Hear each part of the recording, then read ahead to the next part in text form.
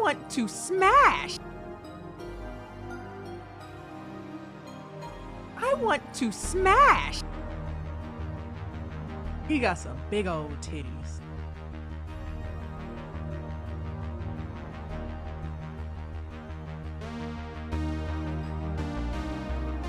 You gonna piss and cum?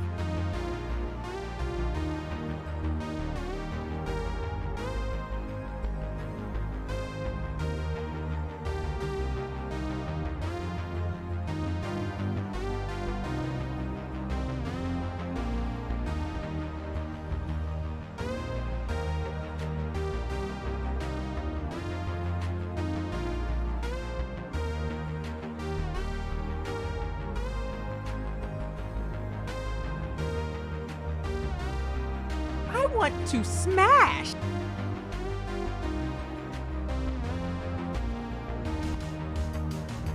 I want to smash.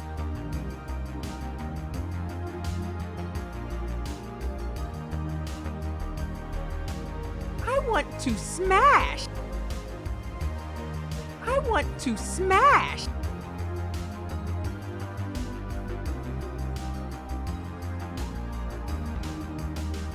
You ain't never suck a toe, pussy boy.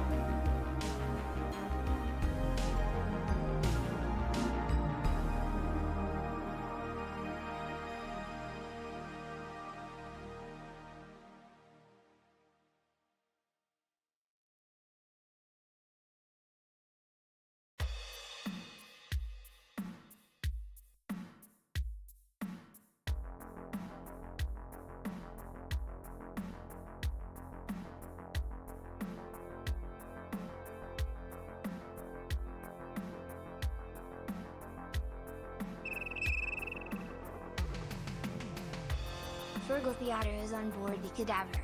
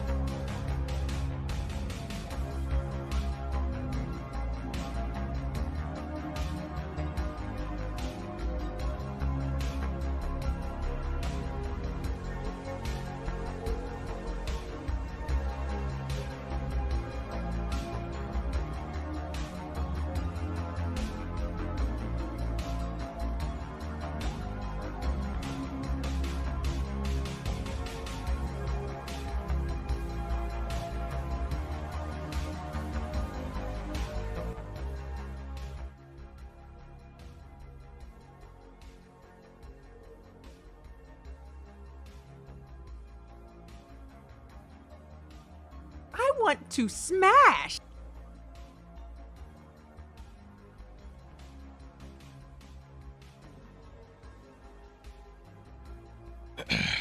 Mic check, mic check.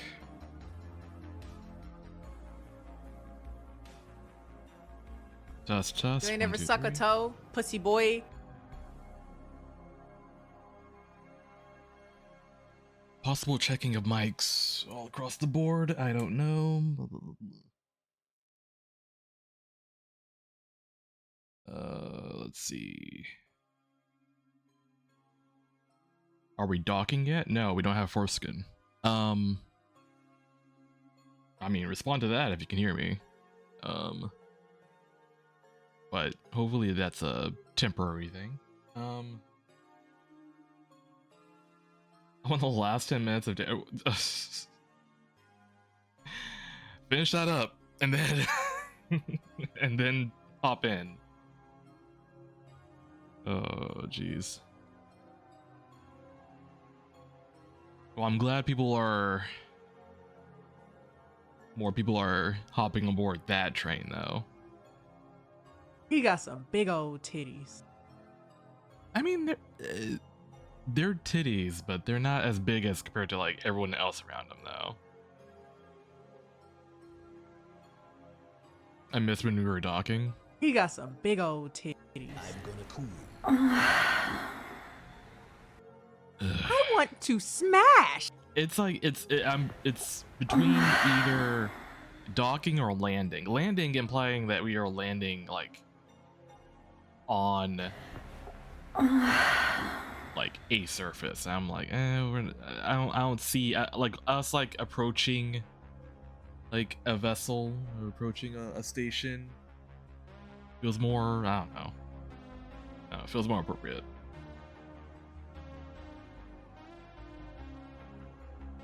I came in at the best time. Yeah, I mean, it's spare no expense or no false advertisement here. It's just all bears. Oops, all bears.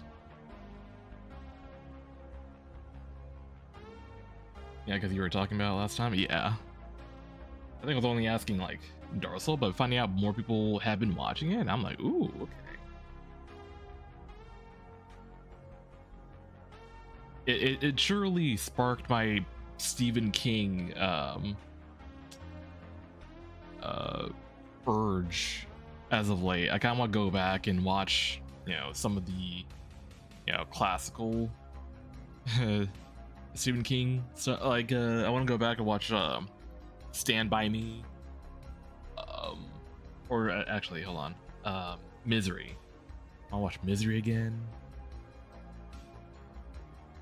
Shawshank. Go back to watch Shawshank.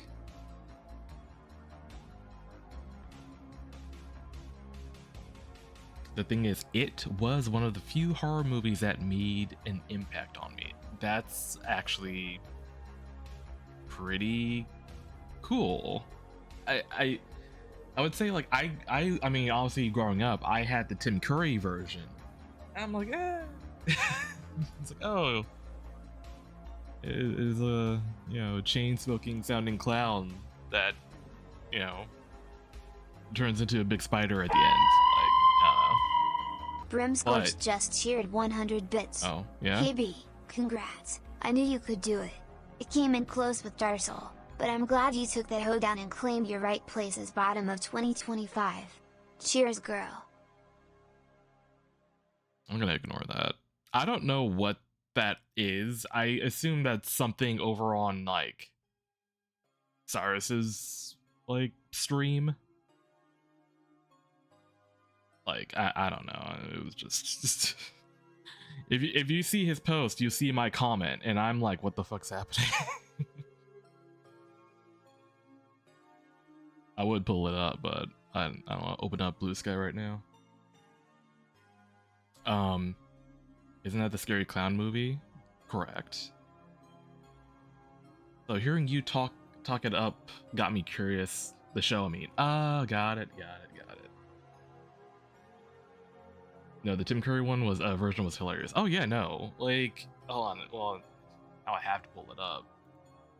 the scene that always cracks me up with the Tim Curry version. Hold on.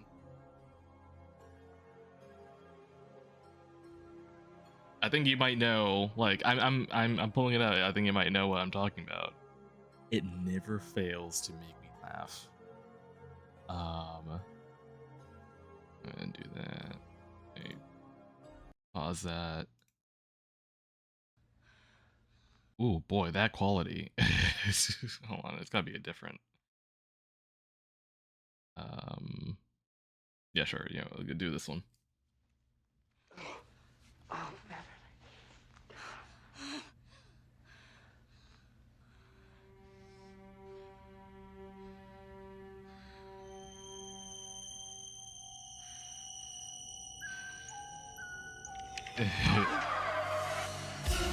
Kiss me, fat boy.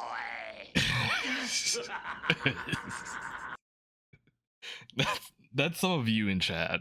That's at least like half of you. That's like at least half of you. Just like clown I makeup. want to smash. Clown makeup and all. Clown makeup and all. This is you. Kiss me, fat boy.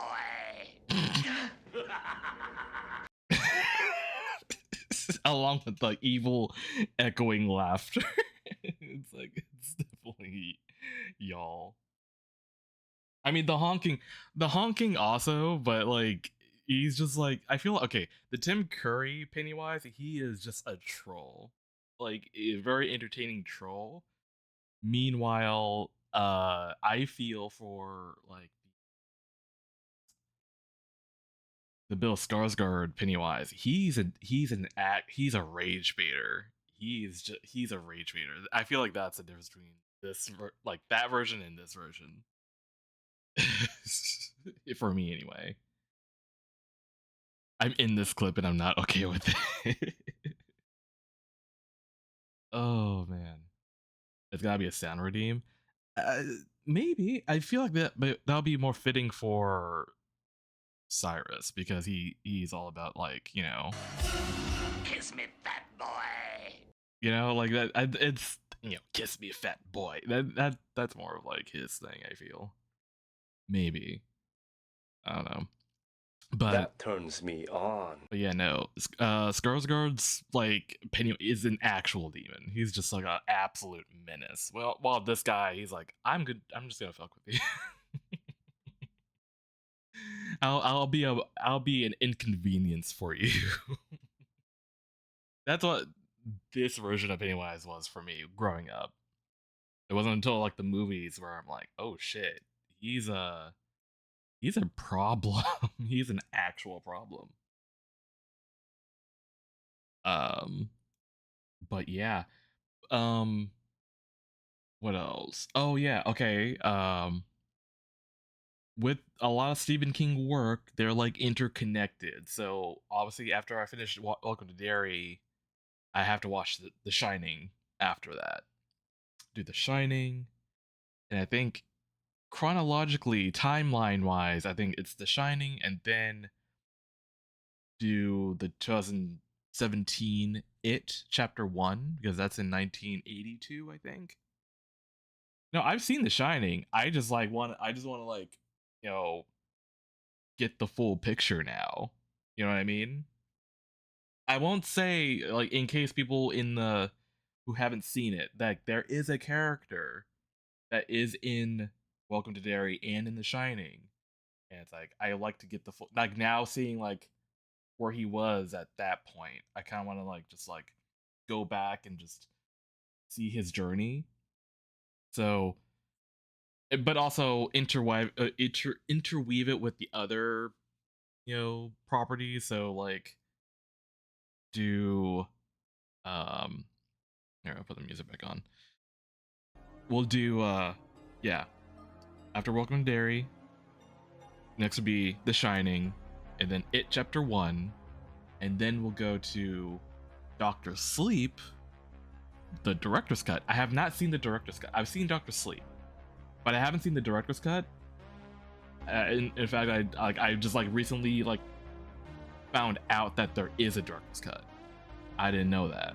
So now I'm like, well, now I have to watch that. And then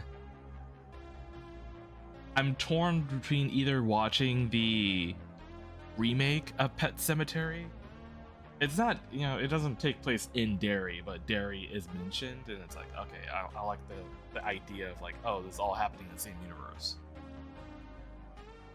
But I don't know, I guess I could do the remake. I actually like the remake of Pet Sematary, but and then after that, then do It Chapter 2 to cap it all off. I never heard of Dr. Sleep before. I wish I could play all these on screen. Dude, I think that's why I mentioned like watching the Stanley Kubrick version of The Shining. I know there is another version where I think Stephen King actually did direct it, and it is so cheesy. Like, it's beyond cheese. But yeah, what Darcel said, it's the sequel. Dr. Sleep is a sequel to Stanley Kubrick's The Shining.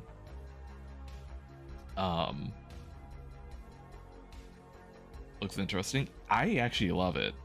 I feel like it definitely got it got slept on, but I think it's incredibly underrated. It was directed by one of my favorite directors, Mike Flanagan. Mike Flanagan, he's known for Haunting of Hill House on Netflix. He's also done other Stephen King adaptations like Gerald's Game and I believe The Life of Chuck. And I don't know, for me, he never fails on like doing, like really homing in on like the drama and the horror surrounding a drama.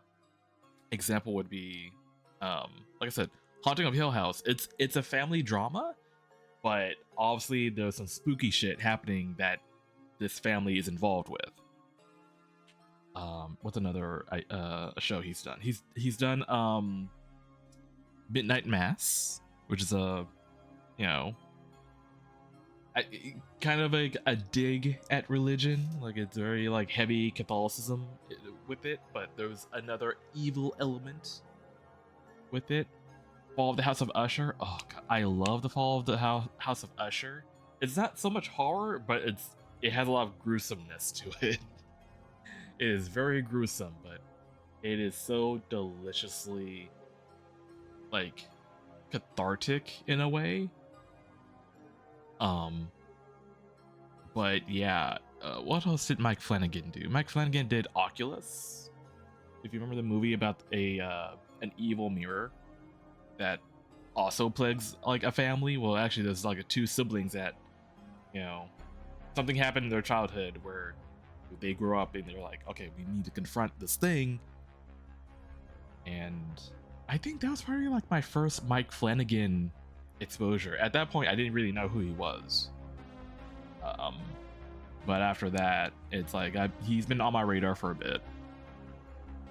But I loved his approach with Dr. Sleep, and I feel like Dr. Sleep is definitely a love letter to that to The Shining, Stanley Kubrick's The Shining. But it's I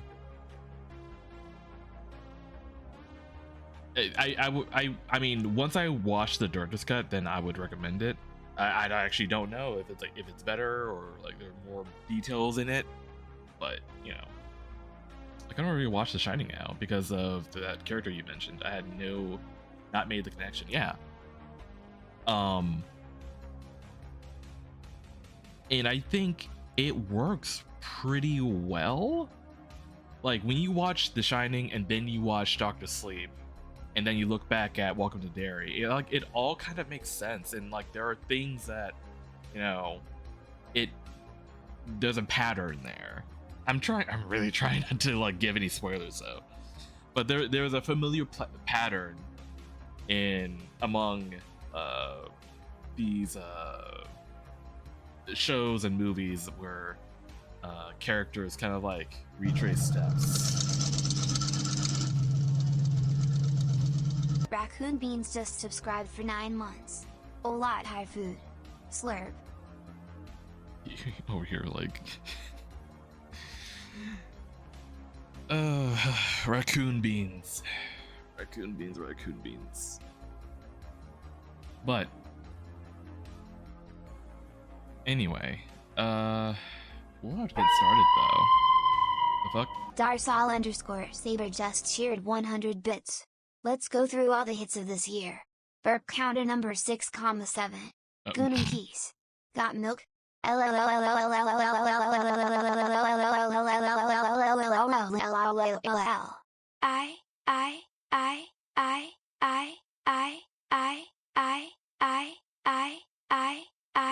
His musk is my oxygen.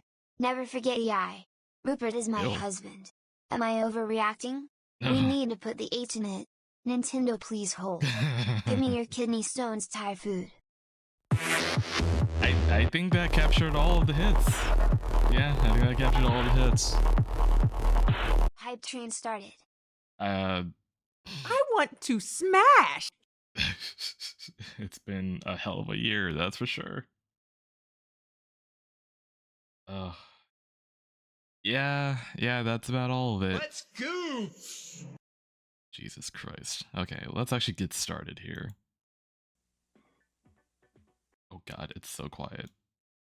If you've made a New Year's resolution to spend All right. your money wisely, now's the time to start.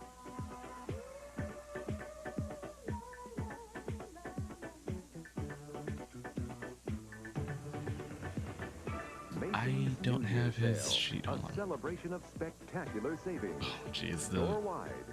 the feedback Open hissing year off right. from the recording. Open New Year's Day. Man.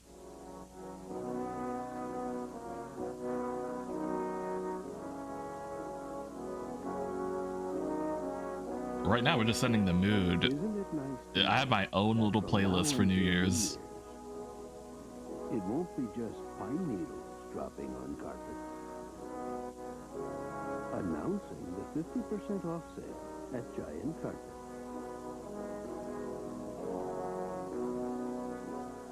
Yeah, there you are. Okay, look at that. Did you bring me here? I'm saving you a party hat and a noise maker.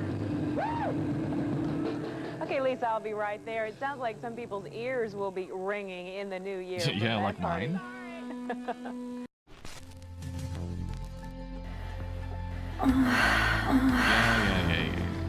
I'm trying to get his helmet. I want to smash.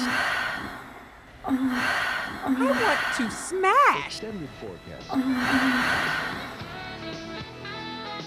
and mop up, boys. Good morning. It is the last day of 1992. Good morning, everybody. Welcome to CBS This Morning. Making headlines this morning, President Bush is in Somalia Oh, God. to boost morale and inspect the relief efforts. I want to take a look Y'all at the remember weather him? right at midnight around the nation and show you what's going to be going on. Chance of a little bit of snow out west, some rain along the coast and the west coast. We also have some rain, but mild conditions in New York City, where they do it at Times Square. That should be a lot of fun there. Be safe Do out it there, in though, Times this, Square. Yeah. New Year's Eve. Don't drink and drive. Get a be careful, designated be driver. careful. That's right. There are a lot of designated driver programs available in the country. 40,000 people are estimated to have become infected with the virus this year alone. And most have no idea that they too What have year is become this? statistics. It is 1993. 1993 will be a year where there will be significant improvements in the general understanding of the public about how to avoid infection. In Well, that didn't age well at all. Okay, in 1993, what was actually going on? I don't know.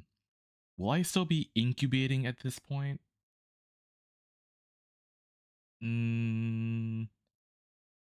No. So yeah, I would not. I don't know. Chickenpox? I don't know. We need like older people to pop up in here. What was going on in 1993 that like was a health scare? I don't know. It just sounds like this could be chickenpox. They too have become statistics. I'm hoping that 1993 will be a year where there will be significant improvements in the general understanding of the public about how to avoid infection. In medicine and science, we made small but significant steps forward in 1992. Wildest party of the year, and you're invited to Fox New Year's Eve Live. Join Martin Lawrence, Bobcat Goldthwait, Penn and Teller, and superstar Elton John.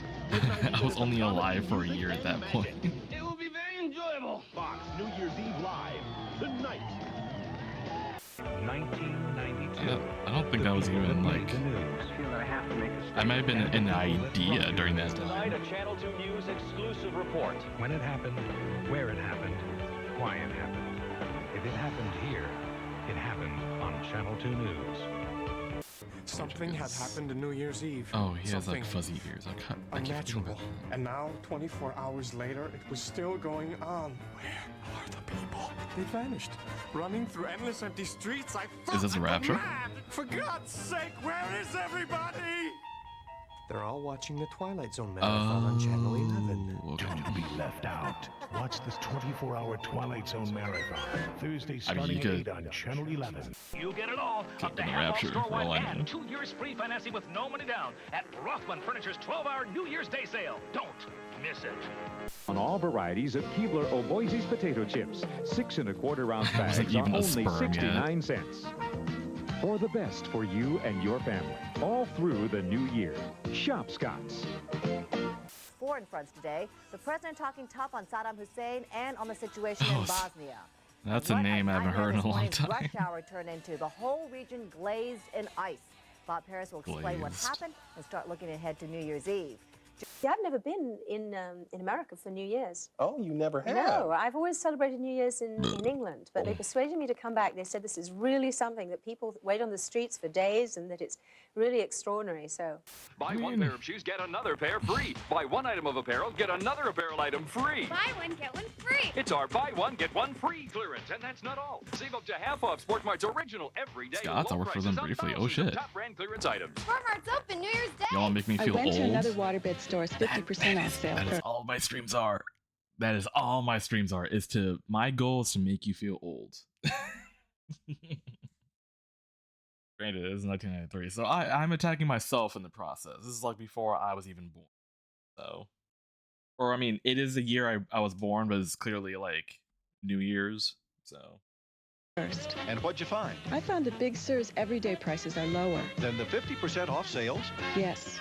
Rude awakening. And you get the last lap of 1992 and the first of 93. Tonight on TV 38's 7th annual Three Stooges. Righto, makes old buddies new. We'll celebrate in battles.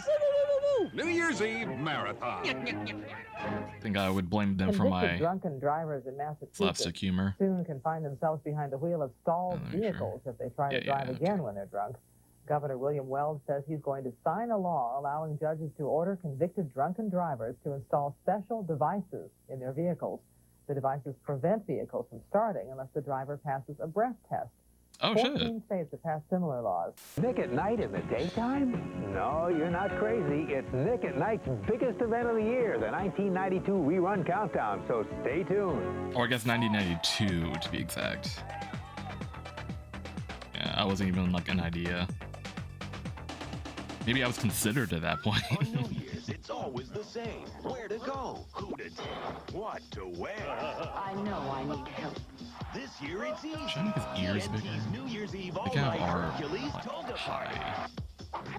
Hercules. Oh shit, that song. The gay song. Your plans are made. The all-night Hercules Toga Party, beginning New Toga Year's Eve Party? and only on TNT. Are toga parties still a thing, I wonder? Oh man, that's such an old thing that I remember from like You ain't never suck a toe, pussy boy. from like sitcoms and cartoons. I don't think toga parties are a thing anymore. Frat parties, I guess. Yeah, we need to bring those back. Let's bring back toga parties. Let's you know, recreate Rome. Actually, maybe we shouldn't do that, but I don't know. Beginning New Year's Eve at 8 and only on TNT. New Year's Eve football party kicks off on CBS. Key scoring machines fill up as Air Florida takes on the red-hot Wolfpack of NC State. The Outback Steakhouse Gator Bowl. Live at 6 Gator Bowl on CBS. Some say E stands for ecstasy. And the rest is unbelievable. Here's EMF.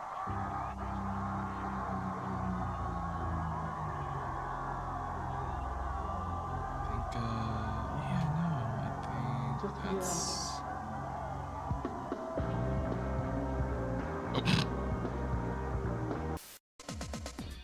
VH1. Oh, man, remember when like TV was colorful?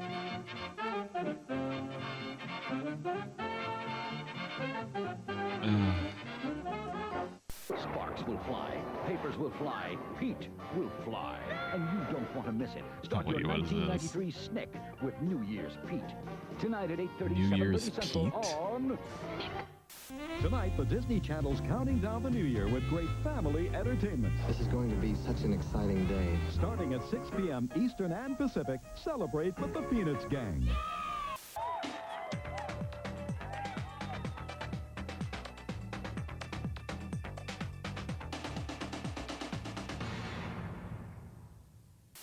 What a way to start the year.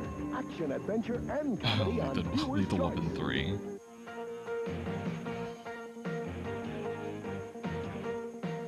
Oh, pay-per-view. Oh, shit, I remember that. I'm Catherine Holloway, and you're watching TVAM. And this is your very last chance to tune into TVAM's early programme, so do stay with us for this in the next 2.5 hours, as we've got a special farewell show for you on TVAM.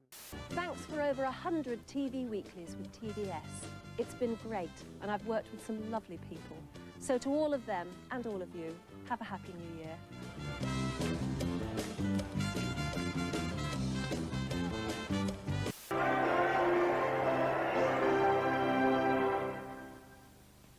Hello there, good morning to you, and a very warm welcome to Television Southwest on this December the 31st, 1992.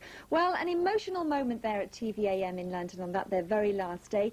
Thanks to them for the last 10 years, they've been brilliant, and we still have 14.5 hours to go. Duchess of York is vacationing in Switzerland this week, but if Sarah Ferguson thought she'd find a little privacy there, she was mistaken. Hordes of photographers were waiting for Sarah and her two daughters, Eugenie and Beatrice, when they hit the ski slopes.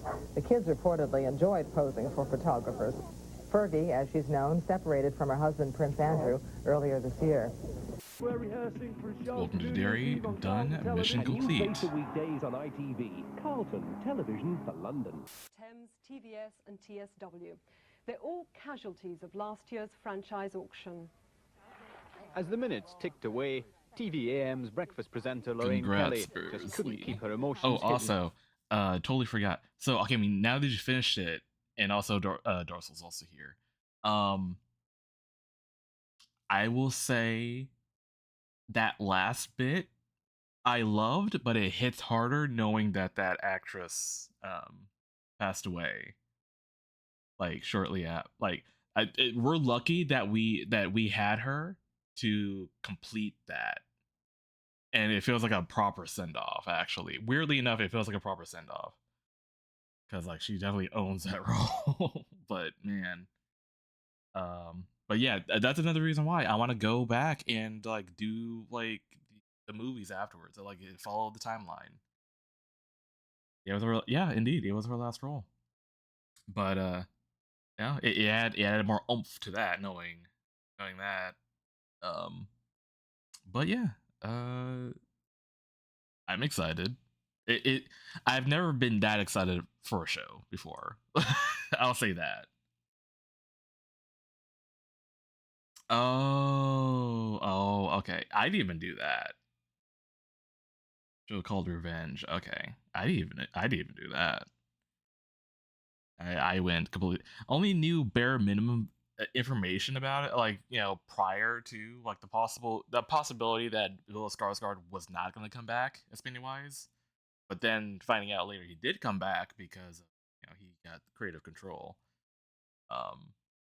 But it all worked out perfectly. Like they end up like nailing the landing and fucking danced on it because like, I was actually really surprised. It was such a solid, good, freaky show. But yeah, it now I'm even more pumped of like the other seasons because they already promised that they're gonna go further back in the timeline, and it makes sense because I'm sure because here's the thing though, what I think they're gonna do, because the director, after he finished It Chapter 2, he did mention that he wanted to do like a big he wants to put the two chapters together and make one big chunky movie. He wanted to do that because that the way that the movies are structured is that they could be interwoven, and like and there are scenes that they didn't like that they filmed but they could not like fit it in. Like there is a scene like It Chapter 2 had an entirely different opening. Originally it was supposed to open up like way back in like colonial days, when the settlers like started building on that land that would end up becoming Derry. There would have been a scene where I'll say Pennywise, but it was before he even took the form of Pennywise, where he is like hypnotizing a mother to hand over her baby to him, and he straight up just eats it in front of her. That was supposed to be the original end opening for It Chapter 2, but they screened it and people didn't want that, so they were like, okay, let's do a different approach. So like there's footage that they have that they could definitely use for the shows, and I'm like, yeah, let's do that. And what might happen is that he might end up just doing like a big huge like It's anthology type deal where it's like he has the shows but also the movies in chronological order. I think is what might be the plan later on. I don't know, but it'll be brilliant if that is. Like, I would get it. I would buy it. That's for sure. On Blu-ray. Raccoon Beans just cheered 100 bits. Oh, it didn't even try to say it. Oh, it didn't even try to say it. I was actually kind of looking forward to see if it would try to speak Thai. Oh god, that's funny. I want to see what it'll be like pre Pennywise. There's so much they can do with the creatures. Oh, absolutely. I mean, we got the glimpse of it, like in the show. So it's like, I think they can go balls to the walls with it, if anything. But trying to think. Because in the alternate opening, he didn't have a form yet, but there are like screenshots of Bill Skarsgård like painted red, and only thing that would have been seen would be the eyes, but I don't remember if there was like trying to keep the form like ambiguous. So I don't think he would have had a form at that point. But I don't know. I still would have loved to see that. I still would have loved to like know like how like unhinged they would have gone. Because apparently the It Chapter 2 was supposed to be more unhinged. And you feel it too. I feel like when like after seeing the show, it's like, oh wow, like the movies are definitely like, we're definitely a product of like test screenings, and it's like, oh, you don't want to like push it to the like we still need to make a profit, that kind of thing. Raccoon Beans just cheered 100 bits. XA8 Charthy. It still didn't. I mean, it was an attempt. It was nice getting Hollerin in there. Correct. I'm here for bear, and we have bears. We do have bears. Anyway, let's keep going with New Year's stuff right now, or New Year's TV. We thanked you, the viewers, excuse me, for your loyalty. something most of us do, many of us usually break, and then end up feeling guilty for afterwards. We're talking about making New Year's resolutions. 1993 doesn't seem to be any different than in years past, from what we can tell. Love my wife and my friends, and eat properly. Well, those sound like ones you Not could keep. gonna drink any more of that demon rum. Demon You rum. drink demon rum? No, not anymore. Nothing but a hound dog. You. Yep. Tonight, Ace is going to have one hell of a New Year's Eve. Hi, diddly-dee, an actor's life for me. Hi, diddly-dum, an actor's life is fun. Oh yeah, demon rum that TFs you into a demon. Here's what to do. Oh, what the fuck? Students receive almost $15 billion in loans between 1970 It's the 1992 Hard Rock Cafe's New Year's special, starring live from New York, Keith Richards and the Expensive Winos, Nia Peoples from Times Square, and from the Hard Rock Cafe in New York, the Robert Cray Band, with special appearances by Pearl Jam, the B-52s, Bo Diddley, Genesis, the Kids in the Hall, Judy Tenuta, and Interference from Zoo TV featuring U2. A 9-year-old district girl was a heroine this New Year's Eve. She is credited with saving her family when their home broke out in flames today. She, as in, she was a hero. My brain went to the. Oh, they really need to like rename that drug, or like I don't know.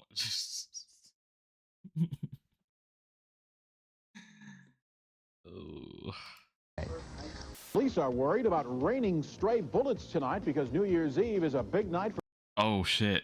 My actual fear. I think they're gonna talk about it. for shooting guns. And this New Year's Eve party, bullets tonight because New Year's Eve is a big night for shooting guns.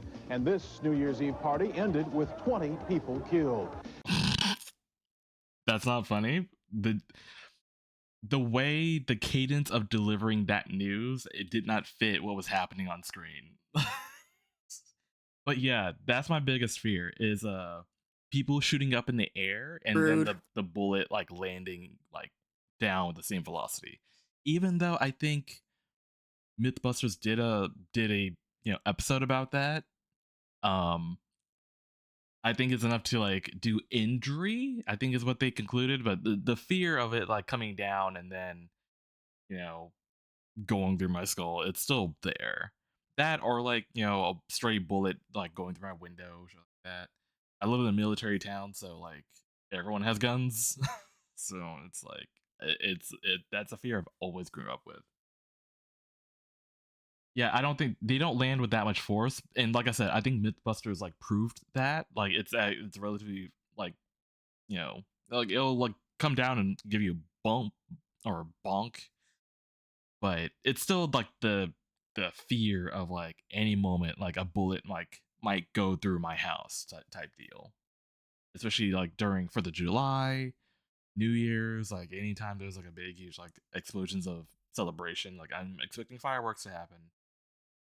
And that's even scary. There was a 1 year we did have like a fire, like a little fire rocket like land in one of our bushes. Granted, it didn't like the bushes wasn't like touching my house or anything like that, but the fact that it landed in my bush, I'm like, okay, well, it landed in that one. What are the chances of another one landing in the bush that's like touching our house? That's always like a fear to like have. We'll have all the. My cousin shot me once. Okay, well, we can't really go we can't go by that, Papa. Please elaborate. Share the class. I mean, you don't have to, but the fact that like from the cut, my cousin shot me once with a Nerf gun, right? No, I don't think so. Not with that tone. No, he says like he's not a fan of guns. Like I'm not a fan of guns myself. I'm a fan of old guns, and when I mean by that, I mean like flintlock guns. I'm a fan of that because I feel like that is more fascinating to me. The mechanics of that rather than like freaking weapons of like that can like kill people like 100 people all at once. Where meanwhile, Flintlock has like a lot of moving parts to it, and it's like single shot that you're done. That's it. Okay, here we go. Well, my cousins are horrible people. I would imagine if they shot you. But let's keep going. Raised by horrible people. Okay. And grew up in the middle central. I'm sorry. It's just. It's a reoccurring thing in our streams where, you know, when Florida's mentioned, it's never a good thing. It's never a good thing. All right, let me keep going. Grew up in the middle of Central Florida farmland, and I visited for a summer fall, and they decided it would be fun. Okay, that still brings up questions like, were they just out just like shooting guns and like at random objects and a bullet ricocheted and hit you, or did they like, or were they being like playing Russian roulette with you? Like that's why I'm trying to figure out like what was the reason why they shot you. But again, you don't have to answer that, but that is something I'm questioning in my head of like, how did that situation happen? But when you say Florida, it's like, okay, I think say less in that case, you know. It's like I feel like that's enough of a factor of like of an explanation of like, okay, well, if that happened in Florida, then yeah, okay. We were playing hide and seek. Okay. Hold on. Let me finish this sentence. We were playing hide and seek and tag, and one of them thought it would be funny to tag me. I'm not laughing at you. I'm laughing at how outrageous this sounds like a Hunger Games version. Dude, it is Hunger Games. It is Hunger Games. What the fuck? It's like if you're like just playing tag with your cousins, you have to like freaking like camouflage yourself in order to not get killed. Oh my god. You do what PETA did and just like pretend to be a tree. Jesus Christ. I had no idea he had it. Yeah, I mean, so that's, well, like you said, they seem to be horrible people. So it's like, okay, yeah, I don't think they would give you a courtesy of like, hey, by the way, I'm carrying. Anyway, let's go play tag. Okay, question: How old were they? And also, how old were you when this took place? He didn't have good aim, thank God, I guess, and was forced to take a gun safety course before he could use the gun again. Okay, how old was he? He was 13? You were 11? I'm not laughing at you. That's insane. But also very Florida behavior. Oh my god. How did he get a gun at 13? Probably his parents. That's my assumption. Like Papa did mention that their parents were horrible. Yeah, there you go. Jesus Christ. Oh god. Hey, Darcel, you might have to like add a thing to the yearly recap. You gotta add the trauma dumping, because that's another thing that happens in our chat too. We have people who like drop some traumatic stuff. Darcel being one of them. No, not sorry. It's fine. It's like, it is interesting how my chat does bring that out. Like I said, it's a common occurrence here. Darcel, like, if you want to share, he has that, and that was like a big, huge, like, oh shit moment for all of us here. Like a lot of like near death experiences. There's someone who multiple people have had near death experiences. It seemed grazed my elbow. Well, thank God. But hey, at least you got a scar from it. You can, that'd be like a interesting story to tell. Definitely definitely an icebreaker. Like, hey, I got shot by my cousins. And everyone's like, oh shit. My uncle complained later that my kid that the kid had no aim. That was the thing he wanted to complain about. Not the fact that that you could have died, but it's like, ah, man, that kid had horrible aim. Oh. Again, not laughing at you. It's just like the entire scenario is batshit insane. But it's like, like you can't make this shit up, I guess, right?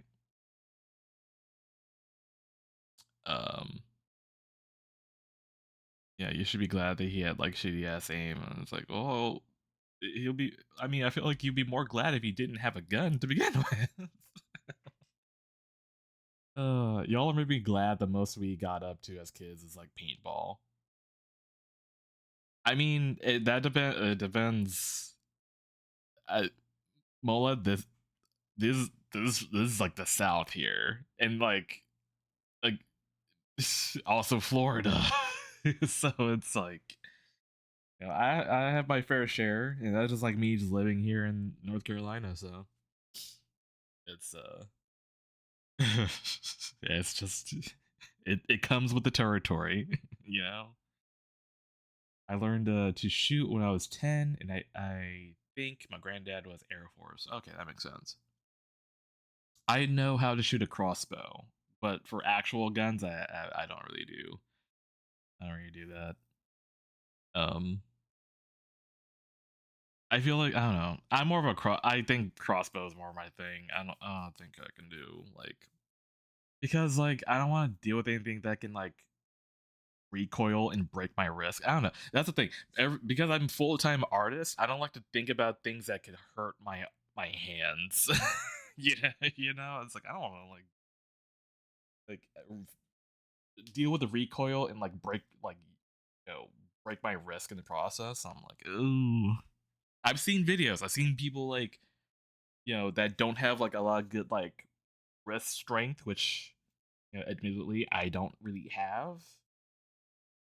But, you know, yeah, like I see that recoil, I'm like, ooh, okay, nah, maybe not. Limp wristed, yeah. Of course I'm limp wristed. I'm not one of those, you know, who do I need to be beefy for? You know what I mean? I do squats, but that's just to make sure my back doesn't like, you know, shoot my disc out of my vertebrae. Yeah, that's me. You got the alienation of affection case B. You win already. Idea: a fantasy gangster bear or knoll, but they use crossbows with specialty vial ammo. So I did have the idea of a gangster, but I had an idea of a gangster werewolf like way back in the day. Like I meant like when I say gangster, I mean like actual like 1920s mobster type shit. Think that kind of like that turns me on. Chicago gangster, slick back hair, Prohibition era, Tommy guns and shit, but they're a werewolf. I haven't seen that before. I want to draw that at some point. I just haven't had the time. I mean, I think once I'm done with the D&D stuff, I think that's something I might explore more. Because I don't think I like you know, the whole like Great Gatsby era type stuff. I don't see anyone really like tap into anything supernatural at that point. Like a gala party, but it's full of vampires, mobster, werewolves. Like I feel like that would be a pretty cool idea, and I want to explore that at some point. I don't know, you know, but it's on the back burner.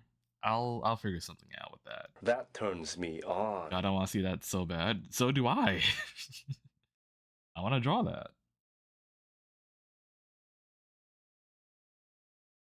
It kind of pushes into the pulp era, stuff like that. Yeah, and it's like, again, it's something that I don't see often, but Sinners playing that bug in me. Sinners is a good example of that. I really like how Sinners like tackled that. And that but like I want to like do something like in the city, you know. Sinners is good, but it's like also like, you know, as a like it feels more southern. I want to go to like in a city, like a shootout in a city, in the streets between like werewolf and like vampires and shit like that. A gang, like actual full-on gang war in the streets of 1920 Chicago, but it's like two monsters. I want to do that though. I want to do that, but you know, when I have the time, when I have the time.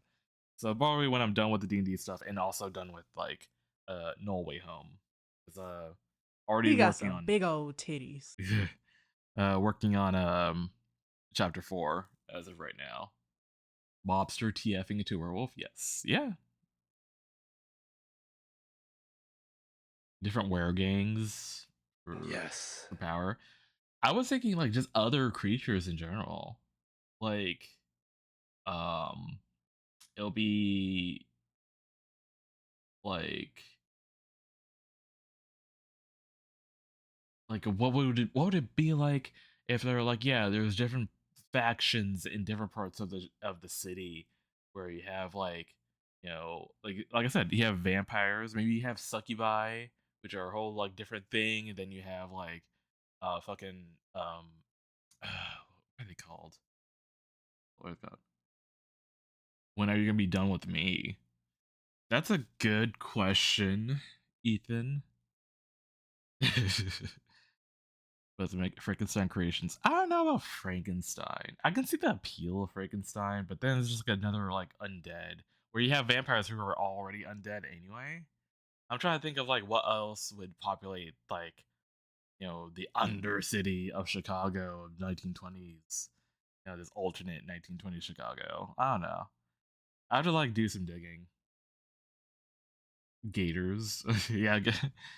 Oh, actually, that would be interesting.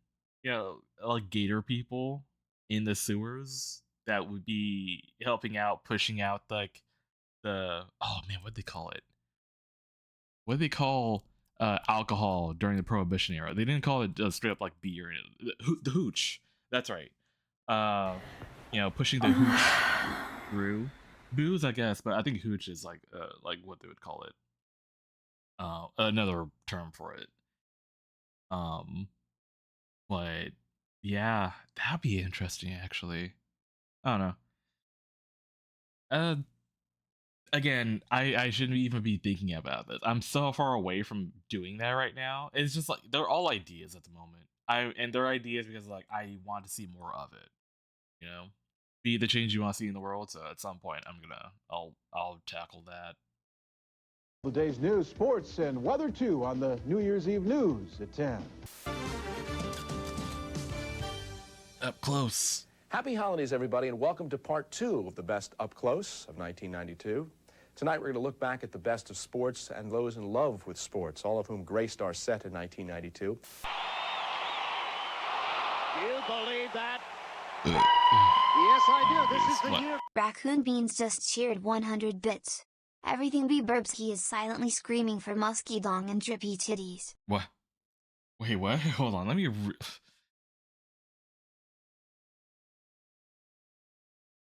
Oh, it's okay. You said musky dong. Why did I hear musky bong? I'm not tripping, right? It said musky bong, as in like bong rip, right?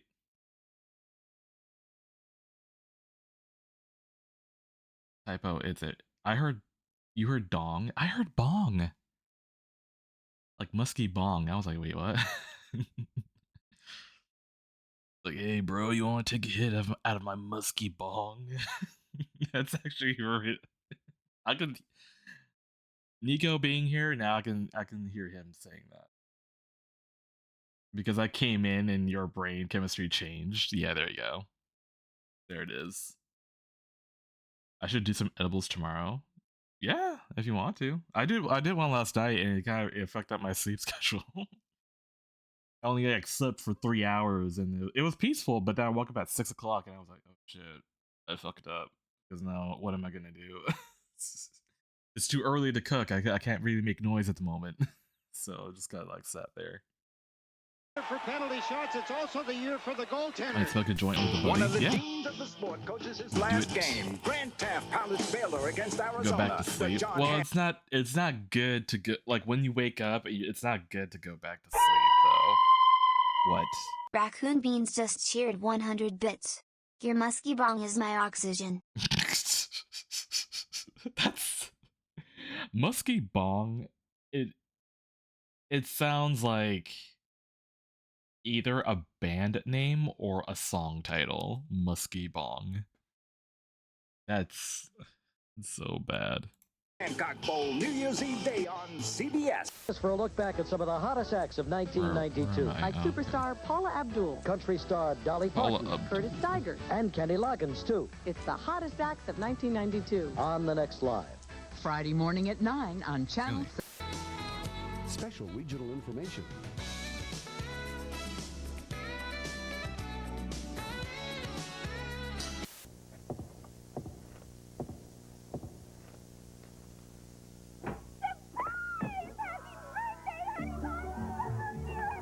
Corn on Negro brewed by Freshenet. There's a party in every bottle.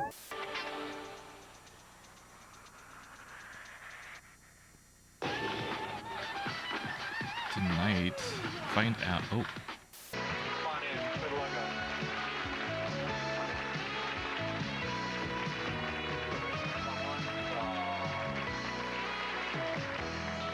Thanks for joining us. It means a lot to us today. It's kind of like the, well, the end for some of us and the beginning for others. It's New Year's Eve. You make it sound like people are dying. Well, I mean, the staff maybe is some with more me today as guests. Now, in this program, you're going to see not just 2 talented performers, but a whole bunch of them, and you may encounter them on any street Some corner. of it. Yeah, in that's the why I'm city like, of wait, New what the York. fuck? I'll tell you, baby, if it ain't happening here, it ain't happening. Tell you what, it seems that 90s glitter has... Roadhog Time 13 just cheered 100 bits. Yes. Your musky dong is my oxygen. Oh, there you go. Man, that is some good musk. You have a very subby sweetness in your scent. Let me go back. Wait. You have a very subby sweetness in your scent? First of all, shit ton of S's there that I had to like deal with. But also, what does a sub smell like? Please tell me. I'm curious now. Me when I'm about to drink the Kool-Aid.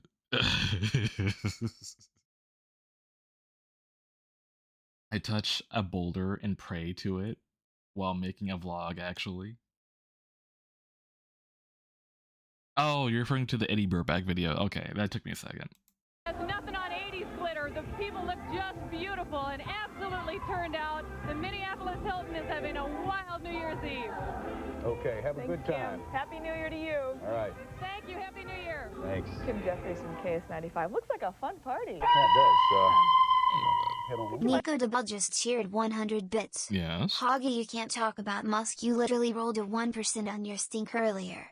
You What? smell like roses. You smell like Glad Fresh Scent Balls. Oh, Now shit. available at Target and Payless Shoe stores. Glad, cause we know you aren't. Shit. I feel like that's... You didn't have to do them like that. Now available at Target and Payless Shoe stores.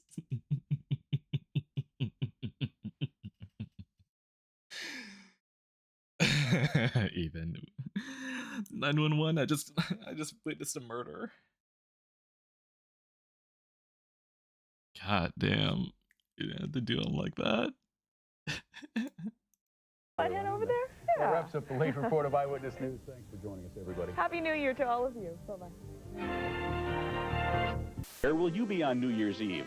Can't make it to Times Square? No problem. Channel 9 has something much better to offer, and it's happening right here in St. Louis. Live coverage of Grand Center's first night celebration. Although at some point in my life, music, I do want to go to theater performances and a special grand finale. Times Square. Celebrate the best of St. Louis with Channel 9 and I know Grand it's not Center. like realistic. First night live, Thursday, New Year's Eve. Meet the first great sex symbol of 1993. That's the tush that set Chicago afire. A full hour of Married with Children at a special time right after In Living Color Sunday. Right now, you're looking live at one of the biggest Darsal_Saber just cheered 100 bits. Wanna smell like a true bottom? What do I smell like? Guess. What does Darsal smell like? Ugh.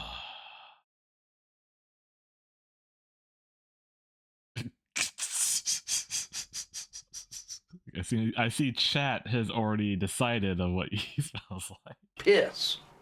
Oh my god, Nika. He smells like pennies, chlorine, Publix, and piss. I hope I piss myself and you call me your little pee-pee piss boy. I don't. You kind of set yourself up there, Darsal. You gonna piss and come? Yeah, why is this a question? Hold on. I have to piss. I gotta pin that.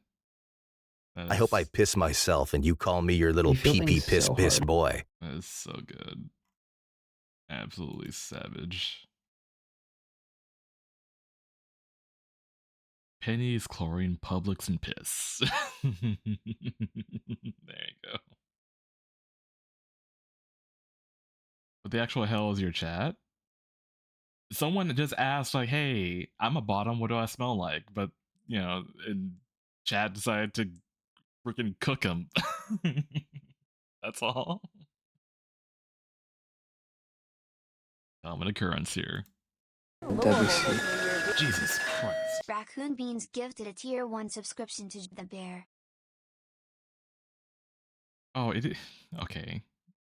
He could have at least called you JB, but yeah, okay. Well, thank you, Raccoons, for gifting that sub to JB the bear.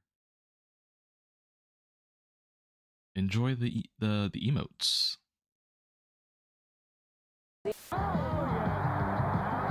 Nobody plays the NBA like TNT. Nobody. Happy holidays from TBS.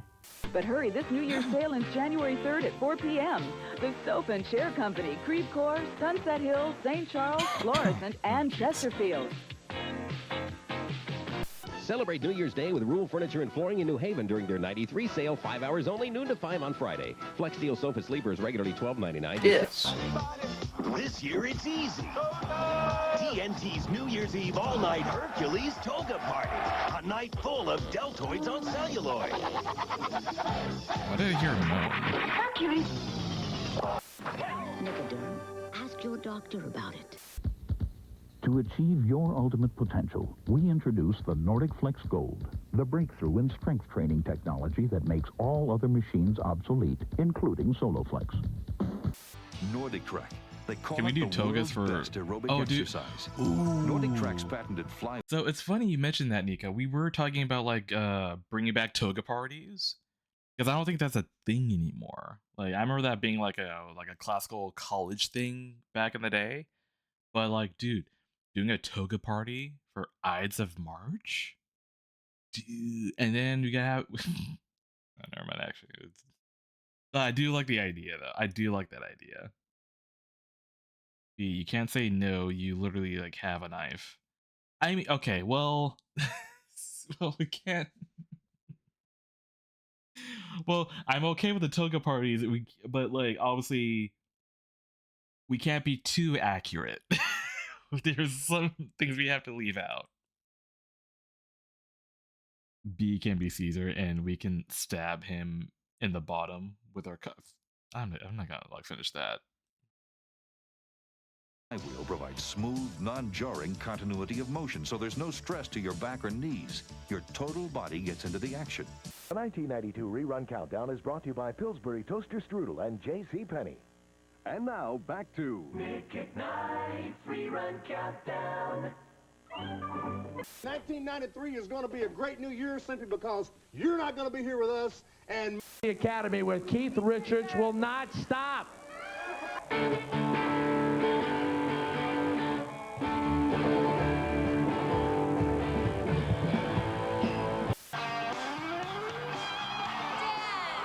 MTV Drops the Ball is almost over. It's coming to a close. There's only one band left. It's almost fell. Let's get down and dirty with Alice in Chains. Come on.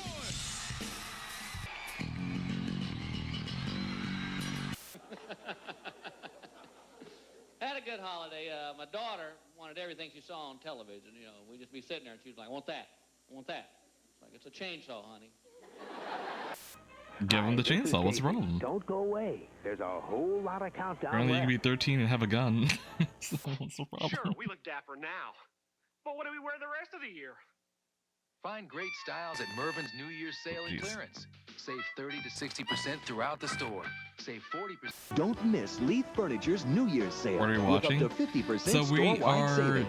For technically example, we're this channel beautiful surfing. 5-piece room is sale priced at just $777. So we're kind of like save 50% on nothing this in 4-piece particular. colonial bedroom group. We're kind Buy of now, just make no seeing a payments. little glimpse back in time. Like, what was TV like around this time of year? So it's going through different. Like, I have this one's 1993. I have one for 1994, 95, and then when it comes to I didn't really do like every single year, but I do have 1999 into 2000s. That's gonna be fun because Y2K, and I have some Y2K stuff we can do. So It's no interest for 6 months. but I do Quality. it is like a very interesting insight as to oh, this is what TV was like. This is like media was like back then. Selection, value, and up to 50% savings. Hurry to the New Year's sale this With how weekend. technologically things are advancing. It's nice to just stop, rewind the clock, and just go back for these moments. For some people it'll be like, oh, this is nostalgic. I remember that. And for me, it's like, wow, I miss it or whatever. It's it are doses of nostalgia, I suppose. At a Leaf Furniture near you. We are getting ever so Oh, it was New Year's close. Eve over in Bristol. Things that happened in 93. How's your It's year? going to be a great year. New president, new Long. time to start anew, and the country to It's do been well. long, Everybody get back dude. to work. How about health and happiness and all that stuff? That goes along with it. Right. We also have new drugs to fight the virus itself.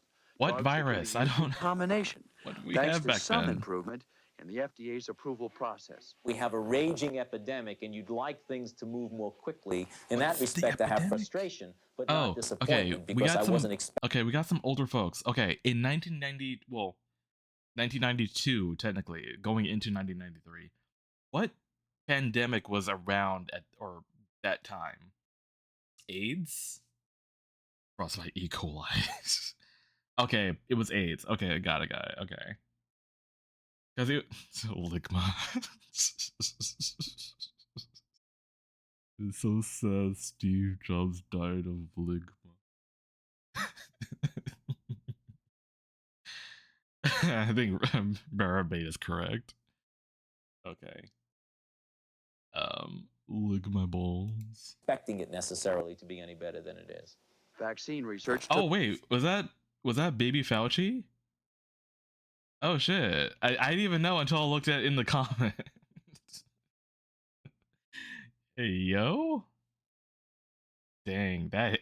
Because I only knew Fauci from during COVID, so it's I didn't recognize. Whoa, that hit me. Whomst? Fauci. He was the main guy to to deal with COVID, and the head of that whole thing. He was all I see during the pandemic.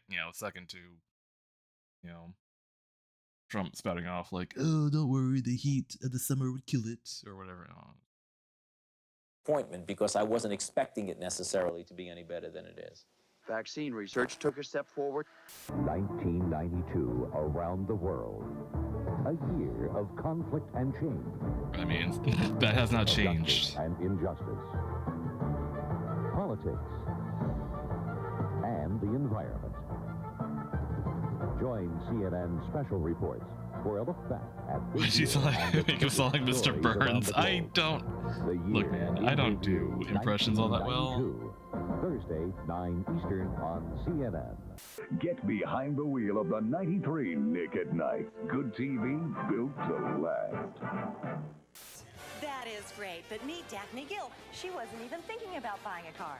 No, but the deal is so good, I had to take it. Incredible. In every region, the challenge is on, and Toyotathon buyers are winning. Magic at Weinstock's New Year's sale and clearance Friday and Saturday. For every $100 in purchases in one day, you get a $10 gift certificate. The New Year's sale at Weinstock's. Get back in shape. The fuck? Be on time for work. Oh. Stop arguing. You ain't never suck a toe, pussy boy. Don't stay out so late. Spend more time with my family. Take care It's a new year. Time to take control. Stop drinking. Stop drinking. You ain't never suck a toe, pussy boy. If you're in trouble, Charter is here 24 hours a day, every day.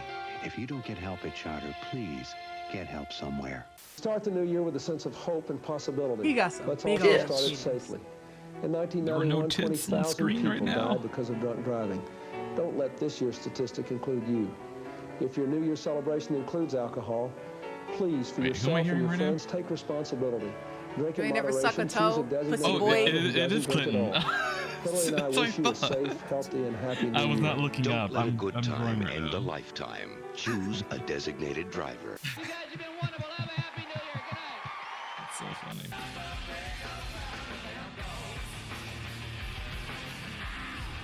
Can you see me? There you are. Hi. Remember, Nia, Times Square, men are men, some of the women are men, some of the men are women, so be careful who you pet when you're out there, all Well, right? Jay, I usually don't have a problem deciphering the men from the women. But if I did, I would actually be okay up here because I happen to be perched high above the over 250,000 people. Today is one day you don't want to forget because New Year's Day is the day to save at Fairfield That Furniture took me off Galleries. guard. Fairfield's I'm one like, day wait, what only year is New this? Year's Day sale is a store-wide savings tradition. You'll save 30, 40, up to 50% on Maybe you furniture and spoke. accessories by famous makers like Knob Creek, Lexington, Pennsylvania House, and others. The one-day only New Year's Day sale. New Year's Day from 10 a.m. to 6 p.m. at Fairfield Furniture Galleries, US 33 North, just past Old Fort Myers. The brightest stars, the biggest hits. January's the perfect month to get hooked on Viewer's Choice. Dustin Hoffman and Robin Williams team up You're ahead of the Julia curve, Roberts apparently. in a classic Oh, adventure Hook. for all ages. Teflon is gone. The Don is covered with Velcro. People of Crown Heights have overcome adversity and challenge. What I did was terribly wrong. Mocking the importance of fathers by bearing a child alone.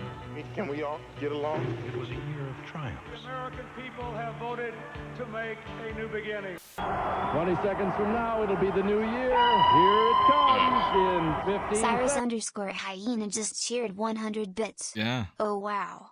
It's the 2025 award-winning bottom of the year. Congratulations on your achievement. Okay. So proud of you. You need to give me context to that. Like, what happened? I want to smash. Is this something that happened over on your stream? Because I saw the post and I'm like, what is this? And then people come in I want in to here smash. with that, and I'm like, what is happening? Show them the clip. Is there a clip?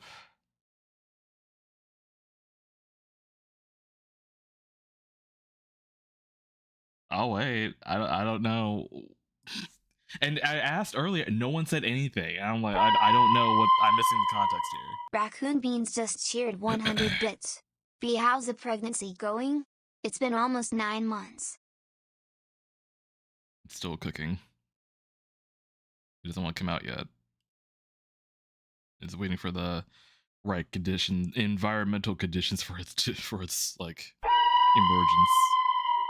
Cyrus _ Hyena just cheered 100 bits. So the context is League of Legends. Each player has a role based on where they go on the map. Top lane, middle lane, bottom lane, etc. So when they gave the award for best players, they named it as bottom of the year.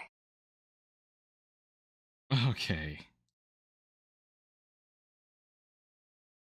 The fact that the very first sentence is so the context is League of Legends, and I'm like, okay, well, I don't. Do you need to see more at that point? Bottom of the year is real. Okay, so that explains like I guess the snapshot. Like it looked like on a word show. I wasn't sure like what the heck that was. So I thought like it's saying bottom of the year. I'm like, is this photoshopped? Along with the fact that I was photoshopped in it. So I didn't know. How does Nico reproduce? Good question. New copy pasta, to be honest. Yeah. So the context is League of Legends. So there you go. Oh, there you go. Essentially the post on Telegram. Bottom of the year. Oh, okay. Oh, jeez. Who's gonna tell them? I feel like someone should have like mentioned that. Like you would think, but whatever. Okay. God. Seconds. You ready? No, 15, 14, 13. Well, we're counting down already. Here you see the 10, 9. Your resume into the Nickelodeon. 5 seconds to 1993. Happy New Year's Rockin' Eve 93. Jay, I don't have anybody to kiss.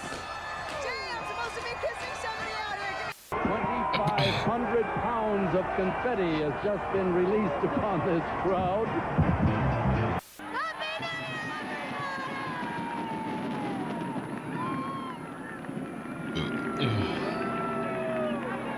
Her kissing? She said kissing. She was supposed to be kissing someone.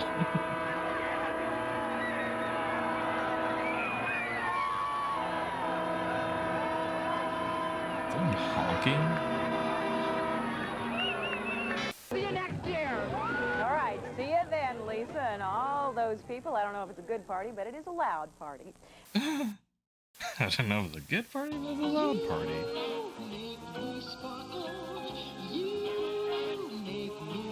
Martini and Rossi Asti. I know, but the VHS crunch made it sound like pissing. Yeah. That's kind of the charm. That is the charm. Okay, we are in 1994, going into 1995.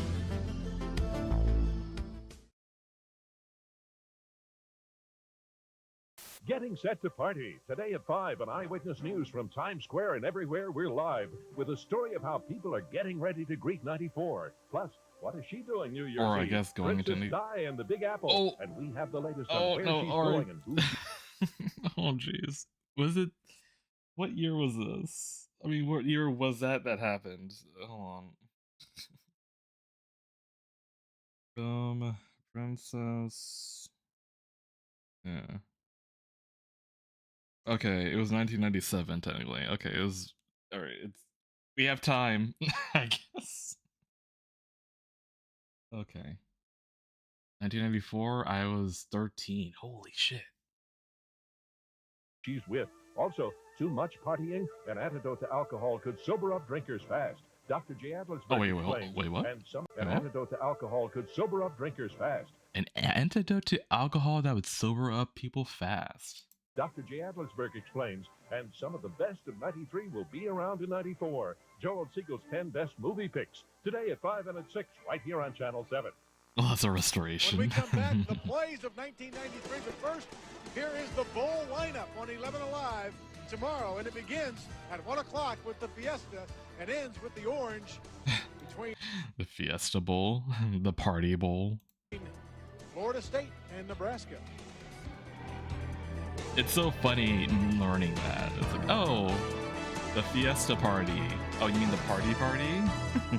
National scene. This system sweeps through, yet another one blowing off to the northeast, but mainly rain for us by around Saturday. For a complete list of your program choices, always tune to the Preview Channel. We are here 24 hours a day.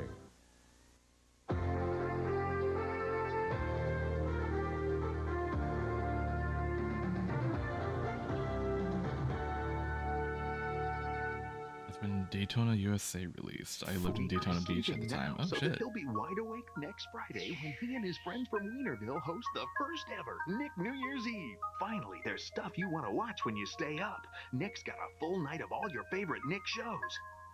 With surprise guests, surprise episodes, and hey, there's even a few surprises for Mark, too. I'm wide nothing. awake. Go back to sleep, Mark. So get some rest and get ready for the first ever Nick New Year's Eve starting next Friday at 8, 7 Central, only on Nickelodeon. School, sports, politics, crime, and the events that made 1993 the year it was. Chicago's Year in Review on Chicago Week in Review. Here, yeah, okay. Happy New Year from Vienna, where Lauren Meisel conducts the Vienna Philharmonic Okay, and hold Walter on. Cronkite. Nico just hosts dropped like a big chunk of lore here. Oh shit. Femipizzle. Femipizzle. I butchered that. Works by competitively inhibiting the enzyme alcohol dehydro. Okay, yeah.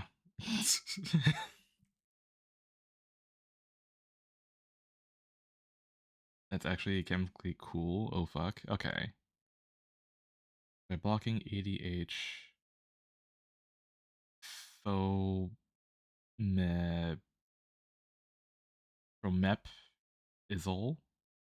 Yeah, fomepizzle. Fomepizzle. Okay. Prevents the formation of these toxic tablets, allowing the parent alcohols to be eliminated for the body with less harm. Okay. ChatGPT, write this, but pretend I'm a fucking idiot. A sweetly swirling all-Strauss New Year's celebration. Join us when we waltz into a joyous 1994. Vienna welcomes 1994 tomorrow at 8. You don't need an invitation, ain't no black tie affair. Life is just a party, all your friends are there. Don't just raise the glass, come on and take a look. 'Cause when America parties, it cooks. It's the party of the year, Hollywood Splash 93 at the New Jersey State Aquarium. The biggest New Year's Eve black tie gala under the sea. Join us for dancing, fabulous food, and fun. Channel 10 will be there too. Help support the aquarium. Tickets for this star-studded spectacular are $200 per couple. Tickets are limited, so call today. For information, call 609-968-4107 and swim among the stars. For hours and hours and then got nothing. How much are the tickets going for, Richard? The tickets are going anywhere Oh, from Richard $800 Simmons. to $5,000. Wow. But because you came, I'm going to give you a ticket for tomorrow night. Because you came. And I'm going to give you a ticket for tomorrow night. Oh, that's very nice, Richard. There you go. You gonna piss and come? Yay! Now they don't have to sweat to the oldies or anything like that, do they? Anything goes when George Carlin, Sinbad, and Richard Jenny blow the lid off 1993. Fox's New Year's Eve Bash, live Friday, December 31st. Get some more champagne. He whines. I can't, I'm busy. He moans.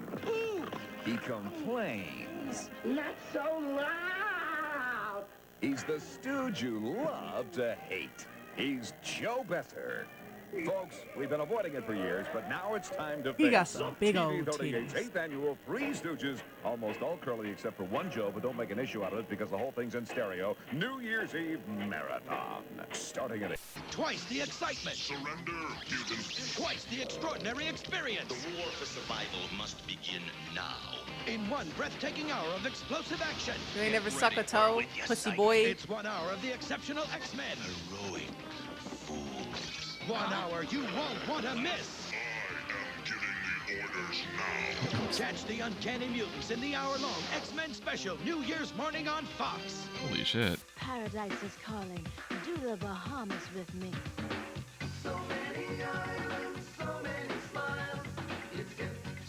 Oh man, these commercials. Like, we don't see those often. Our 24-hour party starts Friday at 10 Eastern. Two really fun shows by Natalie and Jason. Ready, Set, Learn has all sorts of fun shows. One's called The Magic Box. It's got the weirdest cook I've ever seen, and it talks a lot about the alphabet. I also like kitty cats. They tell me about getting along with other kids. So that's why we watch Ready, Set, Learn in the This is morning. before my time, sadly, though. I did, however, watch stuff like Teen Titans. I mean, WCIU TV, Channel 26 Chicago. Same. W33AR, Channel 33 Rockford. I had reruns, though, of WCIV, Channel the older 65 Milwaukee. And W69 X-Men BP, now. Channel 69 South Bend. Nice. Number 31. Our panelists are Laszlo Barini, Elizabeth Dater, Michael Holland, and William Waters. Good evening, I'm Louis Rukeyser. This is Wall Street Week. Welcome back. Well, I'm sorry, nobody told me not to dress. Actually, as regular weekly viewers are aware, we do this every year. It's our 24th annual Wall Street Week New Year's Eve party. This year occurring on, of all nights, New Year's Eve itself. MTV 93 and practically giving it all away. Beavis and Butthead, MTV Unplugged featuring the world premiere of Nirvana, the MTV Movie Awards, The Real World, The Best of the Grind, The Year in Rock, the MTV Video Music Awards, Best of the Beat, Rock and Jock Softball, Rock and Jock B-Ball Jam, and much, much more. MTV is open 7 days a week, 24 hours a day, and we deliver direct to your living room. It's just that simple. Plug in the best of MTV 93 all this week. It's going to be insane! You asking me out on a date? 3 dates, January 22nd, 23rd, and 24th, with Showtime's free preview. That's 3 days of Showtime excitement free. What, you crazy? See smash hits like A Few Good Men, The Distinguished Gentleman, Few Death Good Becomes Her, Men. plus many more. Oh, Death Becomes Her. So join us I need for to rewatch 3 days that. of Showtime, It's been a Saturday, minute. January 22nd through Monday, January 24th, and taste the excitement. Yes. Howard Stern. Invite Howard into your living room this New Year's Eve. No, I don't want Howard in my living room.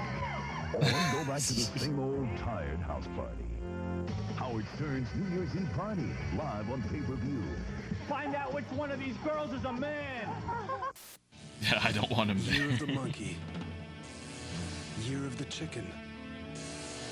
Prepare for the year of the buzz. What? Dig. A Tribe Called Quest. Us three. That does remind me though. What with 2025 or 2026 game? What year would that be? MTV. Plug into the new buzz. 2026. Saturday, New Year's night. Celebrate with Garth Brooks, Vince Gill, Reba McEntire, Alan Jackson, Ricky Skaggs, Dwight Yoakam, Colin Ray, Jim Ed Brown, Diamond Rio, Ronnie Millsap, Connie Smith, Bill Anderson, Roy Acuff, and Little Jimmy Dickens. It's a star-filled Best of the Grand Ole Opry Live. 2 hours TNN New Year's night. There are many newscasters, but there's only one Adam Lynch. John Frankel looks back at the highlights of 1993. Stay tuned. I'm not getting clear answers as to like what UTV Home Video 2026 would be. present Vols 93, tearing up the turf. Ball. Relive Oh, every big Vols. play I heard from the Vols. season that saw the Vols light up the scoreboard like never before. 64 yards. Touchdown. Tennessee. Your tri-state quality Ford dealers Nico, present Susan Lucci you're a fire and the rat. I romantic can believe approach. that. Only your Ford dealer has 5 of the 10 bestsellers in America. The hard sell approach. Hey, 5 out of the 10 bestsellers in the U.S. of A. at your Ford dealer. The humorous approach. There are 5 of the 10 I'm bestsellers. gonna dig. Now, during your Keep Ford digging. dealers I'll year-end clearance, probably get a figure new it out Escort later. for over $3,000 less than Corolla and $2,000 less than Civic. You didn't really think I'd let them do it, did you? It's the 15th annual Toyota-thon. Take advantage of our one-price 2- or 4-door Tercel DX with extra value option package savings. Either one price. And the Toyota Touch Lease I have to look up what mine would be. I know I back in high school we figured that out. We like all did it. As we say goodbye to 1993. This is NBC 2026 is the year of the Fire Horse. Sitting in tonight, Interesting. Brian Williams. What year? Big Ball, of course, is ready to for come my down. year is Crowds 1993. gather for the traditional New Year's Eve party that will take place tonight in Times Square. Our Lou Young is in the thick of it, as he always is, right now in Times Square. Lou, what's up? All right, and what time tonight, Dick? Say again? And what time tonight? What time tonight will that happen? What time is midnight, Greg? What time does the show start, though? Sorry, 11:35, right after the news. All right, great. Happy New Year I'm a early. water All cock. right, you too. Keep on rocking. Thank you. All right. Okay. Live from Orlando, Florida, welcome to New Year's Eve at SeaWorld. Well, we got the show here for you. Ethan There's is a going to be a lot of metal- things going is on. a We got a metal new whale goat. in the house. That's right. We got fireworks. Perfect, We got he can lasers. scream. We got Tennessee fans and Penn State fans, and we You got get the all Taylor kinds of music here for you Swift, throughout the New Year's scream. Eve. Get ready to count down the New Year's. The goat screaming.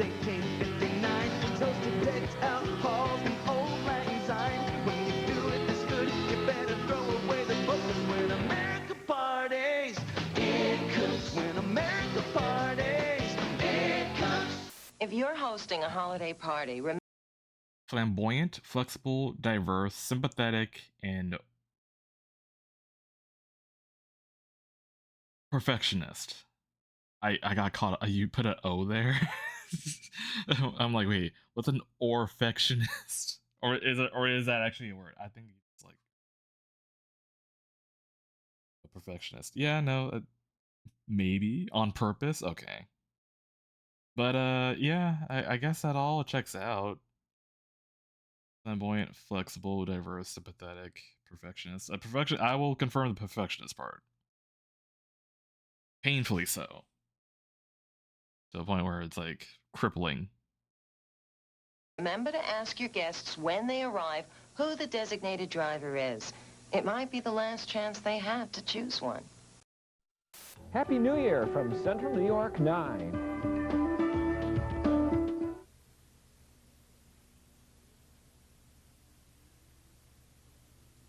Oh, did the... Hello? Oh, yeah, okay. It's literally just like a pause in the station. Okay. Oh, shit. Oh, do y'all remember this? Like that one... If you grew up with cable, and you had that one channel that has all the the channel guides, and it's like all the things that are gonna be scheduled to pop up. Oh, God. I'll just sit on that all day. And be like, oh, shit, that's on? And then I'll be like... Go to that channel. The channel.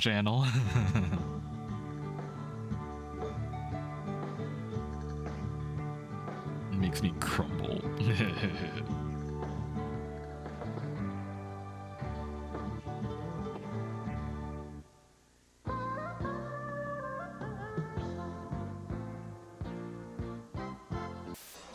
Well, you've got a great view, Bruce, as do we, looking at all the I think entertainment. it still exists in some form, depending on what you Also because it's get. John's last newscast was up here on 11 News, and we have all the goodbyes coming up in our special at 11:35. But before we move on, let's check in on one more New Year's Eve celebration, and that is, of course, the big one in Times Square in New York City. Now, this is the picture from a live camera that you see in Times Square. It's above the crowd there in Times Square. And we'll be checking in from time to time. But for now, there is other news to report this evening. All in gold like Fort Knox, which he really is. We are thrilled to bring in the new year. Ladies and gentlemen, Mr. Ray Charles. Oh, Ray Charles, holy shit.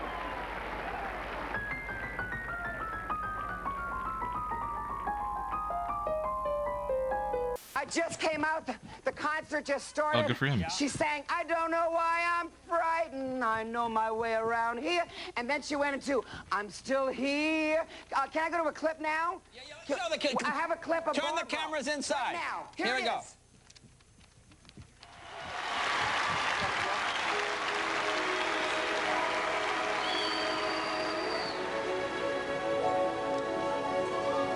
How much did you pay for the baby? 800. But even after all the hype, there were still tickets available on the day of each concert. And many scalpers betting on easy money drew a losing hand. Tickets are $400 each. And you'd be lucky to get half face value for them. And if I have to, I'll just give these away. Begins with the 105th Tournament of Roses Parade. Then our college football triple header kicks off when number 6 Tennessee tackles Penn State in the CompUSA Florida Citrus Bowl, followed by the Rose Bowl as Big Ten champion Wisconsin makes its first appearance in 31 years. They'll face Pac-10 champ UCLA. I got lame, dumb, and no talent. Defeated West Virginia. Nico, fact check. When they take on SEC champ Florida I don't in think the you got USF&G the right Sugar information Bowl. It's all New Year's about Day his on Chinese ABC. zodiac. Invite Howard into your living room this New Year's Eve on No, I don't want Howard anywhere near me. Call Cable at 356-4456. Stern fans, be one of 5 winners of a free viewing of the beauty pageant on pay-per-view, or win 2 tickets to Howard's party in New York. To enter TKR's Howard Stern sweepstakes, go to Action Yamaha of Edison. That's Route what China 47 said. Trust me, bro. Country New Year's Eve with Georgia's own Travis Tritt and news of What's what the year, he'll boss? do for his Oh halftime shit. show at the Super Bowl. And Fred is here to show us. He's at least he's like 2 years older than me. So I think Ethan would be maybe 91. Yeah, let's try 91 and see what happens. See what he gets. Was another New Year's tradition, the Peach Bowl, so we hope you'll stay with us.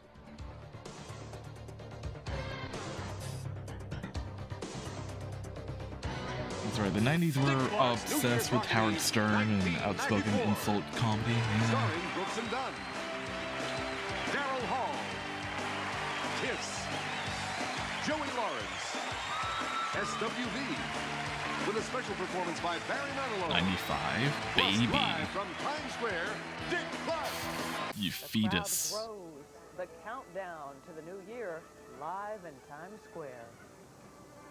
The chat is making me feel older than these commercials. Hello, I'm Ted Texter at the CNN Center in Atlanta, and we'll have more of Larry King Live in a moment. First, we want to check your forecast to start off the new year. Saturday looks soggy across parts of the Great Saturday Lakes. looks soggy. This will be a rain-snow mix. Already it's there. South to the Gulf of Mexico, more rain is in store. And then south and east into Florida looks kind of a soggy day. On the East Coast, high pressure helps to keep it somewhat clear mid-Atlantic states. North and east, some snow showers there on up into Quebec and Ontario. And back westward, more snow showers are in store. North and central United States already some freezing rain and some snow there. More to follow. North and west. Okay, we got the update. Okay, so 1991, crafty, charming, intuitive, determined, and persistent. Yeah, no, that's grossly accurate. Especially the persistent part. Definitely hit the nail on the head on that one. Wait, can you say those again? You can, I mean, yes, this is Zodiac type deal. We just confirmed what 1991 is. Because that is Ethan's year of birth. He'll just respond with that. Yeah, he knows we got him. Rain showers on the coast. Get into the mountains, you'll run into snow. Maybe a little freezing rain mix there also. North and west on up into Canada, the western I think provinces. I'm Rain and rat. snow. Am I able to link? If it doesn't, then I'll manually Coming in do at it. number 37 on the top 100 of So, 1993. plop it in. And just for your information, Nico. one of West Coast's largest rap groups, Oh, there you go. He went through. NWA, which broke up a couple years ago, has had the luxury of having a couple of guys break off and be quite successful. Dr. Dre has been one of the most successful, but we also have a guy who's had a great year in 1993 from that group. Stick around, because number 36 is on the way.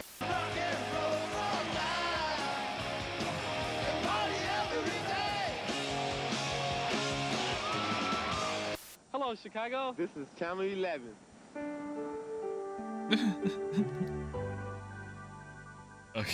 Okay. December 31st is the final day. to really make your money count. It's your chance to drive the pickup of the year, Chevy S-Series, for just $189 a month with our special 36-month smart lease, $189. And this truck is absolutely loaded with air conditioning, AM/FM cassette, plus all these extras. Don't wait one more day. It all ends December 31st at your Heart of Georgia Chevy GO dealers.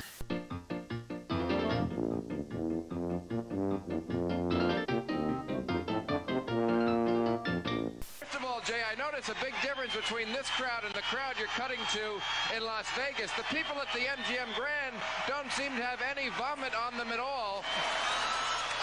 These people don't understand that, and they don't know how they're having a good time. But, no. Lee Greenwood put a little R&B into your brand new year, I'm a sheep. 1994. I don't know how to feel about that. I'm a water cock. Lee Greenwood coming up live I'm still from trying to process SeaWorld in that Orlando, myself. Florida. SeaWorld celebrating their 20th year in 1994, and congratulations go out to Namu, killer whale here, who gave birth to a baby girl born at 10:46 this morning, only the congratulations ninth to be her. born in captivity at SeaWorld. So congratulations, a lot to celebrate. Come on back. Steve House Party? This year, take a walk on the wild side. Call your cable operator and party with the king, Howard Stern. Midnight is upon us. The new year will be aborting. The wedding has Why is happened his name in like that? 10 seconds, in 9, in Howard 8. Stern. 7, 6, 5, 4, 3, 2, 1. Happy New Year, I guess it's in order.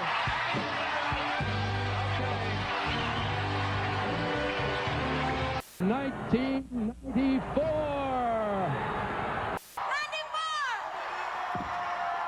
Silly.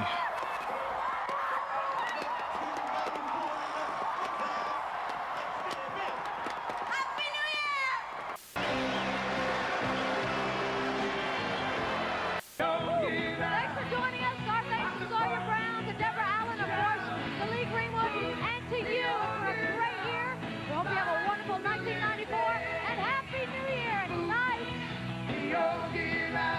I'm Scott Kirby in New York. I hope 94 is a good year for you. Happy New Year, Linda. Thank you. Same to you, Scott. I'm Linda O'Brien in Miami, wishing you all a very happy New Year. NBR is produced in association with Reuters, the world's largest electronic publisher, which provides NBR with news, market data, and communication services worldwide. Health and great happiness in the coming year, and I may borrow a toast from my friend Jack Brickhouse. May the best thing that happened to you in 1993 be the worst that happens in 1994. See you Monday. Bye now. Wait, what? Hold on, hear that again?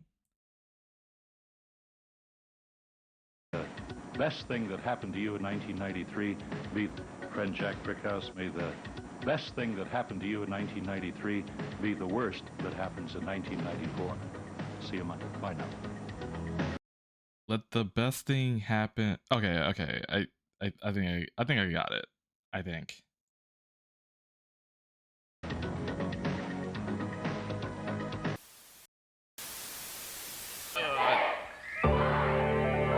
Boy, I can't wait for Pulp Fiction, Lion King, Friends, and Speed.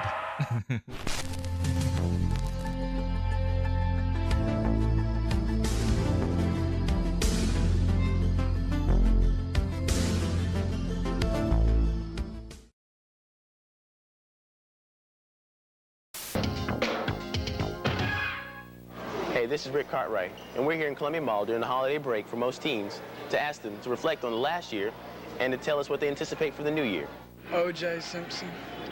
Shocked a lot of us. Oh wait, was that year? Was it, wait, did that happen that in 1990? What? I thought that was like a later thing. Okay, Yes. never mind. You know, I kind of looked up to him, and when he was a good player, he had everything going for him, and then he just turned around. Kurt Cobain Yeah, killed still got himself. hot right out the gate. This Oh. music was great, man. It's a tragic loss.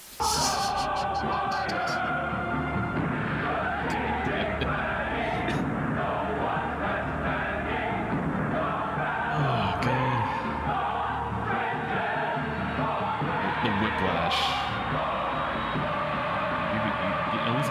7. Chicago versus Minnesota, Sunday at 3:30 on Fox 5. Come on in! It's the 16th annual Toyotathon, and you've got to see the 95 Corolla. Get a $189 a month lease on Corolla. Or with incentives and options, you could save up to $1,400 when you buy Corolla. Corolla, a benchmark of quality in America. So hurry into your Toyota dealer to see the hottest all-star lineup of new Toyotas today. New year, new cars, great Toyotathon deals. Hello, everyone, and welcome to our final show of 1994. I'm Ahmad Rashad. And I'm Willow Bay. Even as one year gives way to the next, one man never seems to age, Robert Parrish. I'll talk to the chief who not only became a Charlotte Hornet this year, but also a grandfather. Also today, we will ring out the old with a special rewind featuring the best and the worst of 94.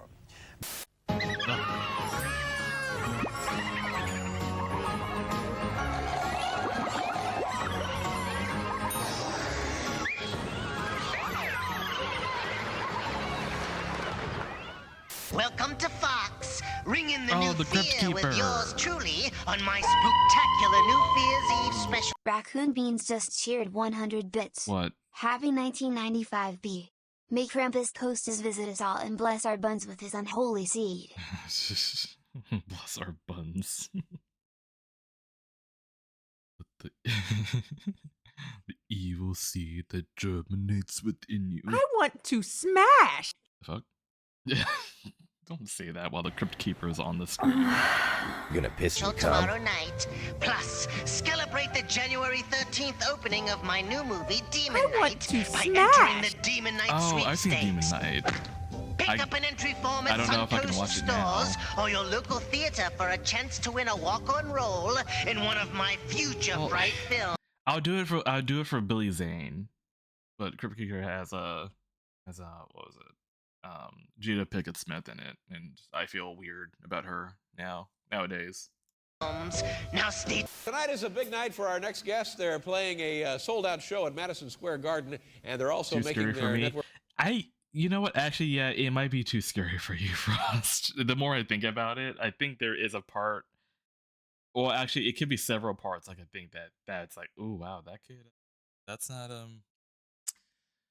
I mean, cool. I would say very cool practical effects, very good effects in that, very good demon designs in my opinion. From what I remember, I watched it when I was like in 4th grade, but I think I think it might be a bit too spooky for you. Network television debut with us here tonight. This is their new CD. It's called Hoist. Ladies and gentlemen, please welcome Fish. Oh, Fish. Saying that sales this holiday season are up 8 to 10% over last year's holiday sales. And she adds that's a good indication of the kind of year we can expect ahead in 1995. Sign for the rest of the year because people use a lot of credit as well, which suggests they have a lot of confidence. They're willing to spend money. They've been buying a lot of things such as jewelry, high-tech products, home furnishings, which are a lot of times considered to be more of the luxury items that you wouldn't spend as compared to necessities. So I think it's a real good indication that 95 is going to be a very strong, very solid economic year. The year's coming to a close, and Jon Stewart's getting ready to make a little noise. Come on, you can do better than that. He's so Tonight baby. we're taking He's so baby Jon Stewart. Oh, here. The year's coming to a I could not even recognize him, dude. I'm not used to seeing him that young. close, and Jon Stewart's getting ready to make a little noise. Come on, you can do better than that. Tonight we're taking Jon tips Stewart from the without master, white hair because the looks so one and only weird. Dick I Clark know. is helping us count down the new year, and he phoned home with E.T.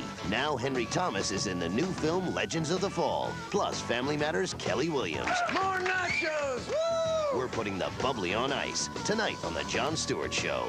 Tonight at 10 on Fox 35, Cable 7. And when you hear a song, flash the words you can sing along. There's Switch Lady t-shirts, big ladies and T-birds. Tommy too will be hosting the show. Keep up if you can while Elvis and Ann start to shake that stuff. Cool, Daddy-O! We'll sing along. TNT supplies the bouncing ball to 4 great rockin' musicals during our New Year's Eve sing-along. From CNN Headline News, This is TBS Newswatch, brought to you by AT&T. The South Carolina woman who confessed to drowning her 2 small sons in October has been indicted for murder. Jesus Christ. Prosecutors say they're putting off a decision about seeking the death penalty for Susan Smith until after the holidays. Jurors in O.J. Simpson's murder trial are being told to be prepared when they return to court January 4th. The defense is expected to waive a hearing on DNA evidence. And the price of stamps is going up again. A first-class stamp will be 32 cents on January 1st. For Newswatch, I'm Jenny West. This is why I don't watch the news. Like, Yes, we're clearing out our night. they deliver the worst possible news with like the most like, you know, casual cadence, and it's like, it's like wait what? It's like as if it was like, I mean, I get it, but also it's like, man. 94 inventory and practically giving it all away. The 1994 MTV Video Music Awards, House of Style Best of Edition, The Year in Rock, MTV's tribute to Nirvana, a double dip of sex in the 90s, rock and jock softball, and so much more. You'll also get 3, count them 3, MTV premieres. There's MTV's Oddities, Sandblast, and Jaded in Chicago, Green Day in concert. Oh boy, MTV is open 24 hours a day, 7 days a week, and we deliver. Plug into MTV's Best of 94 week all this week. It's going to be insane. If this is your idea of the Rose Bowl, the Orange Bowl, and the Gator Bowl, then join E for the first annual Fashion Bowl. E. 12 hours of fashion, facials, You got and some football. big old teeth. Sorry, that's no football. E's first annual Fashion Bowl. All day, Monday, January 2nd, 1995. The fashionable way to start the new year. Only on E. Want to stay up till midnight watching Nickelodeon? Do pterodactyls have wings? Well, this New Year's Eve, Nick's got just the thing to ring in 1995. A whole night of the best Nick shows from 94. Some special guest appearances, plus New Year's resolutions that you set in. Did someone say New Year's revolution? It all starts at 7:30, 6:30 Central with a special New Year's Wienerville. And it Backman doesn't... Beans just cheered 100 bits. Be blessed the new year with your musky, sweaty, hairy, sweaty fupa. Can I read that? Bless the new year with your musky, sweaty, hairy. Wait. Said sweaty twice. I was like, wait, what? Stop till the slime drops in Times Square. So stay up all New Year's Eve with Nickelodeon. We're ringing in the new year with a bang. At 8, Costner's on the run, and Eastwood's on the trail, and the HBO premiere of A Perfect World. At 10:30, Madonna strikes a pose and keeps no secrets in Madonna Live Down Under, The Girly Show. Then at 12:30, you ready to kick this off? It's Russell Simmons' Def Comedy Jam. Back-to-back-to-back jams till dawn. That's A Perfect World at 8. Madonna at 10:30, and a whole night of Def Comedy Jam starting at 12:30. Now that's a New Year's party, and that's why you have HBO. Lisa Lyons, Manager of Affiliate Relations here at Life Network. I'd like to say hi to all of my friends and family who I haven't seen much of lately while I've been busy getting ready to bring you great shows like the next one you're about to see, Martha Stewart Living.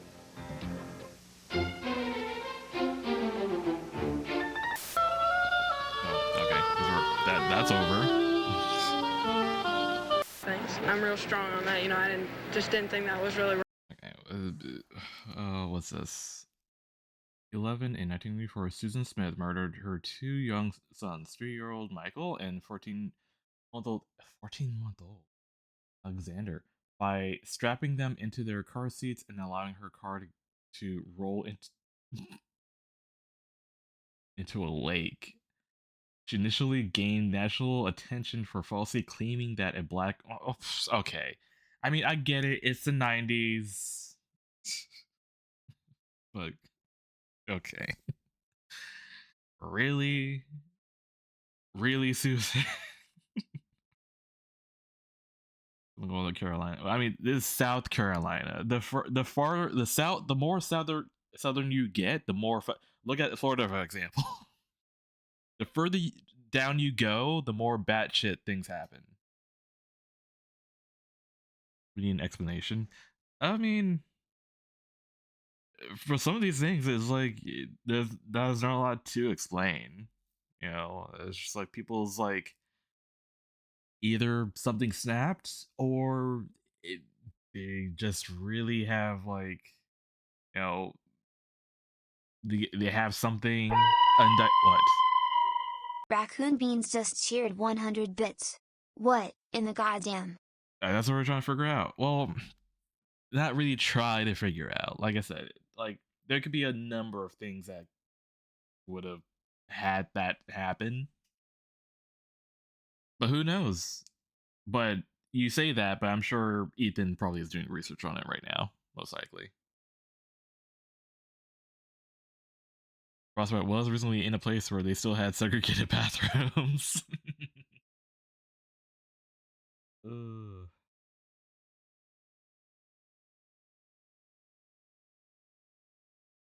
I'm literally on the northeast part of the U.S. It's still pretty ass here, B. I mean, sure, but it doesn't, change the fact that people, the people have like, oh yeah, I'm sure things are beautiful. Meanwhile, people could be like, doing hate crimes like down the street, Oh, what a beautiful sunset. And then someone's getting their pockets run. Well, I don't know. I wouldn't say East Coast does not have pretty sunsets, in my opinion. I think the West has better sunsets.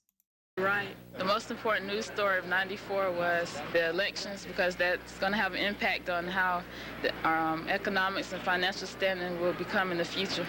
So if 1994 almost gone, teens are looking forward to next year with new resolutions. My expectations for 1995 are to get better. We have gorgeous sunsets in Massachusetts. Eat my butt. I mean, can I eat your butt without being in Massachusetts? Anyway, alright, update.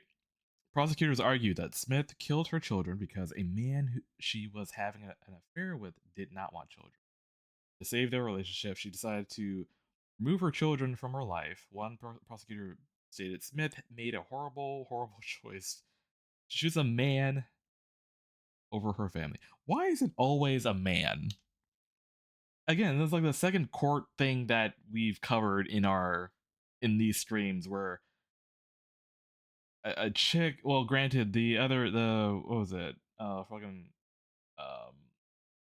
Big titty TikToker ruined her life, ruined her man's life, ruined her life essentially financially, because now she owes the court like $2 million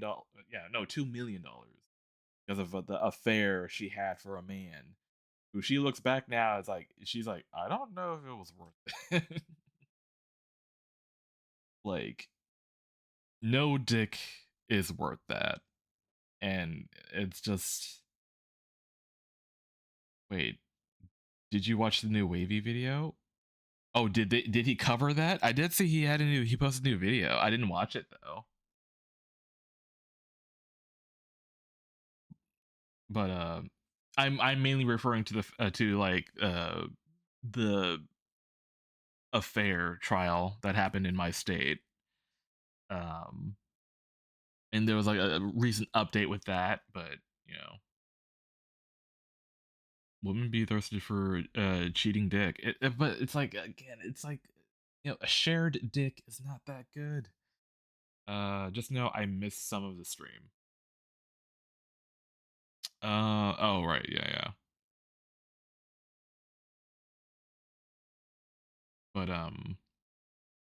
okay, let me check. What did I forgot. Hold on. What did Wavy post? It would be in here, I think. Right? It was today, right? I'm not bugging out. Wavy web surf. Yeah, 3 hours ago. Maybe I scrolled past it. Illegal gooning video? Well, shit. Videos that got YouTube internationally banned? Well, I guess we could tackle that. We could talk about that after this was like 19. Everyone already started. The grades and do better. You know, get ready to go to college. Get my grades up. Some people choose alcoholic drinks to ring in the new year, an alternative.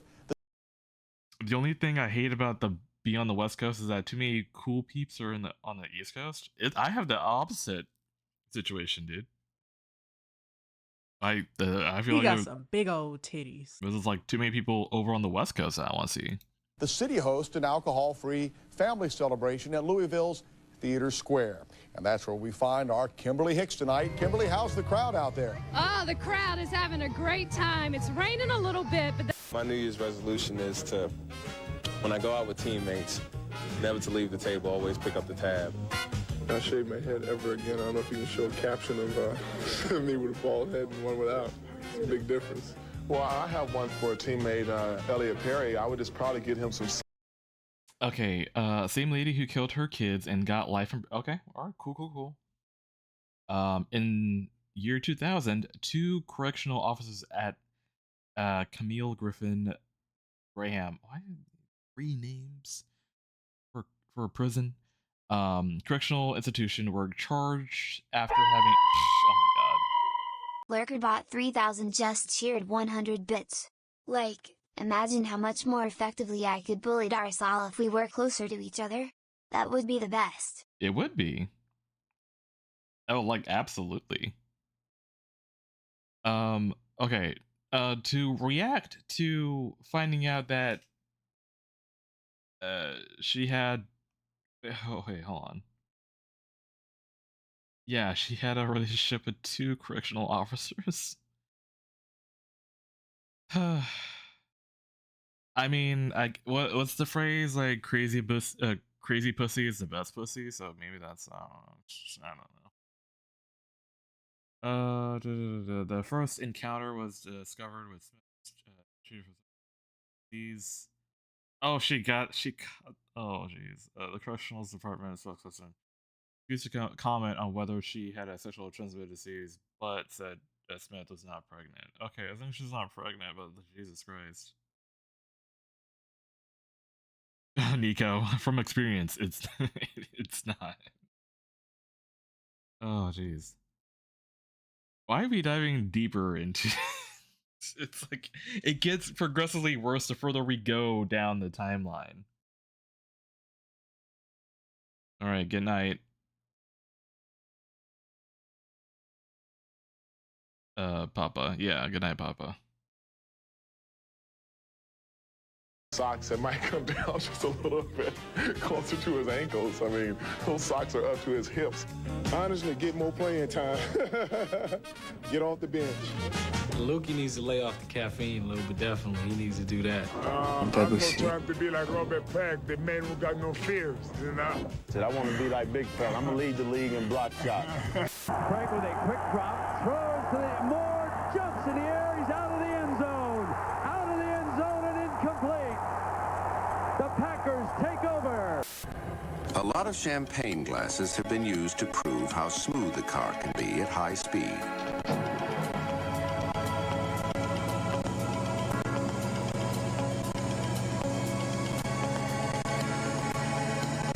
Surely, a toast is in order for a truck that can do the same. Dodge Ram. The rules have changed. At America's truck stop, the new Dodge. Agents 86 and 99 are back. And they've got a son who's a real zero.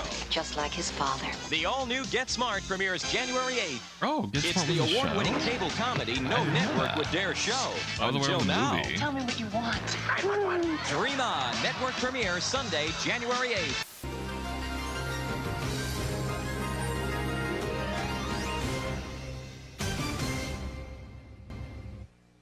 Yeah, Happy I New Year, didn't know America. that.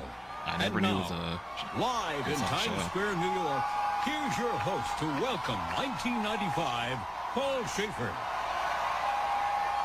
Welcome to the Big Apple's biggest party.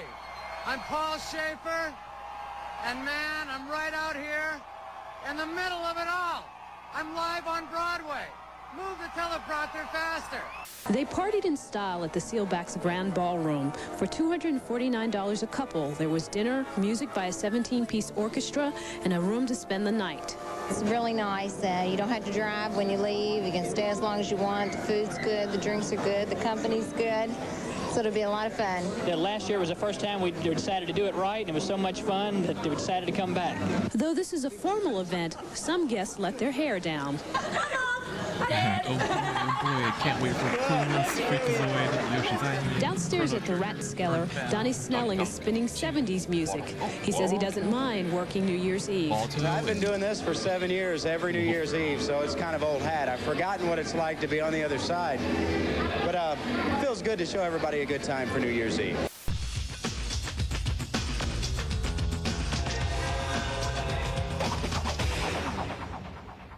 Hi, I'm Kurt Loder. And I'm Tabitha Soren, and this is the Year in Rock 94.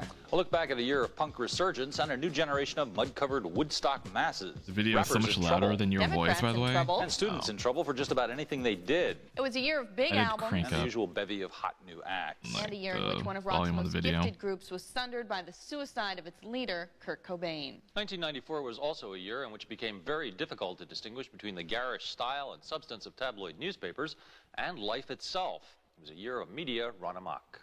Welcome to Nick New Year's 95. We're here at the Nick Party Penthouse overlooking Times Square. Ooh, some view, huh, Boney? Yeah, if you don't look down. The heck is Johnny, that how thing? do things look for you? Sardine City.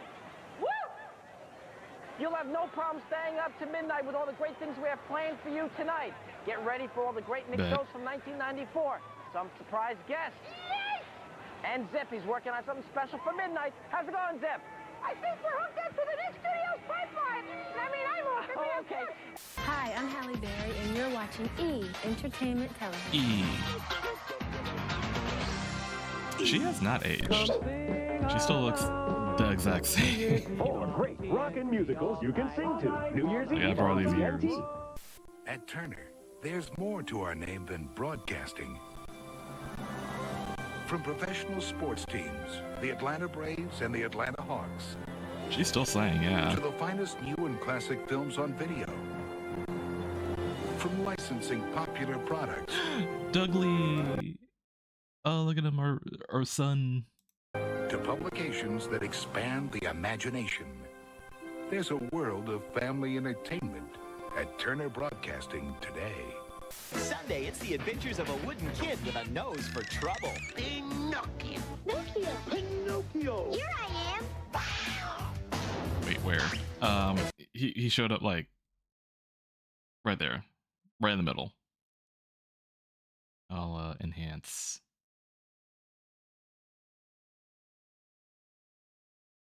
There he is. Or Muttley. I said Dudley. I thought it was like dog and then Muttley, but like Muttley. Or me and Ethan's like cursed love child, because weirdly, his design is basically what happened if we did a fusion. To publications that expand the imagination. There's a world of family. Oh yeah, Pinocchio.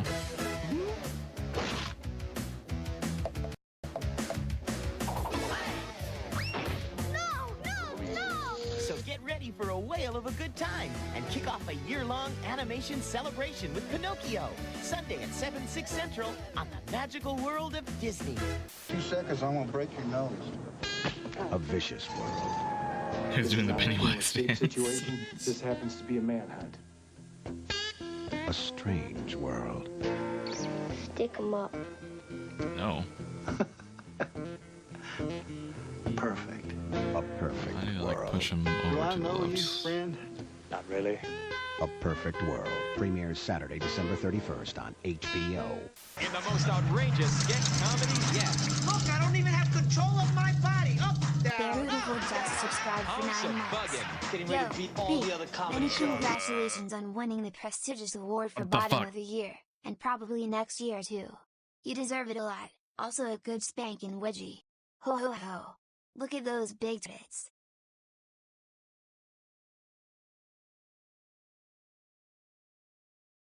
Okay. Series premiere Sunday, He got some January big 8th. old titties. Welcome to the Discovery Channel. Whatever happened to Kevin Costner? He used to be in so many movies. I don't think he probably. Never seen. The last movie I saw him in was in Man of Steel. I want to smash. Wait, no. Wait, no. I think he did a bunch of westerns. Hold on. Kevin Costner. Because that was the thing. What was it called? It was like a part 1, part 2. Horizon. Yeah, I think Horizon American Saga. I remember seeing commercials about that like forever ago. But I think they didn't do very well. Yeah, because there was supposed to be like part 1 and part 2, and like that was the thing. So like apparently part 1 didn't do very well, so part 2, I don't know. I guess it came out, right? I suppose it would have come out. But yeah, that was like last year. But I mean, I don't really have a thing with, these kinds of westerns, even though it's a stacked cast. You got Sam Worthington, Jamie Campbell, Michael Rooker as well. Luke Wilson? Yeah, I heard nothing about this. It's got like 51% on Rotten Tomatoes, and it's got 6.6 on IMDb.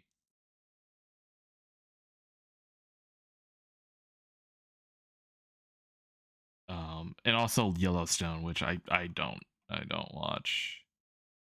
I completely forgot about it. I only knew about Horizon because I remember seeing a trailer for it back in theaters whenever I used to go. I'll be real with you. I used to watch westerns for the men, especially the old ones. Oh. A common reoccurrence in our chat. It's fine. But I mean, understandable, I suppose. Getting back to prime Mythbusters era. Imagine watching Men. Couldn't be me. Yeah, I don't know. Westerns are more my dad's thing, and that's probably why I don't like gravitate towards it. I got lucky with Westworld, but that's more sci-fi than just, Western. So that's the only thing that caught my attention, really.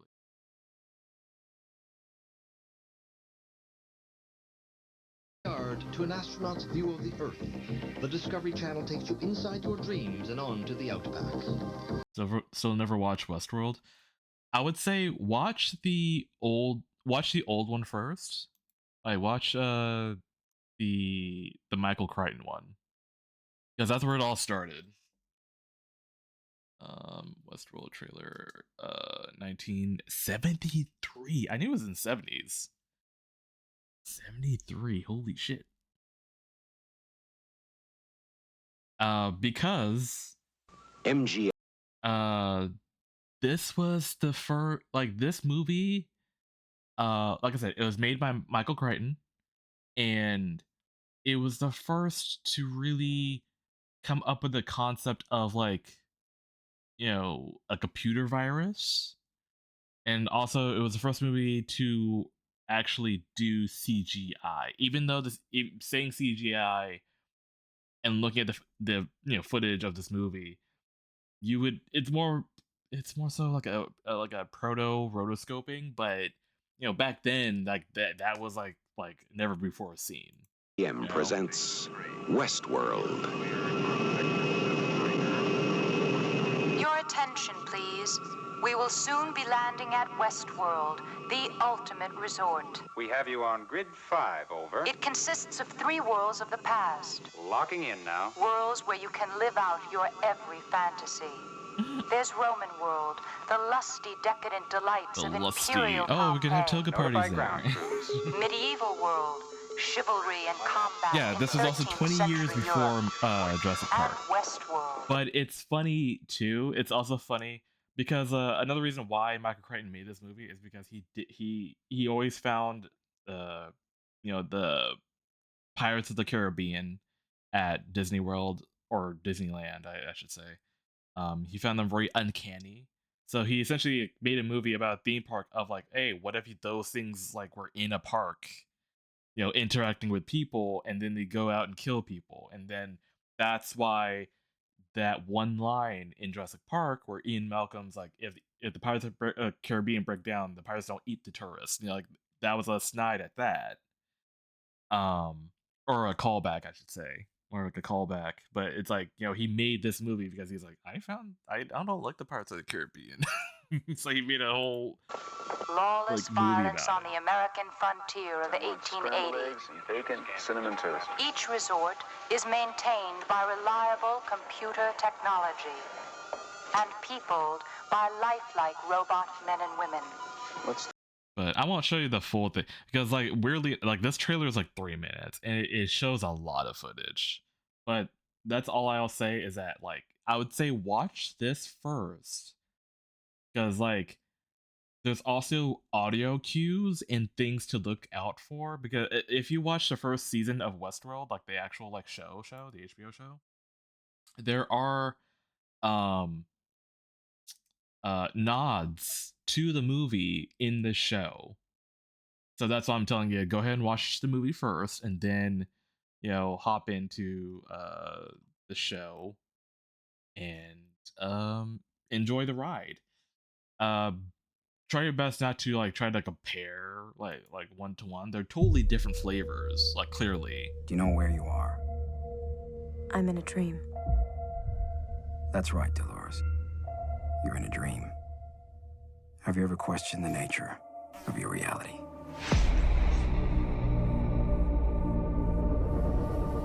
Welcome to Westworld. No orientation. And that's all. Like that, I mean, that's basically, like I said, totally different flavors.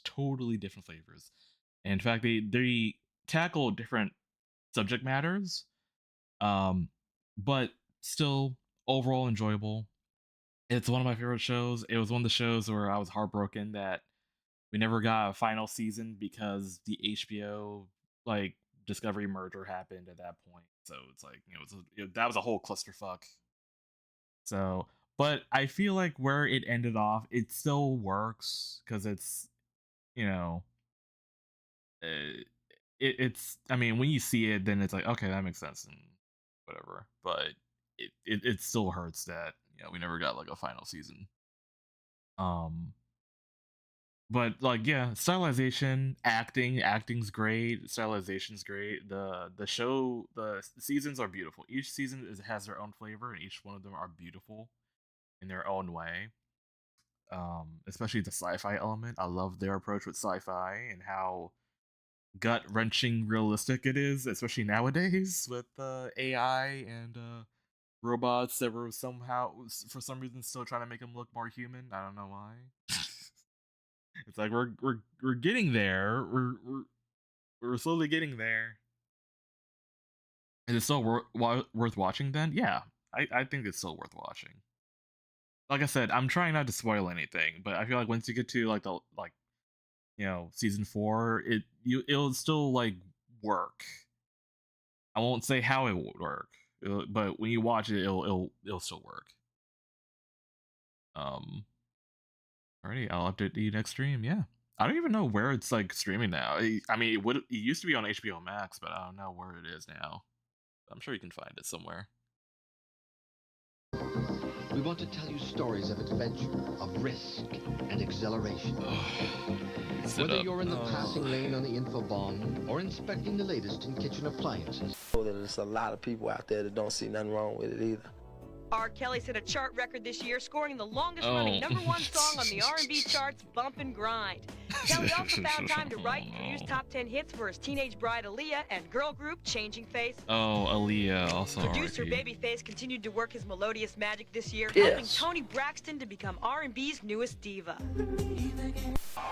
It's been an amazing year. Look at the crowd. Yeah, let's listen to them. Watch this, hey? We're watching that ball.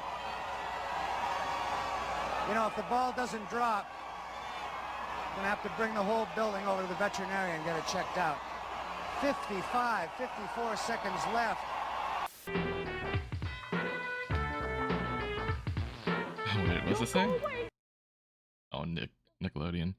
My resolution is not to put any old band-aids on my teacher's desk. That is disgusting.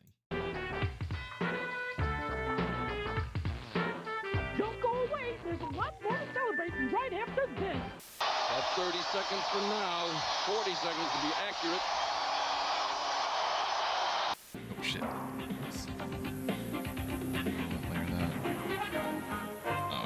To listen to my mama, because I don't listen to her all that much, and try to stop shopping so much, spend all my money. Stop smoking it. Why? Because it's bad for you. Stay with my boyfriend, and I don't know, I guess just be happy, you know? Live each day like it's great, you know, I don't know. 1994 had a lot of shocking events. With all the tragic stories in the news, it looks like many teens are taking it upon themselves to make the new year a better one. I'll read a resolution that one of the kids sent in. This one is from Natalie from North Carolina. I will stop picking between my toes. Thank you very much, Natalie. Now, let's get the sparks flying with one of Nick's new shows from 1994, The Secret World What is of that Alex creature? Mack on Nick New Year's 95. I think it's a dinosaur. I think. You're watching E. Entertainment Television. That's so.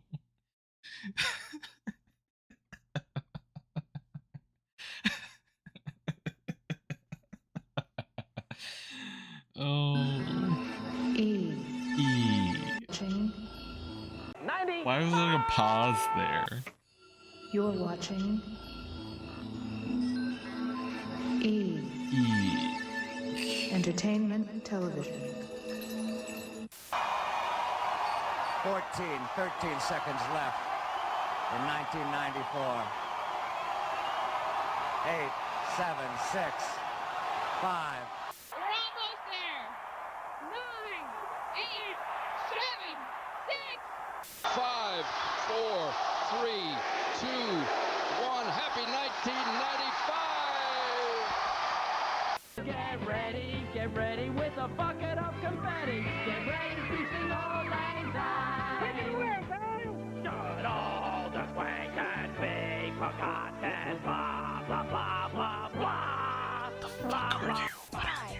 5, 7, 3, 2,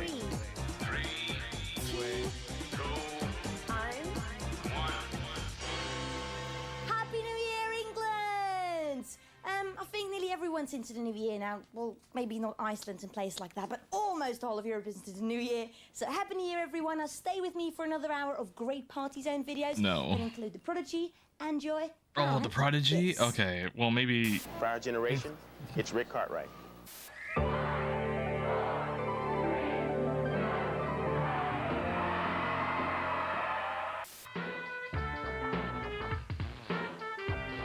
away and you'll miss all the good No, it's not. To find I'm king of the hill, atop of the hill. Here we go. These little town blues are melting away. Take it, Mr. Mayor. On to the start of it in old New York. Here we go. If we can make it there. 1995. From NBC News, this is Today with Mike Schneider and Jackie Nespral live from Studio 1A in Rockefeller Plaza. It sure is 1995, the first day of 1995. It is indeed. Happy New Year. Happy New Year to you, too. All right. Had a nice night last night? Yeah, very nice night. How about yourself? Good. Nice and quiet. And quiet.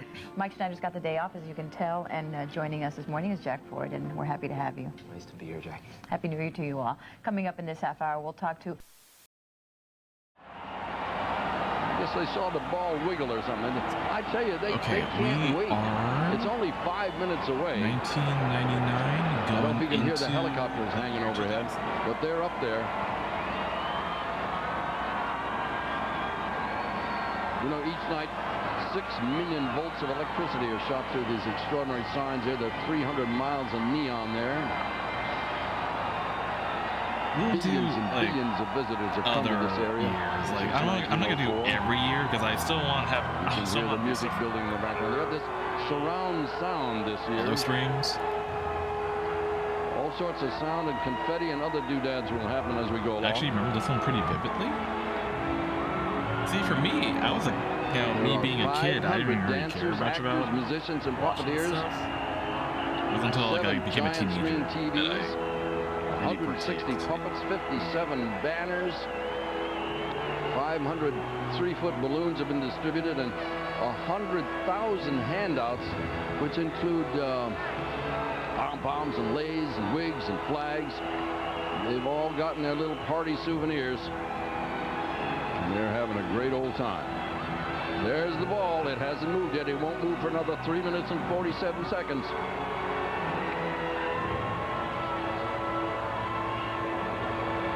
Piccadilly Circus is big. Ginza in Tokyo is big. But ain't nothing like the ball in Times Square. Crossroads of the world in New York City. This is the place to be, believe you me. I wish I had the balloon concession, but those were all given away free tonight, isn't that right? Happy-looking group of people. Notice the ages, though, didn't I say? It is a young person's game. In order to stand out here for 10 or 12 hours, you got to have a lot of stamina. And the police have arranged the porta potties on the side streets and all. They've accommodated the people who couldn't get into the square. They've worked it out so people can move around with ease. And we're just less than 3 minutes away. We're going to go into probably the biggest 2001 you or will ever 2000 hear as the Millennium ball drop happens. I mean, I've seen a lot of them, but I've never seen the size of a crowd like this. If indeed this is 2 million people, there are only 3 cities in the United States that are bigger than this crowd: Chicago, New York, and LA. This is big, really big. They talked about 3 million people on the beaches in Rio. They can stretch them out a long way up and down that beach down there. They're a little cozy down here. Yeah, say hi to Mom. She's watching you on TV. 2 minutes and 20 seconds. Every single person in this crowd is watching for that thing to move. It's all computerized now. In the old days, you used to drop it with a nylon clothes cord with 3 guys and a Mickey Mouse watch. It's all computerized now, highly technical. A couple of years ago when they first started, we had a minor glitch. Talking about Y2K things this year. A couple of years ago when it was computerized, we were a little bit late. I think we lost it by about 2 seconds that year, and boy, did it hit the papers. As I waved to television, turn around now, watch the ball. That's Sapphira. You think she heard me? That's a funny look. Look at them. They're all the way up to Central Park, all the way down to 42nd Street. This is a massive New Year's Eve crowd with 1 minute and 30 seconds left. I'm not used to seeing big crowds like this because, like, up to my like relatively recent knowledge or memory, dude, I remember seeing the 2020 like New Year's Eve, and it looked so barren. And then looking at this, it's like, it's like the whole city is out here. Listen to the music, Bill. I don't think we ever gotten this big. They're ready. They're in their sombreros. Our street cam. We've got 25 cameras here tonight covering this event. This is a really big one.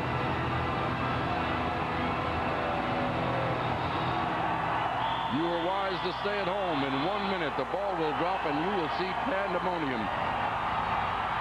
Listen to them. The ball is beginning to move. They can feel it. They know it. In 47 seconds, it will be 2,000. You're in Times Square with a couple of million intimate friends. 35 seconds. They're ready in 30. Get close to somebody you love. In 25 seconds, it'll be the new year. I want to smash. 20 seconds. And we're going to count it down from here down when we get to 10. Are you ready? Happy New Year early. In 10, 9, 8, 7, 6, 5, 4, 3, 2, 1. Happy I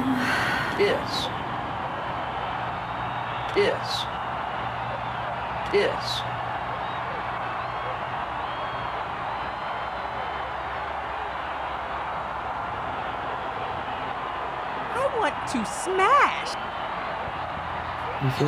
Happy Y2K computers go boom.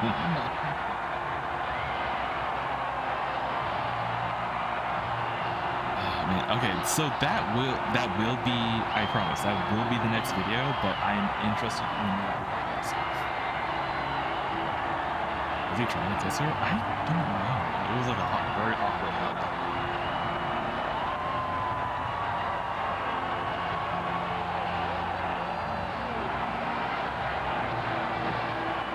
It looks like a blizzard there. That's 3,500 pounds of confetti being fired by cannons from 13 different locations. Our cameras can hardly see through the paper. Happy New Year!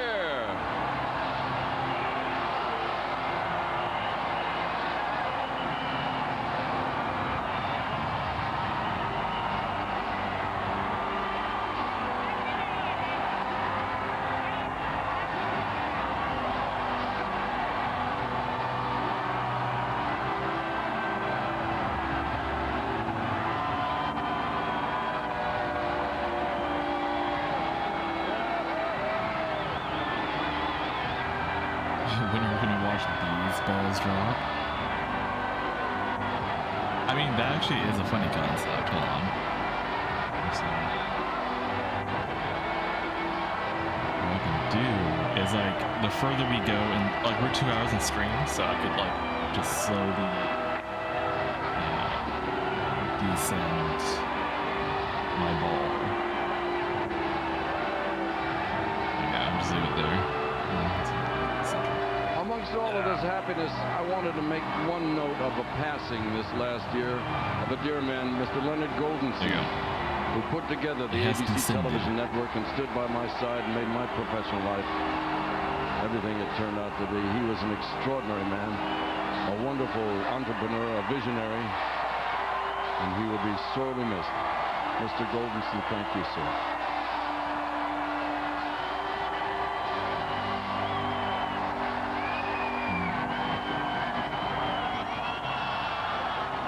Well, they're in a party mood. Can you imagine how long this thing is going to last? Can you imagine how much work it's going to take to clean this mess up? Whee! They're partying in the ABC room, but you got a whole night ahead of you. This is magnificent coverage going on here for the ABC 2000 event. The people here in Times Square will continue to party on into the wee hours. You can count it. They're taking pictures of each other, celebrating. They're in a festive mood if ever there was one. Going to preserve that on his home video there.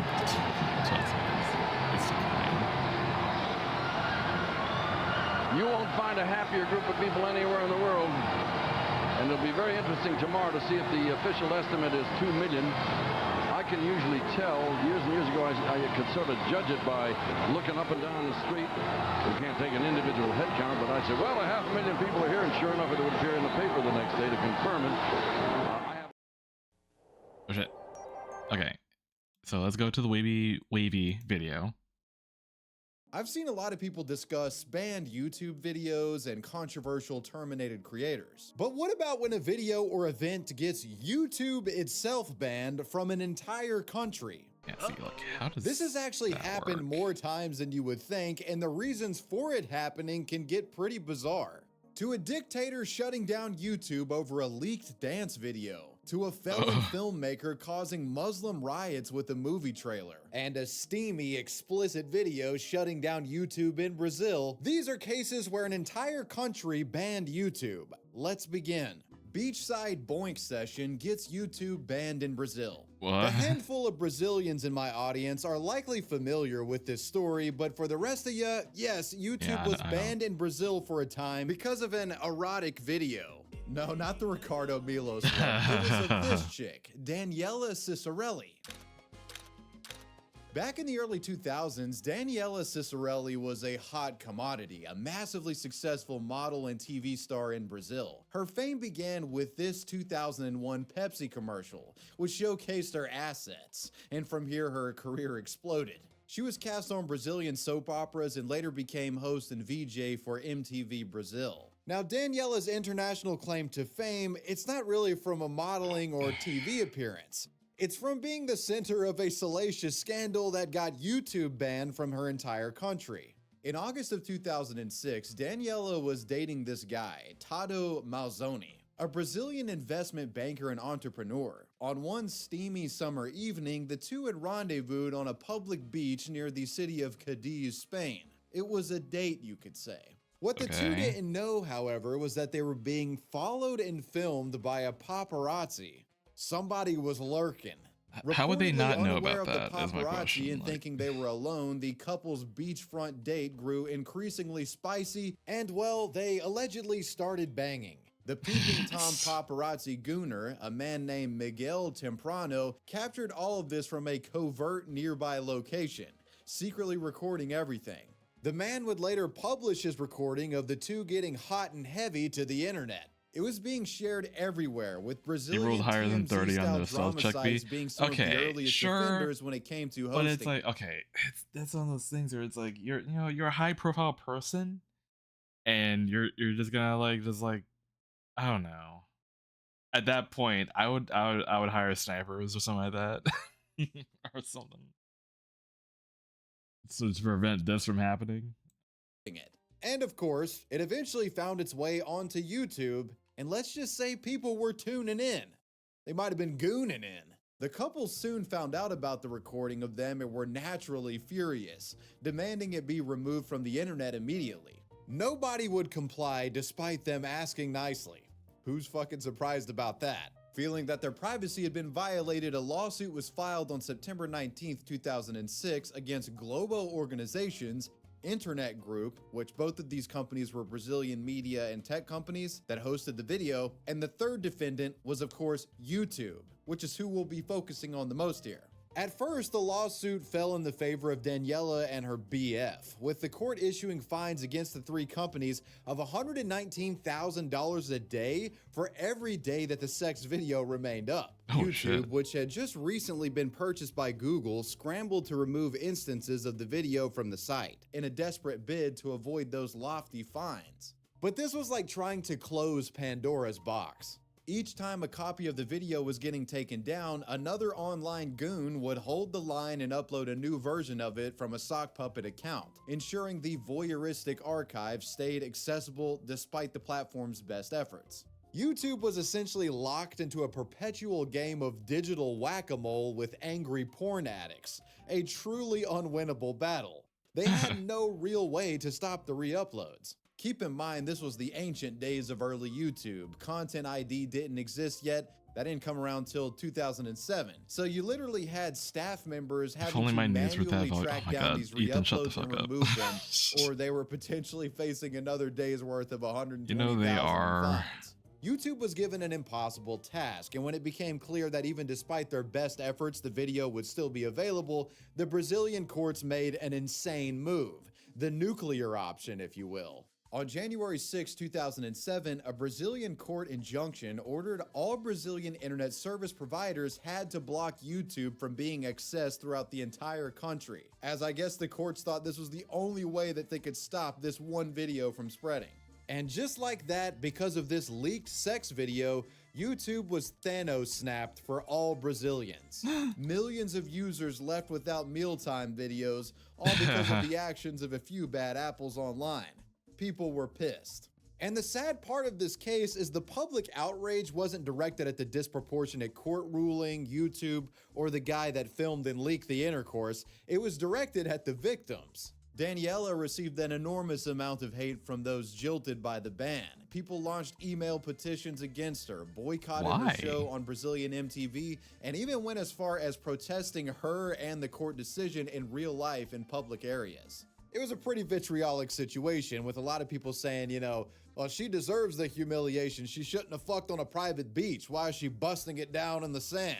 You know, she's just trying to avoid accountability here and squash the video evidence. While I understand this sentiment, let's be clear about something here. Daniela didn't vouch for YouTube to be removed. That was the court and the internet service provider's decision. She just wanted justice for her video being spread around, and this is the insane route that the courts took. In an interview with a Brazilian media outlet, Daniela would state that she disagreed with the order that was filed, but also refused to apologize for taking the matter to court. Quote, I don't have to say I'm sorry about anything because it's not my fault. Yeah, I don't have anything to do with that request nor with the decision. Due to immense public not backlash one person and potential is legal like the sole reason why. the YouTube block would only last a couple of days. On January 9th, 2007, Yeah, I want to know about the camera guy. I want to know who took like access to the you know site. the footage. The re-uploads of the video would continue popping up until YouTube implemented content I feel like ID that's in the who summer should of be, like, 2007, which finally killed it once and for all. So with the ban lifted, what would be the final conclusion of the Daniela court case? Well, you might be surprised to find that YouTube won, at least for a little bit. In June of 2007, YouTube prevailed in the case after a judge ruled against the couple, citing that they had acted in bad faith by portraying their privacy had been invaded when they were in fact having sex on a public beach when they were filmed. The court ordered the couple to pay all parties court and attorney's costs, as well as $5,000 to each of the 3 defendants for allegedly acting in bad faith. Apparently, if you're fucking in public, it's fair game. Roll those cameras. Actually, put them away. Because in 2008, this suit went to the Sao Paulo Supreme Court and they reversed the previous decision, saying it was in fact a privacy violation. This court argued that, yes, the act was in public, but the spread of the video served no public interest other than to humiliate the plaintiffs. And you know, the way that it was acquired, you got people on a beach all by themselves and a dude sneaking in the background recording them. There is a level of susness to it. Brazilian justice system, can you make your mind up on this one? This legal battle would go on for years until it was completely resolved in 2015, with YouTube having to pay out close to $65,000 in fines to both Daniela and her then boyfriend, respectively. And that's how a leaked sex video got YouTube banned from the entire country of Brazil for a few days. You know what's worse than YouTube being banned in your entire country? An ad? It's having access to YouTube videos. Yep. No, that's good. Free breakfast for a year. Tajikistan dictator bans YouTube for embarrassing dance video leaking. Yeah, I don't know why Next, they didn't we go move after on like to the one of the guy who funniest did and who took humiliating the instances of an video, entire like, country that's- banning YouTube, and it all happened because I'll make a his life a living dictator hell. got If you his put my feelings life hurt. through living hell like Welcome that. to Tajikistan, a former Soviet state headed by its authoritarian de facto leader since 1994, Emomali Rahmon. Emomali is your cliche cult of personality dictator, with plenty of examples of eccentric abuses of power and laughable efforts to keep his country brainwashed. Emomali once had police shave the beards of over 10,000 Muslim men throughout the country to reduce displays of religious conservatism. His government plasters these hilariously bad propaganda posters of him everywhere. Bros walk in the hills like a Central Asian Paul Bunyan here.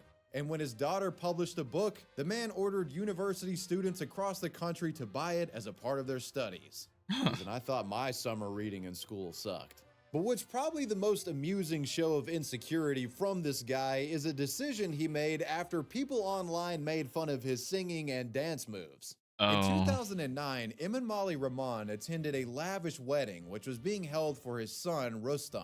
The woman that his boy was marrying was the daughter of a business magnate and owner of a massive chocolate company in the region. The entire event reeked of corruption and decadence, something the dictator claimed he was against, at least when he spoke publicly. You see, 2 years prior to this wedding, Emomali's government passed a law that made it illegal to have more than 200 guests at a civilian wedding, citing that people should be more humble with their celebrations. Emomali didn't like the idea of his citizenry showing lavish lifestyles, as it reflected bad on the culture of the country, he said. Be humble, be stoic, I guess was his idea. Meanwhile, his son gets hundreds of attendees at his wedding, and it's thrown in a lavish presidential summer house in the mountains. Dictators be dictating though. Anyways, there were some cameras present at the wedding and video footage was recorded, some of which may have shown the dictator getting a bit zesty and singing and dancing at the event. Might have been a little tipsy, you know, who's to say? He might have been off a couple of them ultras or maybe a Voodoo Ranger or two. Take it away, big dog.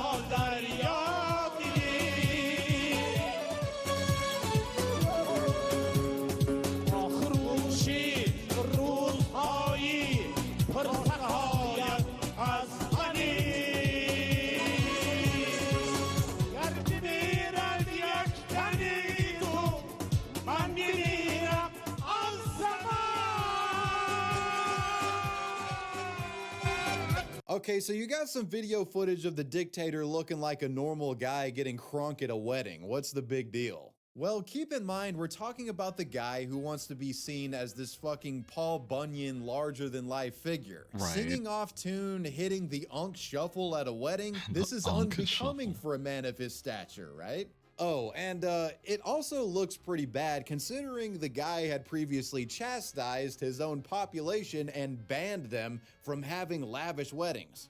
Him and Molly wouldn't have to reckon with blowback from this recording initially, as it was kept private by whoever recorded it, but it would get out years later. When video of the recording leaked to YouTube in 2013, people in the country had some thoughts about it. Political rivals and critics used it as an example of him and Molly's corruption.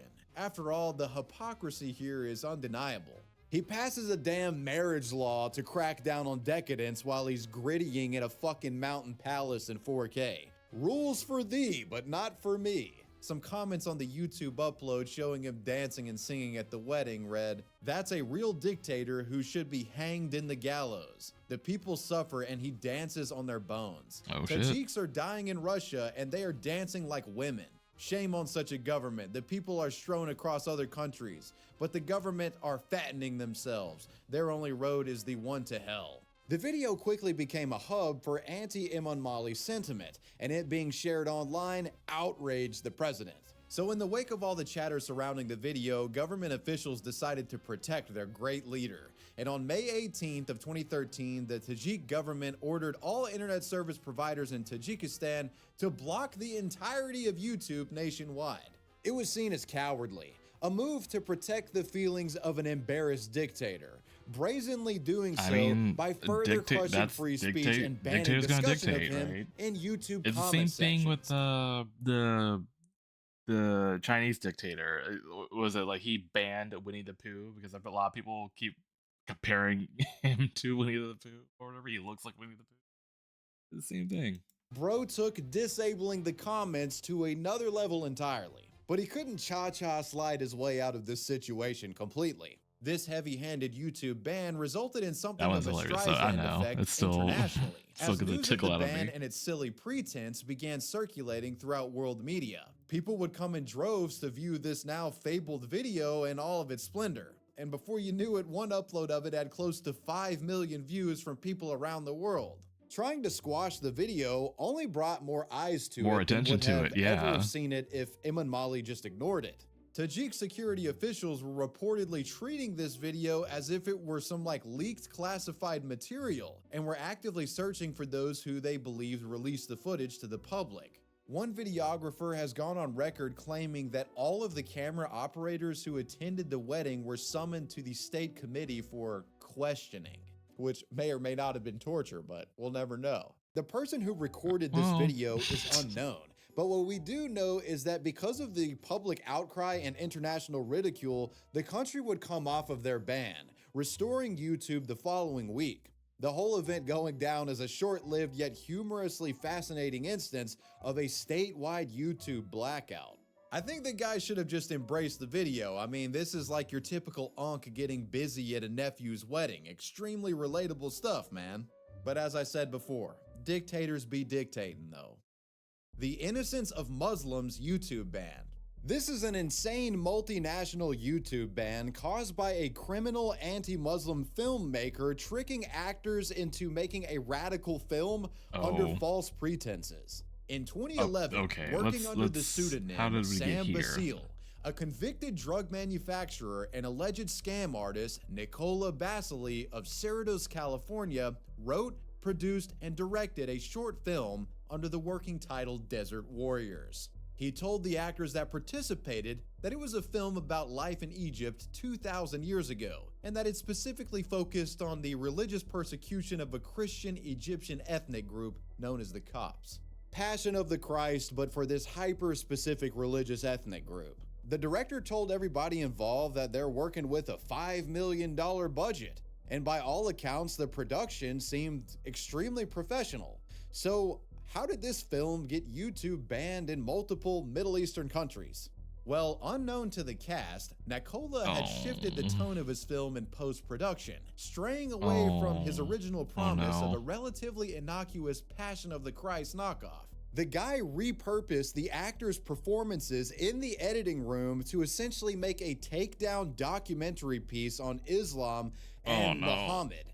Bro made an anti-Islamic YouTube poop, essentially. On July 1st, 2012, a trailer of his movie would be uploaded. I feel to so YouTube, bad for the actors. Titled The Innocence of Muslims. The 14-minute trailer was incendiary, to put it lightly, with scenes depicting Muhammad as a womanizer, a bastard child, a pedophile, and a homosexual. No. Pretty much describing the prophet as if he was a disgraced Minecraft YouTuber. And hey, listen, whatever remark you want about any religion, to each their own. But what's truly insane about this is Nicola literally used repurposed performances and dubbed over actors' dialogue to make this hyper-inflammatory schizo documentary without getting actors' consent. One of the actresses, Cindy Garcia, I kind of want to hear the dubs. I want to see how bad they are. And during the shooting, it indicated the controversial nature of the final product. Muhammad wasn't even called Muhammad. He was called Master George. Yeah, every time these actors were saying Master George, he was dubbing Muhammad over it and also dubbing them saying disparaging remarks about Islam and what have you. Muhammad is Allah messenger, and the Quran is our constitution. Is your Muhammad a child molester? This is so bad. That is so bad. Well, what? Like, conceptually, like, doing this is so shitty. But also, at least, like, was this from the get-go? Because in that case, he could have just, like, wrote, like, something. So that, like, when they say the name, like, say whatever, like, the lip sync would be, like, really out there. It's like they're clearly not saying it. Like, the words are totally different. And it's like, bro. Like, did he have that epiphany after the fact, maybe? I don't know. I wonder if he did all the voices dubs himself. No, well, I mean, clearly that was like a woman. So he probably got other people to do the dubbing. And probably also himself did the dubbing. Is your Muhammad a child molester? Our daughter's been a child, and he's 55 years old. He's 53, not 55. And he has wealth and power. My daughter shall be his bride, whether he say yes or no. This trailer was uploaded to YouTube by Nicola under the name Sam Basile. For a few months, the controversial trailer would accumulate a paltry amount of views and comments, but that changed in September of 2012, around the time of the anniversary of 9/11. Around this time, an Egyptian media outlet discovered the trailer, finding it blasphemous, and if there was a movie on the way from this trailer, well, they wanted to shut it down. Egyptian media outlets translated this thing into Arabic, and from there it spread across other Middle Eastern outlets, with all chastising it. Islam, of course, vehemently forbids any artistic depictions of Muhammad, not to mention negative ones. And once the video reached the Arabic-speaking countries, outrage took hold, and it was being directed westward where the video originated. The U.S. Embassy in Cairo and the U.S. Consulate in Benghazi faced public protests. and demands for the innocence of Muslims. Crazy timing to go viral, yeah, I would say. Muslims across the world took to the streets to protest the YouTube video, with protests popping up in Nigeria, Greece, Turkey, Egypt, Yemen, Tunisia, Morocco, Sudan, Iran, Iraq, Israel, and Palestine. Some of these protests would get violent. Folks wanted the guy behind this to die. There was a call to action from Pakistani Minister Ghulam Ahmed Bilor offering a $100,000 bounty on the head of the American filmmaker responsible for the YouTube movie, an individual who was unknown at the time. In Benghazi, Libya, on September 11, 2012, 4 Americans were killed in a coordinated terrorist attack. Initial speculation suggested that it was in retaliation for the Innocence of Muslims trailer. But if you look at the date, it might have also just been, you know, related to the anniversary of 9/11. It could have been just that. Though later believed to be an unrelated attack, a tense situation was at hand in the Muslim world because of this YouTube video. Considering the attention the movie had gotten, it wouldn't be long before Nakula was outed as the actual creator of the video, Nakula being the guy behind that Sam Basil YouTube pseudonym. This guy was a 55-year-old Coptic Christian from Egypt who was living near Los Angeles at the time. Soon more information would come out about this guy's life. It was discovered that in the 90s, he had served time in prison for intent to manufacture meth, and as recently as 2010, he was charged with bank fraud and sentenced to serve 21 months in prison.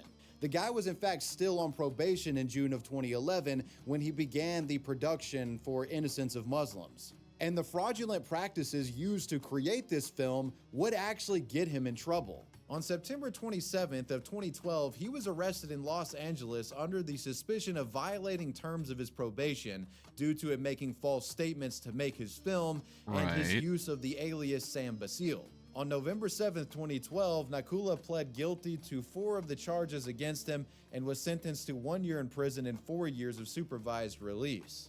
While all of that was going on, protests continued, with the US government urging citizens not to travel to Pakistan in fear of retaliation. At the time, President Barack Obama and Secretary of State Hillary Clinton appeared in advertisements on Pakistani television condemning the film, which I think really helps put into perspective how destabilizing the Innocence of Muslims was. You've got Hillary and Obama, you know, releasing exclusive promo cuts in the Middle East to try to calm these people down.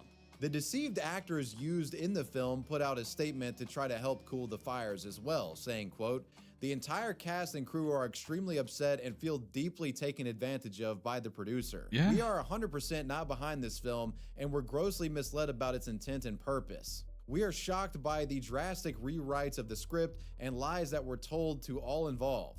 We are deeply saddened by the tragedies that have occurred." Nakula was gone, but his Innocence of Muslims was still widely available on YouTube, and Muslims were demanding it being taken down or else. The outrage was so vast that YouTube voluntarily blocked the video in Egypt and Libya, as well as Indonesia, Saudi Arabia, India, Singapore, and Jordan, with countries like Turkey, Brazil, and Russia taking steps to get the video blocked at a later time. However, many wanted the video completely removed from YouTube everywhere. And when the Google-owned website wouldn't take action on this front, countries like Afghanistan, Bangladesh, Sudan, and Pakistan went as far as banning YouTube entirely from their countries. Even more countries followed, including Chechnya, Dagestan, and Iran. They not only blocked YouTube, but Google and Gmail as well. All of this over a trailer, mind you. The movie wasn't even out yet. The US government was actually concerned at how destabilizing this video was in the Middle East. And they pressured YouTube to review the video and remove it for hate speech. But YouTube was adamant in their opinion that the video didn't break guidelines and refused to pull it from the site's database. Their rationale being that yes, the video was against Islam, but it wasn't against Muslim people and thus was not considered hate speech. This brings us to a court case involving one of the deceived actors fighting to get the film pulled. Complaints by actors and actresses that were involved in the video began making waves as most of the cast fully disavowed the film, with actress Cindy Lee Garcia even going as far as to objecting to the use of her performance. She claimed that she was tricked into making a film that she believed was titled Desert Warrior, and it was a historical Arabian desert adventure type film. But as I mentioned earlier, her lines were later partially dubbed over and the anti-Islamic material was added in post-production.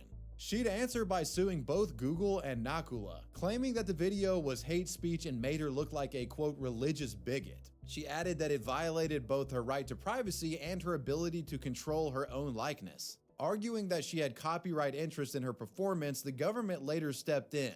And on February 26, 2014, the United States Court of Appeals for the Ninth Circuit ordered YouTube to remove the video from its website by a 2-to-1 majority. Though the case was repealed later in May of 2015 and overturned, with Google winning it.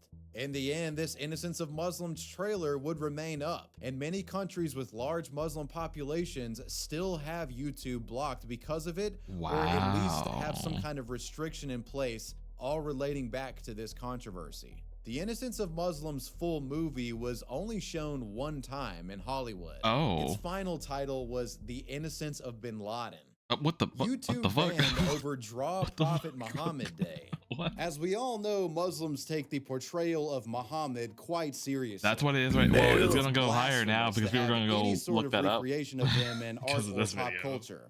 Thus, whenever the prophet is portrayed, they tend to raise hell. Take, for example, in 2005, when South Park portrayed a cartoonish Muhammad as a superhero alongside other religious gods and prophets. Then in April of 2010, South Park would do it again, having the prophet appear in a bear suit. The response was intense, with one Muslim website posting a warning to the show's creators, threatening that they could end up like Theo Van Gogh, a Dutch filmmaker who had been shot and stabbed to death after making a film that protested against domestic violence in Islamic cultures. Thus, Comedy Central censored all references to Muhammad in the episode. The news of this ignited something within Seattle cartoonist Molly Norris, and while on radio, she proposed a protest called Everybody Draw Muhammad Day, where on May 20th, 2010, people would draw their own version of the prophet and post it online. She'd started herself on April 20th, 2010, with a drawing of various human-like objects, including a coffee cup, a cherry, and a box of pasta,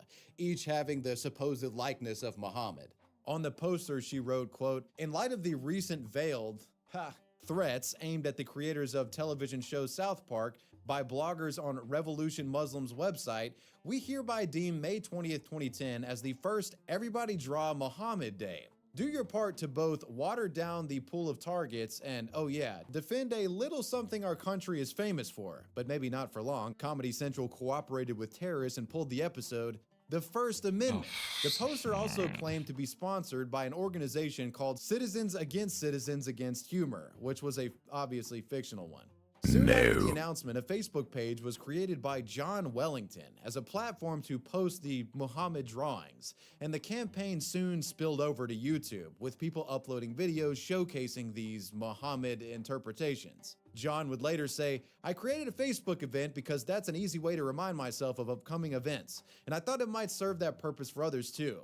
I'm not a cartoonist and I love Norris's creative approach to the whole thing, whimsical and non-judgmental." With the Facebook already created, by the morning of April 26th, it had nearly 6,000 confirmed guests. And by May 3rd, the Facebook had a whopping 11,000 members, with many going ahead and sharing illustrations of the prophet. Back in 2010, the internet was a lot more overtly edgy, and this quickly devolved into just more of a fuck Islam and fuck Muslims kind of thing versus it being a pro-free speech protest, I guess. The campaign would receive a lot of uproar, and this contentious backlash prompted Norris to back away, disavowing and withdrawing from the protest, basically stating that this was meant to be a gag and that it wasn't meant to be an actual show against Muslims. Soon a lot of hate started coming towards the creators of this movement, and Molly felt the need to speak out and reiterate that this whole protest was simply a joke, writing on her website, "This was always a drawing about rights, never meant to disrespect religion. Alas, if we don't have rights, we will not be able to practice the religion of our choice. None of these little characters are the likeness of Muhammad, they are just claiming to be. I, the cartoonist, never launched a Draw Muhammad Day. It is in this fictional poster, sponsored by this fictional group Satire, about a current event, people. That's what cartoonists do." She then took to YouTube to apologize for her drawing. Quote, I am deeply sorry. I never meant any disrespect. In fact, I say we call off Draw Muhammad Day. Okay. Even going as far as to offer a replacement reworking for her cartoon and Everybody Draw Al Gore Day. Though many still in favor of the free speech protest believe Norris was backing away due to the backlash she was receiving and was afraid of her life being put in jeopardy. And the media would also criticize Norris, claiming that it was her who was the catalyst for its virality. In an interview, she stated that she didn't intend for the cartoon to go viral, and when asked why did she send the cartoon to the media in the first place, she answered, quote, because I'm an idiot. The creator of the Facebook group, John Wellington, would also disavow, stating, I did not create this event to encourage people to deliberately be offensive by equating the silliness of these zealots with the entire Islamic faith and its bazillions of adherents, a few of whom I am lucky to count among my friends. He then announced his complete departure from the cause, writing, I am aghast that so many people are posting deeply offensive pictures of the Prophet. Y'all go ahead. If that's your bag, but count me out. When one Facebook user asked, you created an event inviting people to submit pictures of Muhammad, and apparently you're so new to the internet that you didn't foresee what would happen. Wellington responded, I guess I had more faith in human nature than was warranted. Yeah, he literally called upset people terrorists. Like, the protest lived on. And on May 20th, 2010, the day was celebrated, with many creators distributing their art, a lot of it on Facebook, and a good amount of it on YouTube as well. In preparation for the campaign, Pakistan and other countries began protests, and soon, on May 19th, a group of Pakistani lawyers then successfully petitioned a Lahori court for an injunction against Facebook, prompting the secular government in blocking access to Facebook in response to the campaign, with protests being organized with chants, down with Facebook. The Pakistan Foreign Ministry said, quote, such malicious and insulting attacks hurt the sentiments of Muslims around the world and cannot be accepted under the garb of freedom of expression. It was also reported that a poll in Pakistan was concluded, with 70% of people wanting a permanent ban of the social network platform Facebook because of this. As the campaign was in full swing and YouTube and Facebook was full of these images, the country of Pakistan blocked access for not only Facebook but YouTube, stating that the content was sacrilegious. They claimed that before shutting down, they attempted to block particular URLs, but the supposed blasphemous content kept reappearing, so an entire shutdown of YouTube and others was ordered. In response, YouTube said it was looking into the matter and working to ensure that the service is restored as soon as possible. Pakistan also restricted access to Wikipedia, Flickr, and 450 other websites, though the ban would only last 6 days for YouTube, as on May 26 it was lifted. And a few days later, on May 31st, Facebook's ban was lifted, with the site supposedly apologizing and agreeing to block access to the page about the Muhammad drawings in the country. On July 11, 2010, reports went out that the Yemeni-American al-Qaeda cleric Anwar al-Awlaki, a terrorist linked to the botched Times Square car bombing, had put Molly Norris on a hit list, singling her out as a prime target. The FBI would later notify her about this. And since then, Norris has changed her name and has gone into hiding. I'm sure she did. We don't know what happened to her. And well, you made it to the end of the video. Let me know what you guys thought about this one down below in the comments section, and let me know who or what you want me to talk about next. I want to give a major shout out to my patrons. I appreciate you guys. Wavy Web Surf out. Peace. The music's so happy now. That was really a ride. A lot of that, I mean, a lot of it was like a lot of it was just I mean, like I expected, well, based on the thumbnail, it was like, oh, something about gooning. I expected like a lot more like weirdly like sexual stuff. But oh boy, that was a tough one. Okay, Leonard Nimoy, please. Let's save the vibe.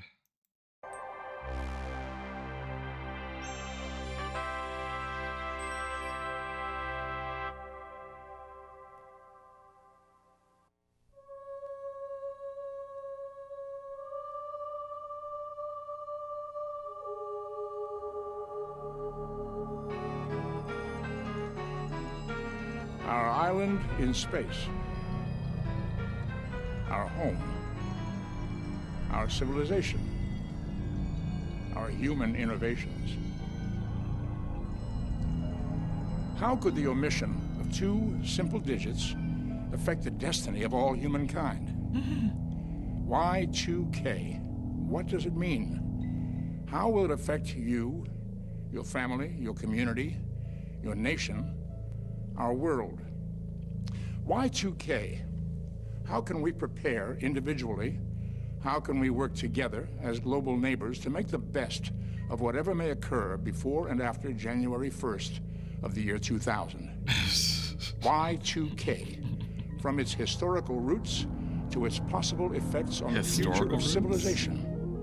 Effects that are so complex that perhaps only chaos theory could calculate the multiple ramifications of what may occur.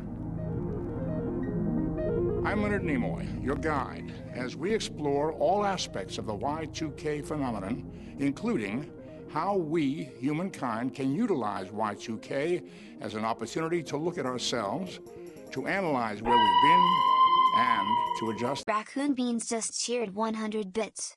Y2K. Y2K. Our sights for the future.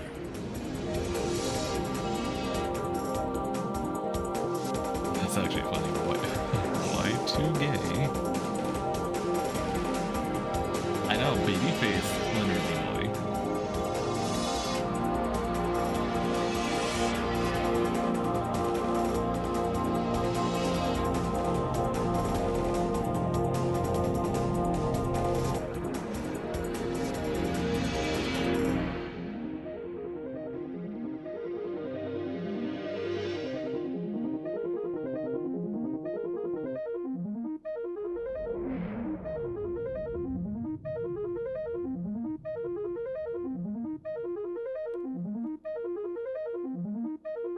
I remember me and my family were staying at a motel when 2000 rolled in. I was like 14 or something like that. There is an ancient myth of what may have been the most highly advanced civilization ever to dwell on the planet Earth. Legend has it that this civilization was perhaps more technologically advanced than our human civilization is today, on the brink of the 3rd millennium AD.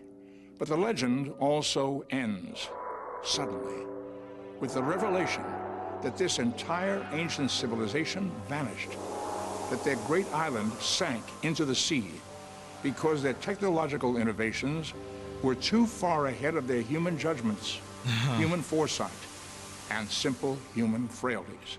This legendary civilization was, of course, Atlantis. I didn't think he would say that. I was like, wait. I mean, yeah, okay, sure.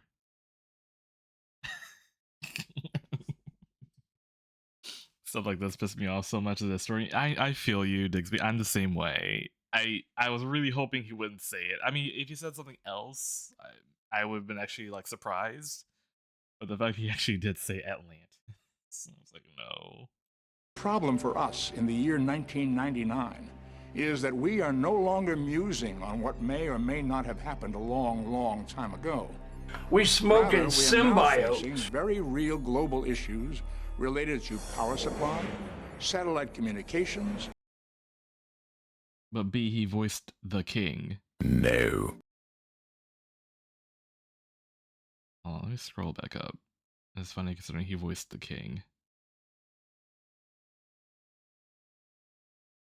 Oh, okay. Okay, yeah. Well, yeah, you gotta clarify, Ethan. You're talking about the animated movie, animated Disney movie, Atlantis. Right, that's what you meant. Yeah. He played the voice of the king in the movie Atlantis. That's right. Okay, you're just saying he was the king. I'm like, wait, the king of what? But okay, yeah. Water, healthcare, transportation, distribution. Do you think that's why they casted him? Like they saw this video and they were like, "Oh, you know who would be good for this?"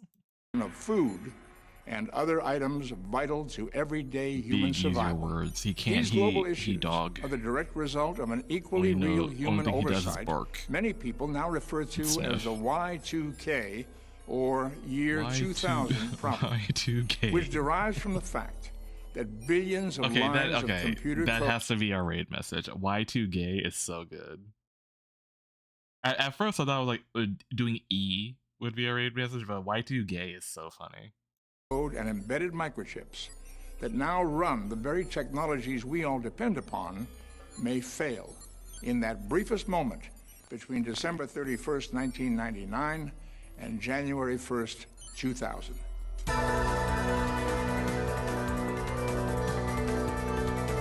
Yeah, Ethan, but it's also it was such a minor role that I completely forgot he even voiced that character. He was in it for like 2 seconds and then the character died. Because he got pushed down too hard. I don't know. Did he get pushed or was he punched? I don't know. It was something very much not lethal. And he fucking died because of it. That I do remember. But I forgot it was Leonard Nimoy that even voiced him. Y2K killed my parents. Okay.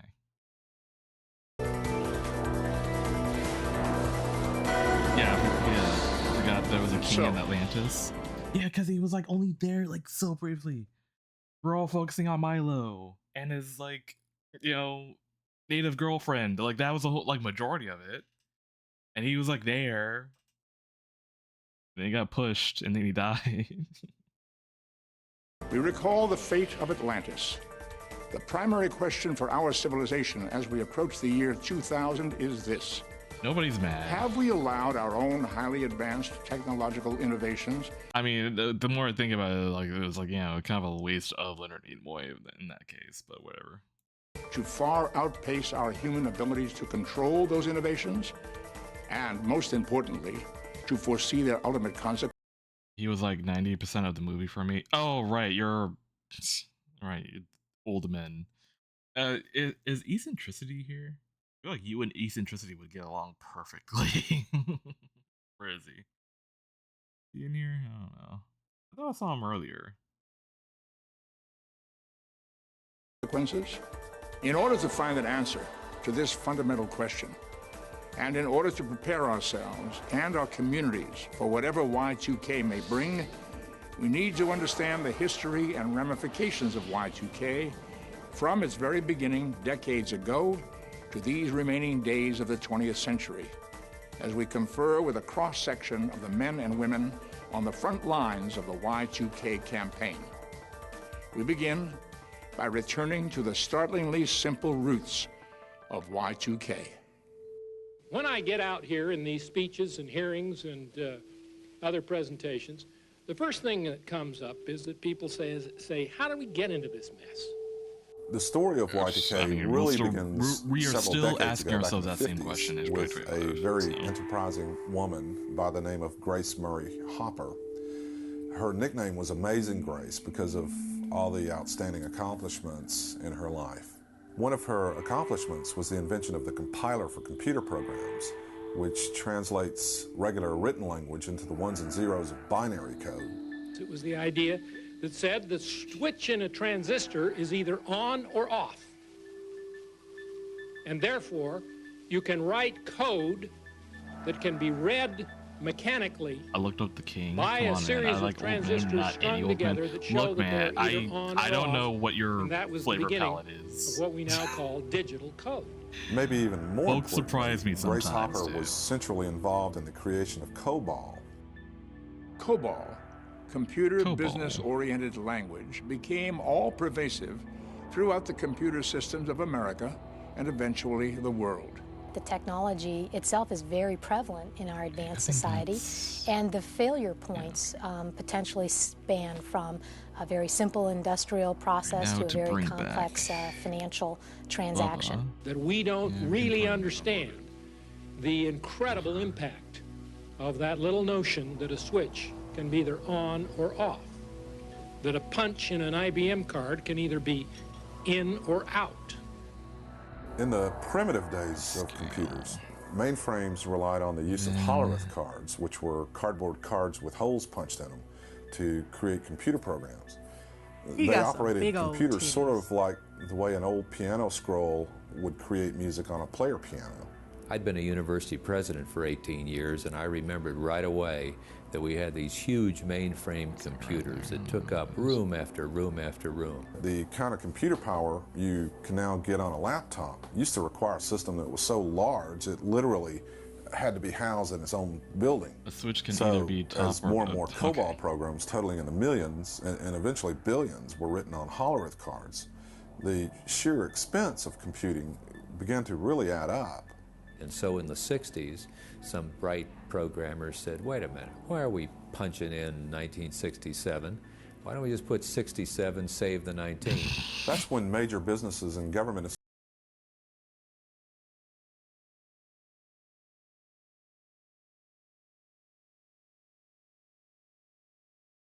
I can't make this shit up, man. I can't make this shit up. I hate it here. I want to end my life. Began finding ways to cut corners. And one of the most fateful cost-cutting measures was to deliberately leave out the first 2 digits of the year date. So in the year 2000, and they knew this at the time, you would have 00 pop up, not 2000. So the computer thinks it could be 1900, 000, and that's the problem. So yeah, we may have saved a lot of money by eliminating those 2 digits, but here we are 40 years later, and the cost to correct problems because of this omission is in the trillions of dollars. Companies aren't spending $100 million or more, and the companies totally spending billions of dollars as a public relations device. They are doing it because they have a real problem to fix and a real challenge to face. That flaw that got put into the system in terms of 2 digits for a date instead of 4 has become, over the last 25 years, absolutely pervasive. We're not going to be able to predict with any certainty where the breakdowns may or may not occur. Will it be a nuclear power plant? Will it be the airplanes in the sky? Will it be the food supply chains, transportation? There are so many possibilities. 8 hospital system has probably 45,000 pieces of medical devices, of which probably 25% of those are going to need to be tested. The generation and distribution of electricity is really done with computers. The National Federation of Independent Business estimates that approximately 82% of all U.S. small businesses might have a problem, and only 50% had taken any kind of action by the middle of 1998. And the flaw is everywhere. Yes, it's in computer programs, software programs. It's also embedded into those microcomputers that we call chips. The embedded chip devices organs to be work the strap anywhere or titty. go anywhere Jesus from Christ. a dialysis machine, an anesthesia machine, a CT scanner, IV pumps, all different kinds of equipment that nurses use on the floor. And I kind of wish Papa was here. I feel like he would give an accurate description as to like what it was like. It affects every department within a hospital. Like, if you look at a production line like now I said, in automotive, I was too young to really like a tremendous amount give a shit of about automation. like what was going in on most here. cases and find all that there's a like, I feel like he software would be program old enough running to in know, there like that has have dates been in in the it. middle of all that. And the estimates we get on our committee are that between 2 and possibly 5% of those chips will fail. And you don't know which 2 to 5% they are, and you don't know where they are. The early warnings about Y2K, however, were either ignored or deliberately rebuffed, primarily for economic reasons, but also due to bureaucracies typical of large corporations and government agencies. It wasn't a big deal, according to my father. People don't know in corporations how to approach this issue, because we're looking at their whole enterprise. We're not just looking at a section. We're looking at all the code that's ever been written. We're looking at anything that's connected with the code. We're looking at outside vendors. We're looking at internal and external interfaces. This is not a technological problem. It sounds like it. It's a management problem. It is estimated that over $600 billion is being spent worldwide to address the Y2K problem. The simple dilemma is that there are so many lines of code and microchips that need to be reviewed that there are just not enough computer professionals and not enough days left before January 1st, 2000 to look into every area that must be addressed. It's a huge management challenge to make the changes in all of the lines of code and all of the machinery and all of the embedded chips that are affected with this problem. The report... Imagine like properly like this. Also B, the Prince in the Middle. How I Like My Old Man. Ah, got it. Okay. Card was established to get people's attention, and it has. Cabinet members talk about it, agency heads talk about it. That's what we want. Basically, what we rate on that report card is the degree of progress that has occurred between the last quarterly report and the present. And you have 5 or 6 D's and 5 or 6 F's, you know you have a problem there. And I must say, it did get a little attention among the cabinet. In some cabinet meetings, they said, hey, what did you get from him? You know, so, but it puts it down where the public can understand it and not have a bunch of statistics that nobody can understand. You've got the software problem that people can quickly understand. You got the embedded chip problem that they probably haven't thought about. And then you have the connections problem that can ultimately kill you. Computers talk to one another. Information. Darsal_Saber just shared 100 bits. What? I will sell my future kidney stones to be split between these 3. Fuck. B, I have only 1 day left. What? Between you and Ethan, you all are gonna make me combust. Please. In my suffering, have my husband Rupert do the deed and make me pop.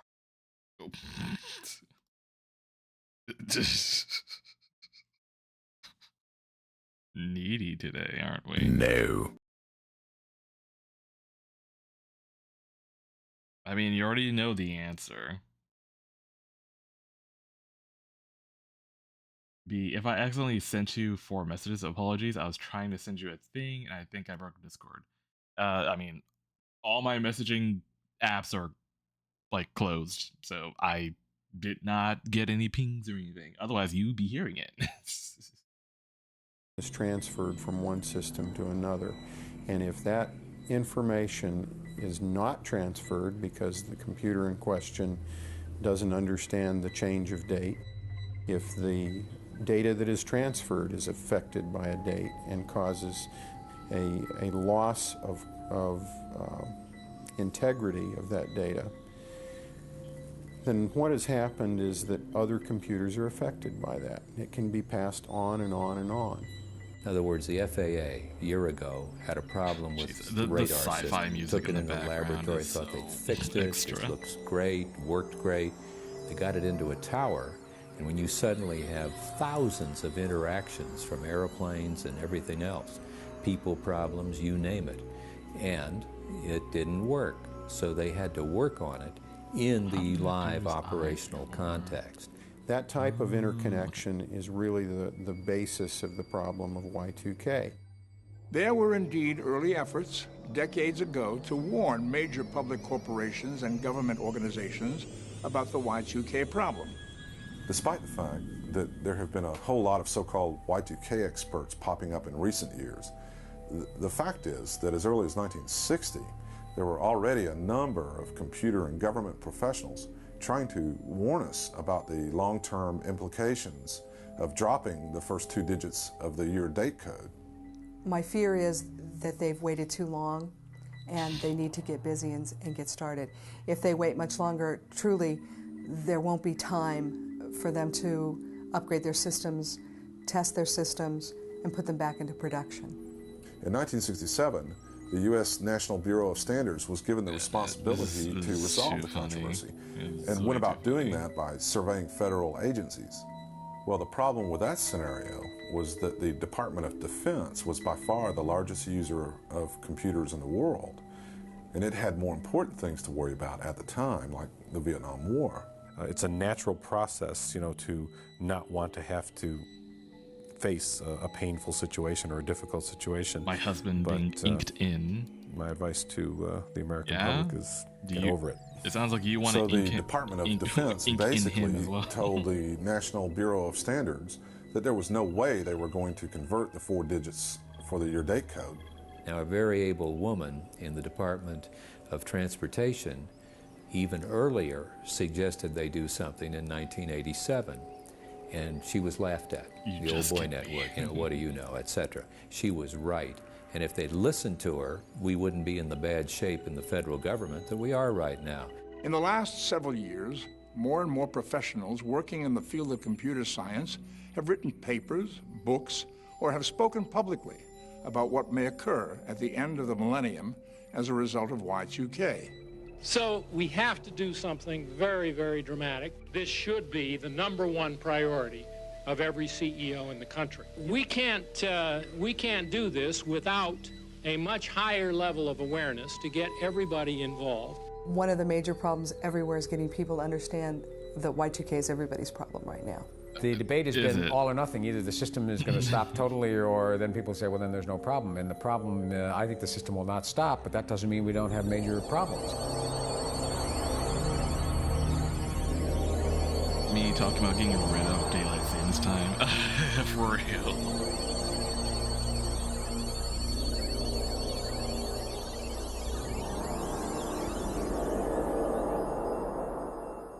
It is our primary goal in this program to help families and communities across the world to prepare and to work together regardless of what may or may not occur as a result of Y2K. There still exists, even in 1999, a general... No. Imagine a VN of your D&D campaign. Why'd you say no as if it was like a... Why'd you say it like that? But I mean, like, forever ago, I mentioned that, like, I do plan on doing a comic about, or at least, you know, about Bo. And obviously, if I do a comic about Bo, obviously it'll cover certain events about, you know, that happened in the campaign. Because our campaign has been going on for about, jeez, I mean, since I joined in, like, 5 years. So it would be a lot to condense, but that's why I'm like, I will talk about Bo's, like, you know, Bo's story, like how he started out. And I'll probably do like a montage of what, you know, him eventually joining the group, and then, you know, adventures ensue, the people he's met, and who he would obviously keep in contact with, and that would probably be what I would focus on. And then, well, the rest of the comic would be something about, like, what the aftermath after the campaign, like, where is he at now? Where is he? You know, what would he be doing when he's not with the party? You know, that sort of deal. So, like, I have plans in place to do something like that, but obviously I can't do that if the campaign's still going, because it's like, you know, Bo could die, and then, like, there goes my plan going out the window. So it's like, you know, so obviously everything's in the pipeline. We're just like waiting, like, I'll have to wait for the actual game to wrap up. General state of either denial, complacency, or even apathy about both the reality and the potential effects of Y2K. And unless we appreciate what may occur, we may not be ready, either individually or as a civilization.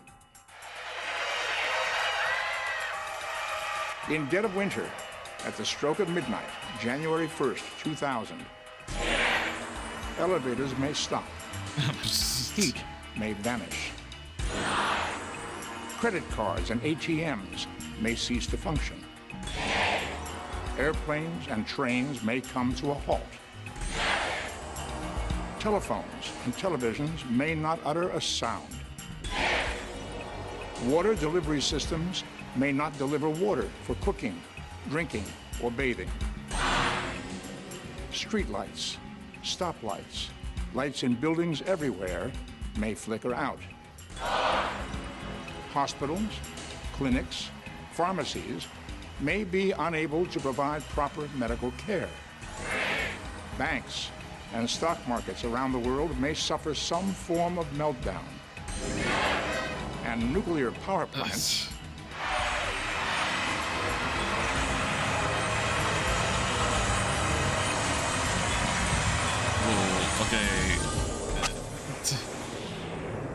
may cease to generate the electricity we need for all aspects of our daily lives. What is going to happen is a combination of events. hundreds of thousands of events literally across the globe that will affect other systems. One of the key aspects of chaos theory is the idea of sensitive dependence on initial conditions, which basically means that one small thing happening over here can eventually cause really big things to happen on the other side of the world.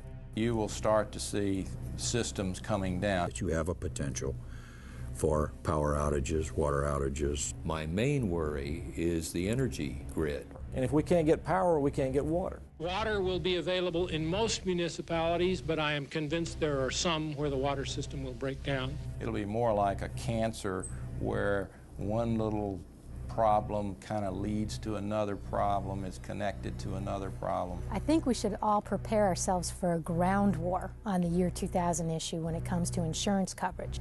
I expect we will have brownouts and regional blackouts. Communities will have disruptions, and maybe this other community will have a different disruption than this one. So it's something that is totally unpredictable. And it will just kind of spread and I spoke with a lady at the IRS here a few months ago, and she had 3,000 people working on the year 2000 conversion and still can't get it completed by the year 2000. I think there are individual banks that will probably go bankrupt. There are individual credit unions that will disappear over this issue. We get people who email us and say, I'm a Y2K fixer at a major bank. And every time we try, it crashes. One will there die. Are medical machines that will fail in ICU units. What we're finding are computer programs that don't work. The hospital's revenue stream may stop. Just Is this official, Ethan? Oh, okay. All right. From our D&D game. Got it. Okay. What's this other thing?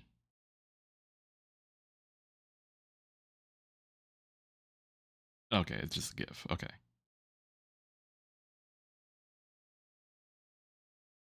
It's gay. All right.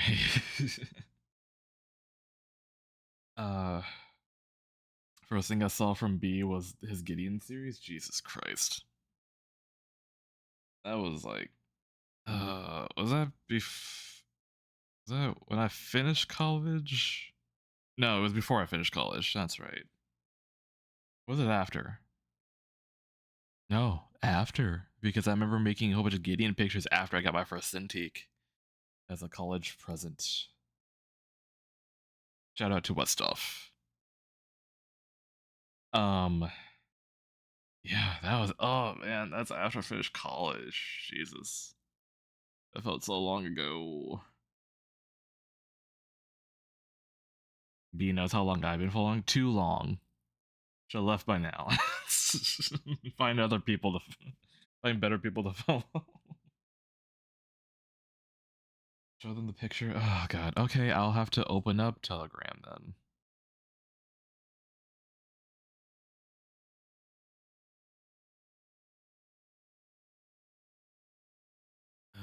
Okay,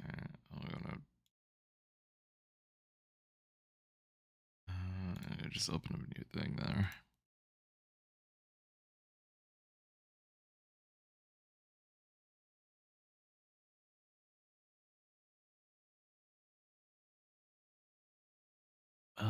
And now I gotta position it. Because apparently this is what Ethan is threatening y'all with, I suppose.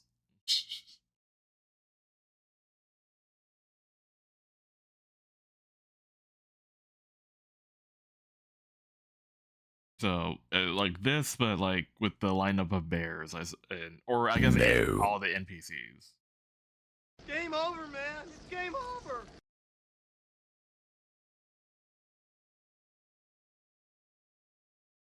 Game over, man. It's game Rude. over. Yeah, there you go. Rude.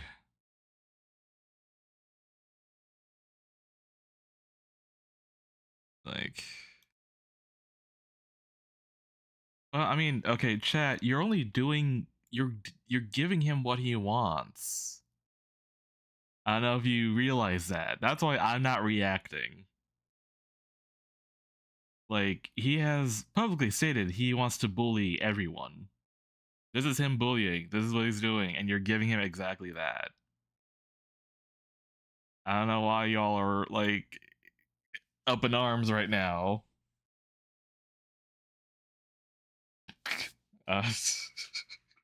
You're falling in for the trap. That's pretty clearly labeled. Absolutely destroy It's me. like that one trap where it's like a basket that's being propped up by a stick, and there's like a little piece of candy right there, and you're like that little kid being like, "Ooh, piece of candy, ooh, piece of candy." Clearly, that basket's like right there. Ooh, piece of candy, and then you winks the stick. That's what you guys are.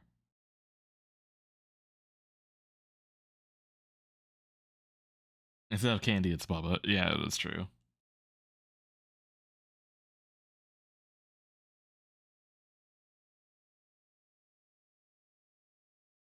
Yeah, yeah, keep feeding. Yeah, keep feeding it. Keep feeding the ego of the bully beag.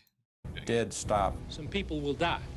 Not doing anything about the Y2K problem could lead to failure of up to 330,000 small businesses. You know, things just kind of topple over one after the other. We're talking about a loss of a way of life, you know, our dependence on this uninterrupted life in which the energy grid supplies a lot of our needs on a daily basis. You're going to see some real dislocation, panic, fear. And the problem globally is worse than it is here.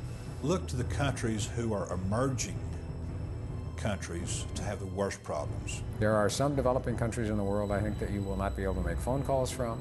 Some where airlines will be advised not to fly. It's just going to explode. The biggest problem is energy and defense. The fact is that only 24 countries are addressing the year 2000 problem. Those governments have decided either that the problem doesn't apply to them or that they'll just wait and see what doesn't work and then fix it afterwards. You know, my system is down. It's flat off the air. It just won't even boot up. It's not running. And Y2K itself, that is the changeover from December 31st, 1999 to January 1st, 2000, is not the only date in 1999 or 2000 that presents possible problems. One of those is what's called the problem of the nines, or September 9, 1999. The 9/9/99, that terrible day that a lot of computers have actually been told to turn off. Everyone who has a fiscal year that begins before the end of 1999 will, whether it's April 1, July 1, or in the case of the federal government, October 1, will have a fiscal year 2000 challenge to deal with their financial systems, which will at that point be in the fiscal year 2000. Then we may see computers shutting down in April and May when a great many states start their fiscal year. When those computers start trying to think, so to speak, in terms of the year 2000, they may shut down. You also have July the 1st, which is going to be a big banking day. Expect the federal government to come in right in the middle of the summer and start working some banks that are not compliant. That's going to be possibly the first indicator for a lot of people. During the last few months of 1998, word about Y2K began to gradually enter the public consciousness. And now, in 1999, the seriousness of what may occur has spread around the world. And we found, as people come along and say, oh, we're on great shape, we're on a great track, we're in great shape, we have everything under control, look how much compliance we've got, and then the test comes back, no, you're not. And when we think there's some hokey pokey going on, as it did in defense a year ago, where they wiped off for the next term a couple of hundred critical mission systems, and we looked at that, we said, gee, are they working that fast suddenly to clean up that mess? And no, they weren't. They just wanted to look good, so they knocked a few off. They redefined them. They said they aren't critical mission, wham, so their total went down, and which angered me in the sense of them trying to pull that stunt.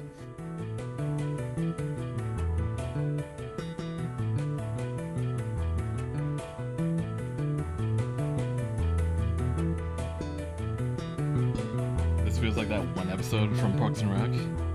Remind me which episode? Despite all the computer systems that need to be reviewed and possibly fixed, and despite all the possible consequences of Y2K that have been outlined thus far, there is indeed ample room not only for hope, but even optimism in some areas.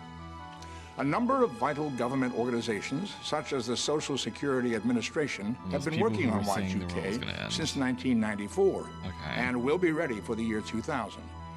Major banks, such as Chase Manhattan, have been addressing Y2K since the early 90s and have diligently prepared for the year 2000 turnover.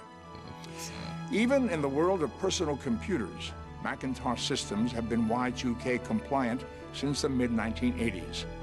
And President Clinton has appointed a special Y2K czar to oversee a nationwide campaign to address, review, and resolve every aspect of Y2K as it affects America and the world.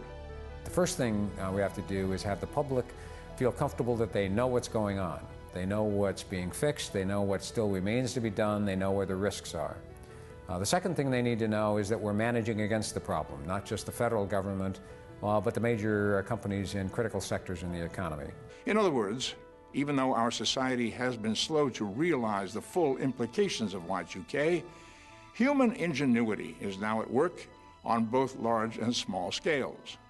The FAA has been having meetings and schedules that are being set, and every piece of equipment has been identified that will need software modifications. We also have backup systems for backup systems. That's the way we always do business. And I'm sure that the priorities of keeping flights going is going to be number one for the economy and number two for the safety of everyone. The problem has been worked on now for 2 or 3 years at a steady pace. And we're making good progress, and I think we found the major bugs. There certainly will be a lot of little things go wrong, but as a whole, I think it'll just be more of a nuisance. Of the 150 mission-critical systems in our agency, last year in September, we completed all repair of all systems except for one, which should be repaired shortly. Secondly, we've tested all but about 8 or 9 systems. So we're very confident that we're going to meet the dates set by the government for all of our mission-critical systems. At this point, we have no indication that there's any reason for people to assume that there are going to be any major failings in power or telecommunication or financial systems. And in fact, quite the contrary, the major companies in those industries are making very strong and good progress. And that's what I believe too. I think people will pull together into this year 2000 conversion, and we'll pull together as one unit and get this done. I don't see that there'll be a catastrophic failure where there's riots and people running around shooting each other and things like that. The people that are going to get a gun and a year's supply of food and run to the mountains will find a lot of other people with guns in the mountains in a bad mood. So it's best to stay in your community. This is a community problem. We handle it at the community level. If the immediate response is to buy machine guns and camouflage and lock ourselves off from our neighbors, well, then what's happening is what's in the human heart is boiling to the surface. That's why Christians have got to challenge that whole mentality with a non-selfish, serving kind of mentality that makes a difference in the lives of their neighbors. It starts with you. And I think if everybody does their job and puts a lot of thought in it and does the right thing and just simply prepare, then I think you'll make it just fine. One of the things that the Y2K event is likely to initiate is a rediscovery of community. Most people today have lost touch with community. We live lives that are very insulated from one another. This is not the end of the world. This is so far This is back, a problem. but it's like, okay. Things are going to be broken. The electricity may be broken. We will have to be patient while it's being fixed. Bearsley_ has joined That's the all. crew. Oh shit, And you know what? Bearsley. While it's being fixed, we might actually enjoy Welcome to some the family crew. time. It may be also that we come to realize that technology doesn't supply all the answers that we hoped it had. Yes. One of the ways that we're going to be I testing gathered ourselves, of it was course, the old man is to boobs have a that- more that concerned convinced you. relationship with our fellow man. I think that really goes without saying. I think it's possible that we end up with disconnection from our toys, a stronger connection to other human beings, cautious and wiser reliance on technology, and I was gonna do greater Patreon, love but I for didn't the realize simple it was like things a of life, per which is post what thing. life I is only really about. I post, think like, our modern age has been twice a disconnected month. from the true values Isn't of that- life, and I think all of that could result on the other side of Y2K if we approach it the right way. I know that maybe we I should did word it good differently, patient I care guess. 25 years ago, minus a lot of these very high-tech Or- devices. did I already And we word can it? do it again No, I don't should they remember. fail in the year 2000. My view of it is that it's an opportunity to redefine relationships that can emerge far Because it's stronger like if than you what we've only got sub to today. like I'm the, confident that we're you going know, to the rally cheapest around tier, it's like $1. whatever the So problems at are. most we you will can meet charge them $2. as we have met all Like, the other that's- problems we've that's what I had, mean. and that basically we will move forward and be stronger as a result of all of this work and effort.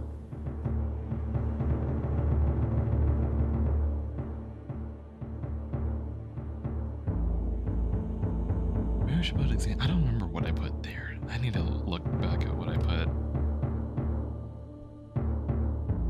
Like if I did like little examples or. By this time, whatnot. in the year 1999, the term Y2K has entered the public consciousness.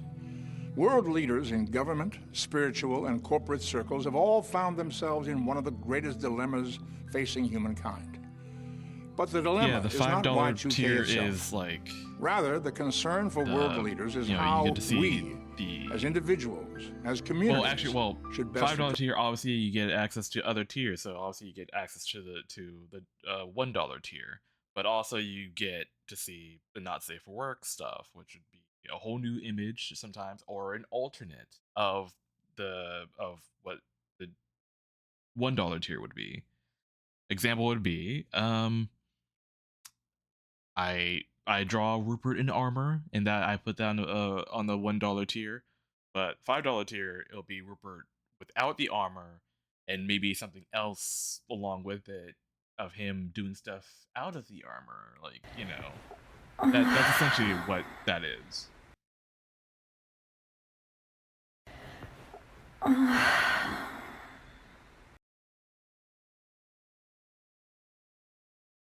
If that makes, you know, sense.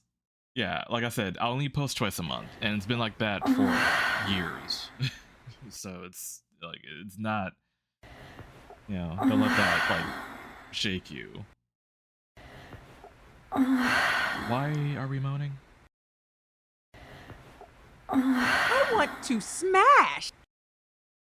Oh, because I said something at Rupert as an example, right? I should have said something else, but you know, that's, yeah, that's the general gist of it. You ain't never suck a toe, pussy boy. But that was like, again, I don't know if I actually.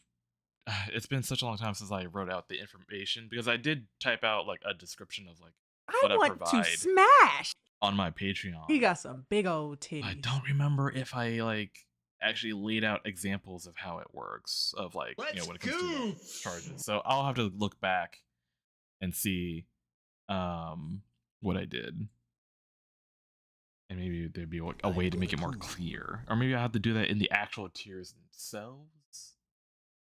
Maybe? I don't know. Approach Y2K. But the reality is there are no Y2K experts. And this is because nothing like this has ever occurred before. I mean, who needs food? I mean, you don't have to pay for the $5 tier. You can do like just the $1 tier. It'll only be like $1 or whatever. Or $1. Wow. $2. The history of humankind. The reality is no one knows exactly what's going to happen. So, I want to see naked the beauty. real Okay, dilemma facing fine. not only world leaders, but each one of us, is how to find a clear, reasonable, balanced approach. When is the $10 tier? $10 tier used to be what my comics were. I mean, obviously it'll have to be different because back when I did comics, here, let me I don't know if I have examples. Give me a second. Back when I did comics, I did like very dumbly, I did like one of those you know, those progress bars for Patreon. I was like, hey, this is my goal. If I reach that goal, I'll start doing comics. And I didn't set that goal high enough, and it got reached pretty quickly. And I was like, oh shit, well, I guess I'll start doing the comic now. And and it was also in the middle of me like transitioning to move from here to Washington. So it's like on top of that, and also doing like other Patreon stuff on top of doing the comics. And here I'll show an example. It's like what I did with the comics. I gotta find like a good page of an example. Oh god. Okay, here you go. I think this is maybe this one. Yeah, sure, this one. Yeah. I'll pop that in here. Like, this is what I would do, like, back then, and it was a lot. It was a lot, and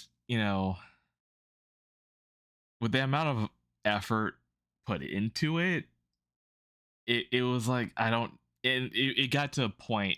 There was like a number of factors why it was like very taxing.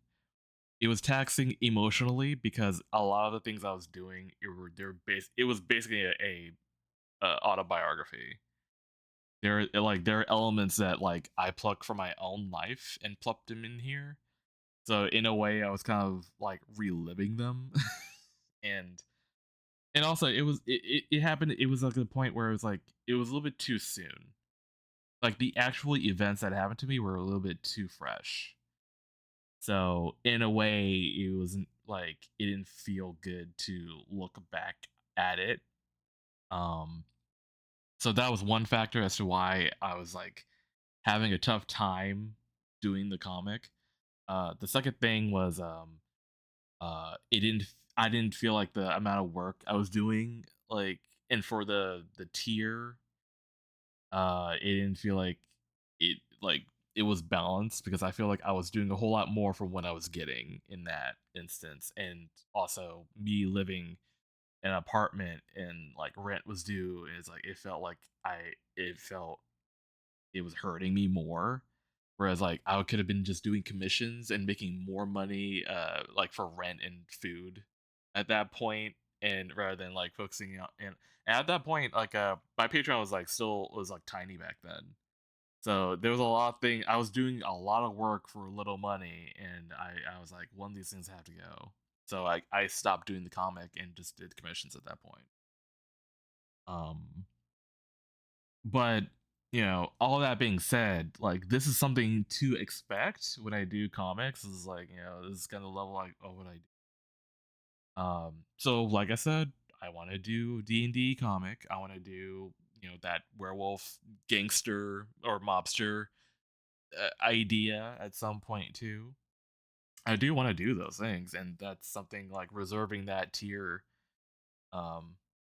which I think it should be hidden, but people still point out that it's like, oh, what's the $10 tier? I'm like, you guys can still see that? I thought I deleted it, but that's what's residing there. Did you have the story laid out, or were you winging it? It was laid out to a point, but what I did was like, oh, I'll do like a page a month, but like it was like I said, even for like a page a month, I was still doing other Patreon stuff for the other tiers, and you can see like how I was like, oh, I was doing a lot more work than what I should be doing. So even though I was like so it was like on top of doing other Patreon work and laying out and doing the pages and then doing that, and I knew where it was gonna go, but I didn't expect like the emotion. Like I think my emotions really got like flared up to a point where I'm like, okay, maybe I shouldn't have done that. So that's the thing. Maybe scale it back. I mean, I don't think I'll revisit this comic. Like I said, like I don't want to dive into my life. I talk about that enough on stream anyway. What I want to do is tell stories that are not about me. like I said, doing the D&D comic, or doing the werewolf mobster comic, like stuff that's not related to me. I feel like that's easier. It's sort of the deal with acting, you know. That's why I liked acting because it's like, oh, I get to not be me. You know what I mean? If that makes sense. So I don't think I'll ever do this comic again. But like I said, I do want to do other comics in you know down the line. Um, and obviously I'll take what I've done here and improve upon it. Like maybe do shit in advance, like far in advance, and then just trickle out pages while still making new pages. Like already have pages already like made and all that. And when the time is right, I'll just start posting, but also work on other pages on on the in the background. But um, but yeah, that's essentially like what the $10 tier, to answer the question. Yeah, that's essentially what the $10 tier would be. I don't know when it'll happen, when I'll reactivate it, but obviously when I feel comfortable doing it. There's a reason fantasy is fun. You can take the bits of inspiration from stuff you know or have experienced, but get to escape it and spin it into new context. Yeah, exactly. Definitely important that you feel the work you do is worth it in the end. What to do, sure, you feel you get back quality effort back in it. And also, for content, it is way back in 2019. Or no, 18 actually. So a long time ago in this instance. So it's like, yeah, I'm aware. Like it's you know, I've processed, the like what went wrong and stuff like that. Trust me, I know. Evian about Knowles. I mean, that's already being done at the moment. That's currently being worked on. So, but it's not, the thing that's the difference with there. Like, I only do character design. There's a whole other team that does other stuff. So, I not everything weighs on me. That's another thing too. Yeah, like there was like writing component to doing comics, and there's obviously a layout and all that's done by one person. Meanwhile, the end is like a team. So yeah. Okay, so like $50 tier. I don't think $50. See that I feel like $50 would be like that would scare people off. That's the thing. So that's why I'm like, I don't know, if I ever do activate the $10 tier, I'll probably change it to either be like maybe $20, 15 maybe. I don't know. You'd be surprised. I think y'all like underestimate. Like I'm not that big, so I'm not that big. I'm still trying to grow, but I also don't want to scare people off with. I mean, just not too long ago, like Beardsley, he was like, "Oh, you post like per like per post," and it's like, "Oh wait, I only post twice though." I have to like do damage control on that front, so it's like, you know, it's like that's the tough part. It's like when it comes to like marketing myself, which I don't do often. I try to do it. I slip in and like, hey guys, you want to see more Robin Hood stuff? I posted on my Patreon, by the way. So, but I'm trying not to be like in your face about it. But it's like, what I try to do is do like casual little reminders of like, I'm posting publicly of this one thing, but this one thing is also being currently worked on Patreon currently right now. So like that's the approach I'm taking right now, and I like the approach. It makes it feel like relevant to like why I'll post some past Patreon art, finally releasing it out publicly, but also being like, hey, tying it to something that's happening on Patreon. But I'm still learning. I'm still trying to figure things out. I don't know what works. I don't know what works, especially for my demographic. I don't know what works. Only did like, I mean, I did marketing in college, but like that was so long ago. So God, who knows how outdated that shit is now.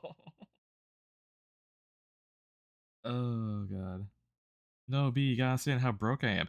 But I'm also thinking of like, yeah, I'm sure like times are tough right now, so that's why I'm like, oh, I do have a $1 tier, you know, and like I said, I don't want to be like, you know, plop a $50 tier and then scare off more people with that. That's the thing, you know.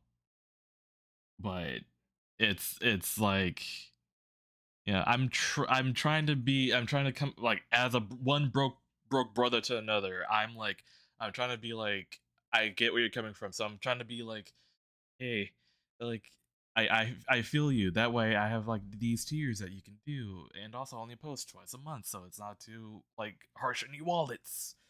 So it's, you know, that's sort of like my approach anyway. I don't know. Need to get out there in social media more and expose yourself, show more skin maybe, or toe or two. I was waiting where it was leading to. I knew it was gonna lead to like something. But I mean, hey, I mean, here's the thing too. I post more on Blue Sky than I do back when Twitter was a thing. Like I remember I barely did any like exposure on Twitter. And when I mean Twitter, I mean back when it was actually called Twitter. Like I hardly posted at all. And if I did, it'll be things not pertaining to Patreon. It'll be like little like shit posts, or like me being really like a cryptid, or and stuff like that. It would be nothing related to Patreon at all, and I didn't like do any like Patreon promotions and all that jazz. I don't remember if the algorithm was doing it back then. When I say back then, I mean like maybe 2017, 16. I think I made my Patreon in 17 though, 2017. But I don't know if the algorithm was doing that thing where it's like it'll shadow like hide your shit if you try to link it outside of Twitter. I don't remember if it was doing that. But I don't know, for some reason I just barely did any promotions back then. But I'm doing that now, like more on Blue Sky. So I'll say that that's progress in my book. You're just not getting enough exposure. Trust me, your stuff is so in demand. I've turned on a lot of people I know onto your art that weren't aware you'll get there. I mean, and that's the sucky part about starting over too. Like, I really I want to delete my Twitter, but I'm too sentimental about it. And like and I feel like that was the bulk of the people that found me was on Twitter, and that's just me starting back up on Blue Sky, and I feel like that's where like the issue is there. And Tumblr, oh god, I mean, I had a Tumblr, but it's like I feel like I don't feel anything when I post anything on Tumblr. I feel like I'm just posting into the void on that one. At least with Blue Sky, I feel like I have more of a better chance. Like it feels a lot more like better to post on Blue Sky than Tumblr. I don't know. I think I saw you Tumblr. I have a Tumblr. I just don't do anything to it because it feels weird and empty when I do post it, and I don't know what to post on there too. Obviously, if I post a Blue Sky, I have labels to be like, okay, I'm gonna post dick, and I can label it so that I don't have to worry about like the wrong people seeing the dick. I feel like there's that. Meanwhile, I'll post something innocent on Tumblr and it'll still be censored. It's still doing that thing, back in the day, and that's probably why I didn't like try to like make a attempt on it. Speaking of, Twitter now lets people edit your art with AI. I know. That's why I'm like, I want to delete my Twitter. Right now, my Twitter's locked, but it's not gonna like. I don't think that changes anything. Like, it's still like as long as stuff is there, the website will still use whatever. I'm sure, but I don't know. Like I said, I'm too sentimental on that front. I've made so many memories on that. People I've met. Game over, man. It's game over. That's the hard part. is letting go. But yeah. Oh, what's this comic? It's something that it's left in the void. Imagine meeting on Twitter. Yeah, imagine meeting on Twitter and talking to your crush, their DMs in third person because you're too shy. Teehee. All those dead cat images locked where no one can see them. I don't think the dead cat stuff's there anymore. I think maybe no, yeah, I don't think the dead cat stuff is there anymore. Like maybe like a few of them, but not like the pinnacle of like the dead stray cat era. Like I don't think that's there anymore.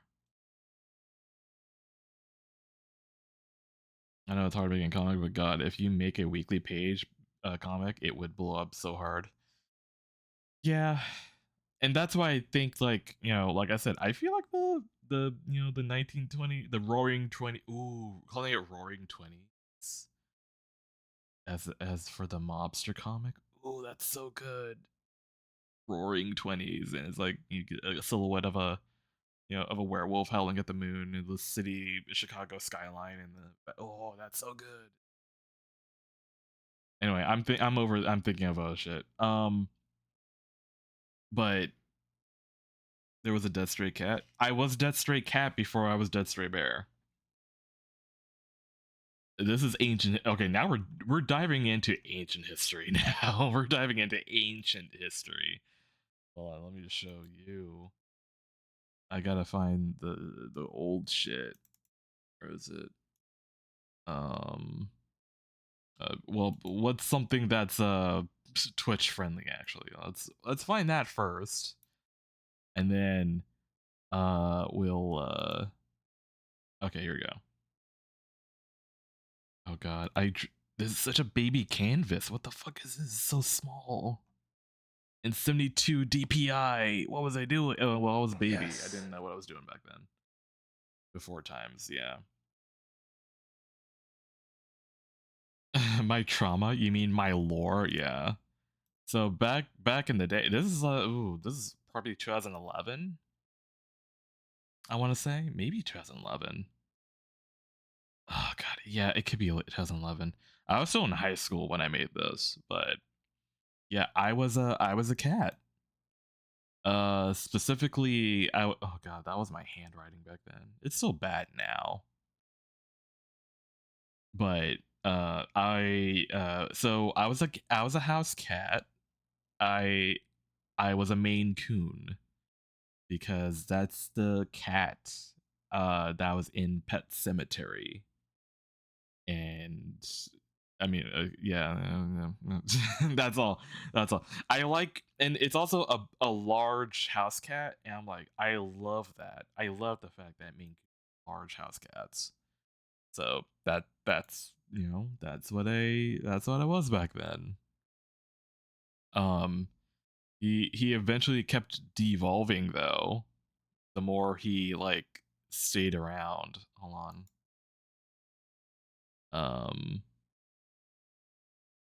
Yeah, we'll get this. This one's like relatively, well, it's not chill, but it's it's like the longer he lived, the more fucked up he got. the more fucked up he got. He had that era where he always like had like a bleeding nose. Yeah, that was a thing. Damn, what happened? I think at this point, college happened. Because I made him during high school, and you saw how happy it was, and then college happened. It got he got pretty grimy after a while. Like I said, like the longer he lived, the longer like the more fucked up he got, and let's see what else. There's a "B, are you okay?" kind of moment. Funny you mentioned that. I mean, back then I also did comics. Very poor attempts at comics, but like they were comics. Like if you know who, well, Calzone, I don't think he's a, oh God, what is he? Ethan, what's calzone? Because back then he was a coyote when I met him. I don't know what he is now. I think he's a dog, right? Or is he a wolf? I think he's a wolf. I don't know if he's still listening right now, but there's this, and he's like, you know, you want to go get a drink? But it's like it's only 8 a.m. Are you okay? No. So. Oh wait, what did Jack say? The Italian dish, sort of a, kind of fucking. I'm hovering over the timeout button. Dab. All right.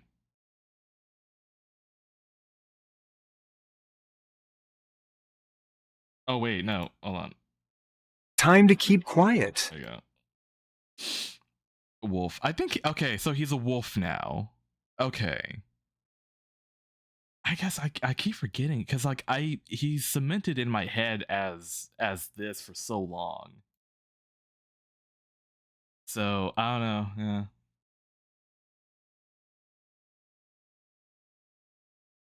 I'm trying to think. What else? I have another fucked up one. I have a really another fucked up one of the cat. I'm trying not to find the one. I'm finding ones that had my ex in it, and I don't want to show that. Okay, here's one. Yeah, it took me a second because that's still his first suit. Oh, okay, got it. Yeah, there's this one. I feel like this one's a little bit more artistically like, you know, whatever.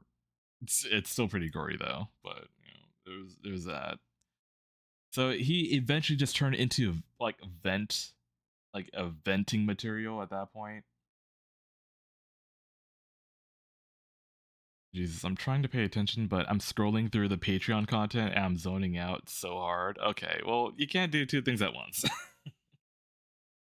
Why do I remember this? It's one of my faves actually. Oh, he's a coyote wolf in his profile. Oh, okay. Listen, but Naked Furrow, I'm losing it. Okay, well, get it back together. I'm giving my lore here. I'm giving out my lore. Yeah, but yeah, there was a point where my cat just eventually just turned into a vessel for like venting and stuff like that, and you know, essentially where like he you know, I think at a point he was running his course though, like he was definitely running his course, and then that's when, you know, I decided to gravitate more towards bears. I think this is like after I was finishing up college. I was leaning more towards bears. This is the first attempt at it.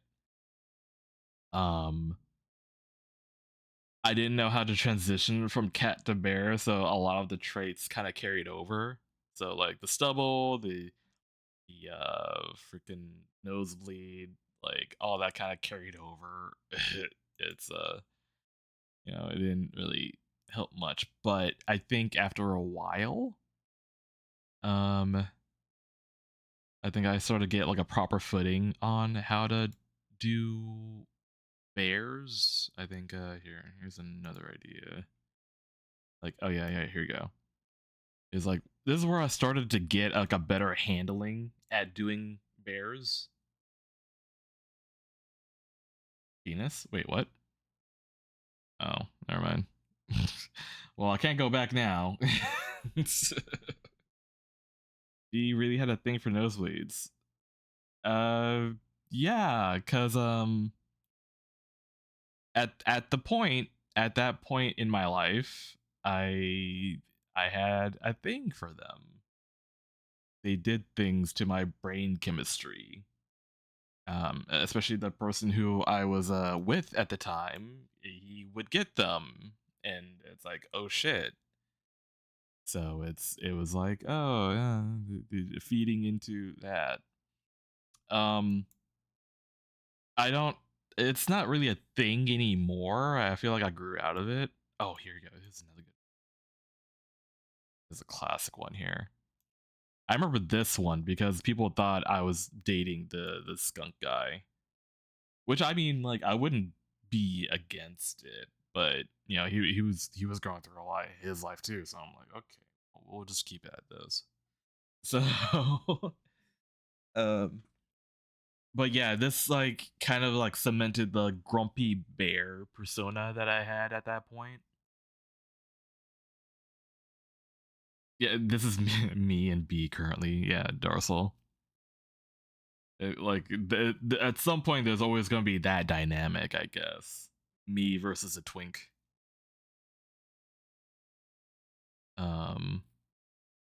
Oh yeah. The Fight Club pick. Yeah, there you go.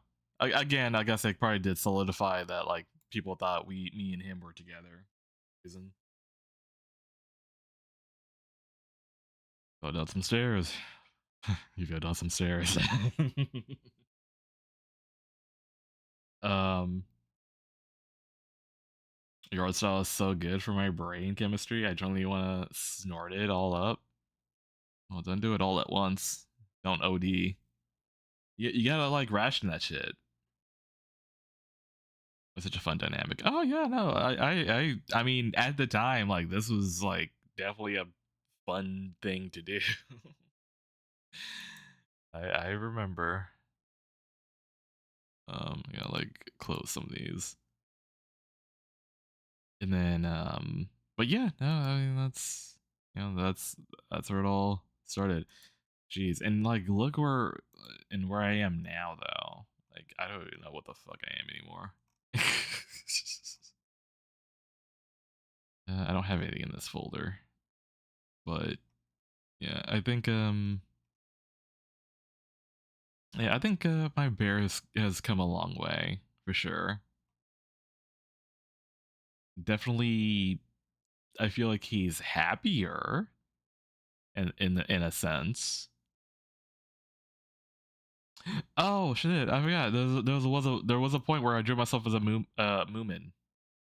Oh, it's so good. I actually miss this. I like the Moomin B. Cat B used to be so happy. Yeah. Cat B used to be so happy, but that was high school, dude. I mean, man, again, it was like back on Twitter. There was a thing where it's like everyone's drawing themselves as a Moomin. Oh, that's good. And I'm like, oh, let me do that. And then I'm like, I end up liking it. I'm like, oh shit, Moomin B kind of fucks a little bit. You should post this on Blue Sky, I guess. I don't know. No, I don't know if people remember Moomin anymore. So it'll be pretty random, but yeah.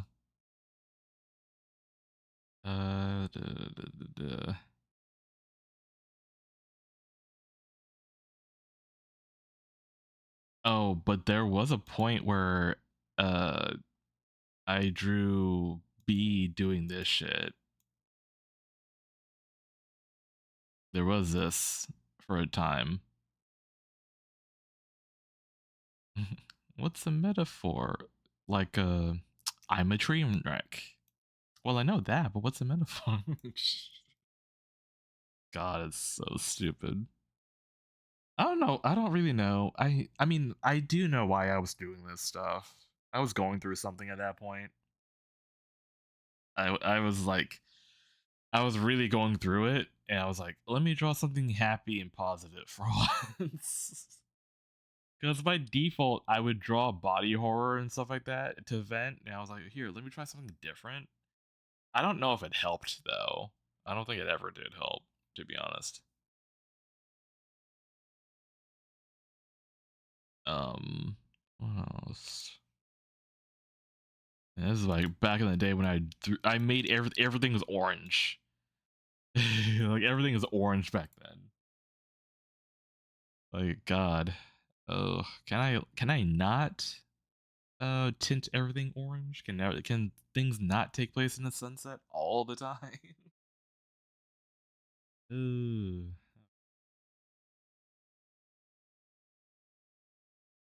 Psyche wise, it did what it needed to do, otherwise you wouldn't have finished. Sure, yeah, that's true. The happy orange phase, even though I was like freaking depressed at that point.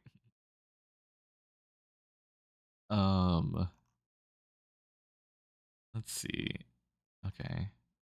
All right, nothing else is in this folder. I guess I moved out of that folder. Where did I go after that? After that would be, I think, yeah, okay. Would be my time in Washington. Back and forth, actually. Yeah, I think I kind of like livened up. I had a better holding of like what I wanted to do. And then also doing dinosaurs and some shit like that. I think Titus, that's why I made Titus actually. Was back then. And then, well, that being said, like, oh, this is what he looked like before. I'm sure some people would be like, oh, he's still so cute. I'm like, I don't know. I don't know about that, but yo.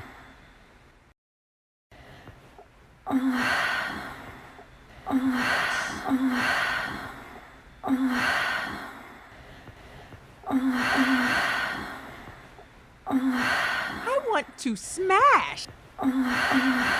Yo, this is like from forever ago. I hope I piss myself and you call me your little pee-pee piss boy. I want to smash. I forgot I kept that redeem. Thought I got rid of it. But yeah. I want to smash. This is from like 2018, guys. I don't really think you fully grasp how delicious your style is yet. I mean, this is my old style. I don't draw like that anymore. Like, using very thin lines for everything. I'm like, like it, and also he does. Like I said, he does not look like that anymore. Like the latest thing I've drawn. You gonna piss and cum? Titus, I think I posted it on Blue Sky actually, which I don't know if I can show on here. Maybe for like a brief second, actually. For a very brief second, maybe I can like post it or show it. Game over, man. It's game over. Let's see. Wait, where is it? Is it not? Oh, okay, I found it. Okay. Like that's what he looks like now.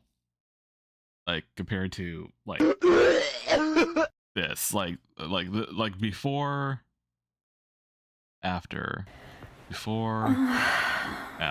like it's. I'll use this to cover that up.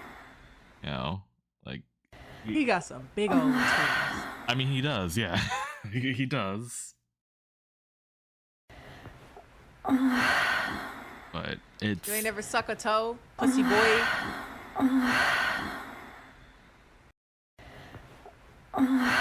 Okay, but these are two different vibes, both awesome though. I mean, sure. I want to smash. But I mean, design-wise, line. You ain't never suck a toe, pussy boy.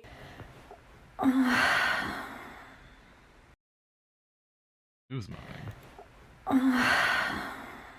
Absolutely destroy me. Absolutely destroy me. Ooh, y'all got close. I was so ready to. I fixed my eject button, by the way. I hope I piss myself and you call me your little pee-pee piss boy.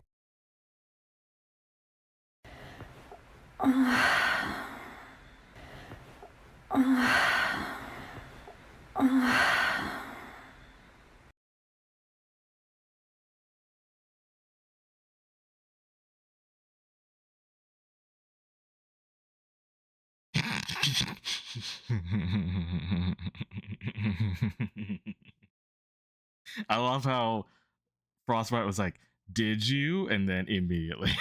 It's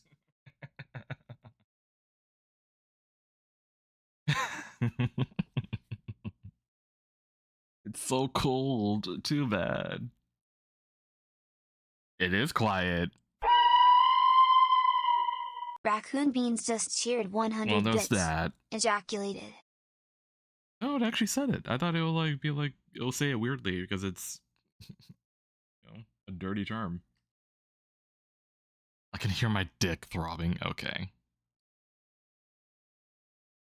Anyway, we really derailed royally. I don't even know how the hell we got here. Oh, I think someone was asking about the $10 tier. I think that's how we got here, I think. Anyway.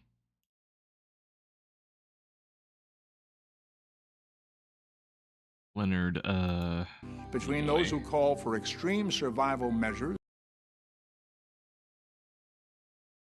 Oh, it was Jack? Mods? Jack him. I did not even remember who even asked that question, so I would believe you, I guess. Versus those who advise no action at all. The very best we can hope to do, therefore, is to prepare as individuals and as families so that we each feel secure, and to work together in small and large communities as local and global neighbors.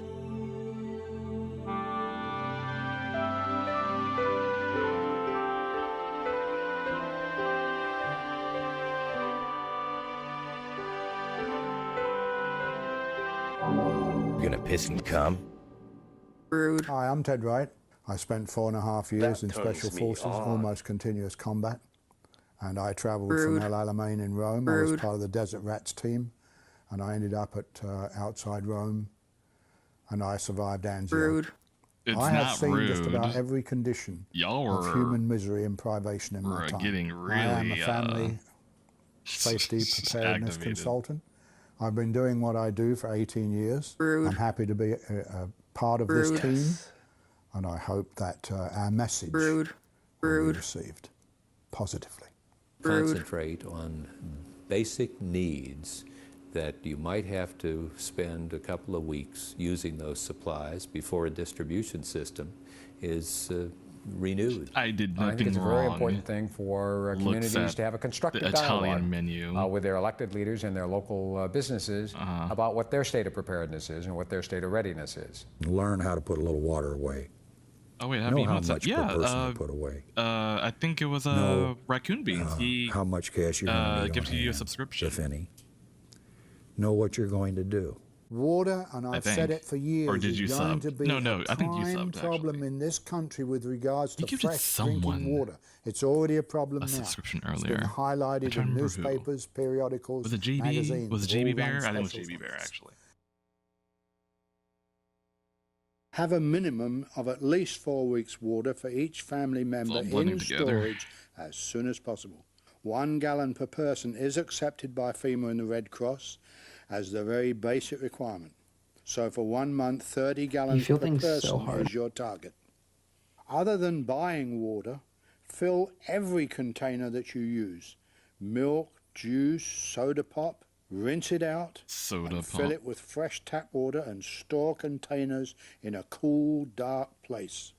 I have containers all over my house, all over my yard. I have them in the bedroom, I have them in the linen closet. Store them, store them, store them. Fresh water properly stored lasts for years. The enemy of water is light and heat. We now have excellent technical advances that have resulted in very compact, portable, inexpensive water filters that we can process our water through and know that it's safe to drink no matter how long it's been in storage. If you're in doubt, filter the water using a good water filter, now available in the $30 range and up. Be sure it is at least a 0.05 micron or less, because then it will filter out possible bacteria. But if you have no filter and have doubts, if you have no filter. And now let's talk about storing water for purposes other than drinking. Picture this. You get up one day, you go to the bathroom and discover you don't have water. You then realize you only have one flush per toilet, and then things are going to get nasty and unpleasant. What do you do about this? Well, ahead of time, store water in volume for this purpose. Next to the need for drinking water, need for flushing water is number 2. Fill trash cans, drums, or any large containers, no matter if they're clean or not. We're not talking about drinking water here, we're talking about toilet water. Quantity, not quality, is the order of the day. In rainy areas, put barrels under the gutter spout and you have free water. Now, in most of the manuals put out by the Red Cross and FEMA, it tells you to put a plastic trash bag in your toilet and use the toilet normally. There's like people seal the bag when like it's... they think that it's like, oh, it's just gonna fall down, nothing's gonna be working, we're gonna be back in the Stone Age or whatever. sufficiently finished, but that is one of the most destructive things we can possibly do, and I urge everybody, as I have done for years, do not use plastic bags for your toilet. As soon as you seal the bag, the waste inside starts to cook. And that generates germs, it generates all sorts of bacteria. So those plastic trash bags are going to deteriorate, and you're going to have a potential for an outbreak of disease like you never saw before. If the toilet doesn't work, a chemical toilet is the answer. The chemical toilet is most desirable for family safety. They're very affordable, costing even less than $60. If you cannot afford a chemical toilet, well, a good-sized bucket and an adapted toilet seat will work if you're careful. Use this toilet, and when finished, empty down the regular toilet. By observing the reaction of the flushing as you dump the homemade chemical toilet, you will learn how much water to keep in the bucket at all times. Under no circumstances dump the chemical toilet waste of any kind in the yard. Let's take the example of an apartment complex with 50 units in it. We have to get together. We have to put the responsibility on the owner or the management of the apartment buildings to make a communal toilet, to pull in the toilets that we see on the construction sites, etc. If people have to pay an extra $1 a month in their rent to make sure they have some toilets out there for them, like we do at expositions and ball games. If they can do it for ball games and gatherings, we can do it for an apartment complex or condominium complex. I guess. Personal hygiene is always a problem with no water. Stock up on baby wipes. Clean underarms and private areas daily with baby wipes. The next thing you want to do is really get stuff that you eat, that you're used to eating, that will last into the year 2000. There's tons of things such as tuna fish, potted meat, all kinds of potted meat products, bean products. And so we're urging that people prepare food, water, I got my first for about a month to 6 after weeks. 13 years. The other aspect of that is that we're urging people unfortunate. strongly not to think that they can survive this alone. This is about community. It's about networks. And so beyond about a month, you have to be networked and you have to be in community. There's no way any one family could lay aside, enough food, enough resources to survive this thing on their own. I think, what was it, toothpaste? Put toothpaste on it, it'll dry it out and kill it? You need to have a minimum of 4 weeks of food for this emergency for each family member. Same as the water, remember? And also, pets are family members, and they need food and water for the same period of time. The body needs a high concentration of protein and minerals you have to good stay brain healthy. moi. Yeah. 50 to 60 grams of protein a day is a good guide, and the average adult should consume this much protein.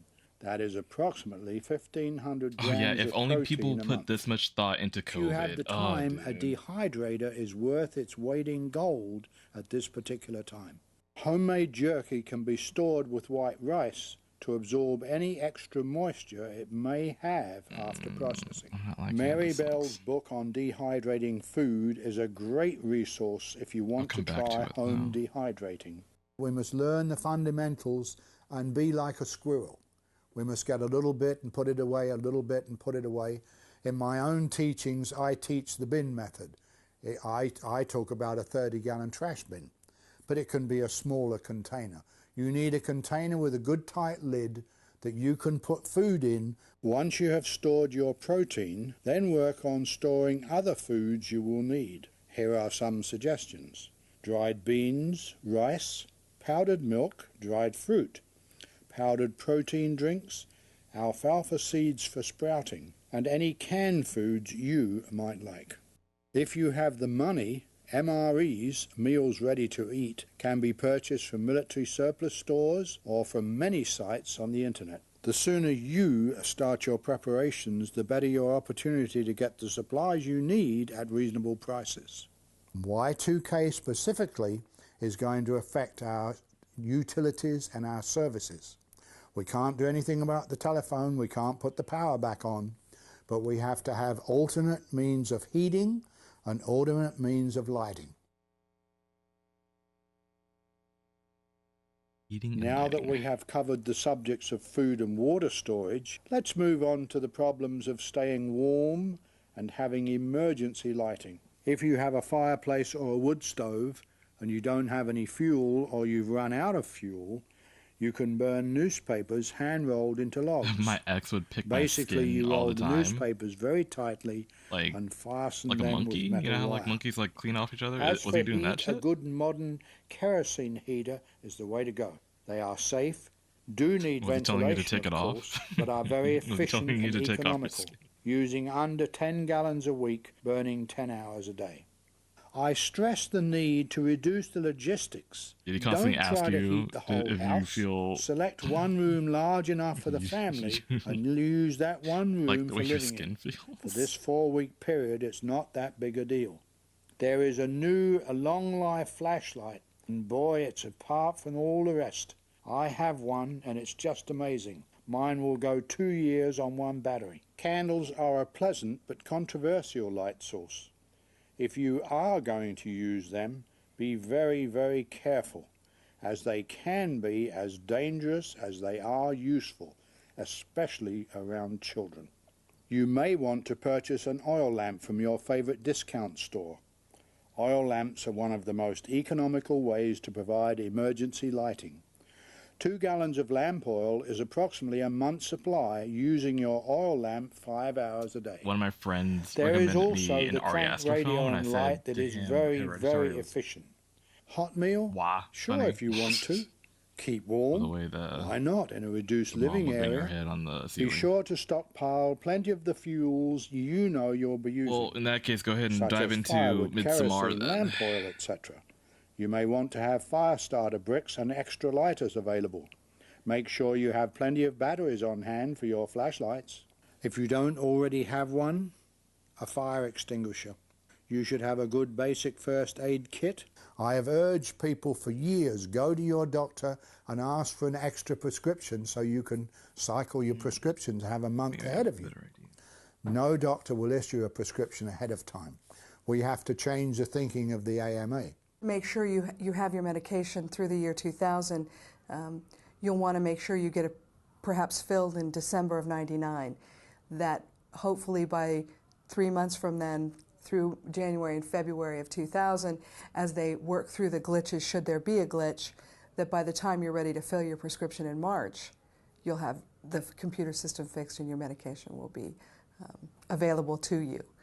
And the medication problem, as far as I'm concerned, is a time bomb waiting to go off, and it's going to be very, very serious.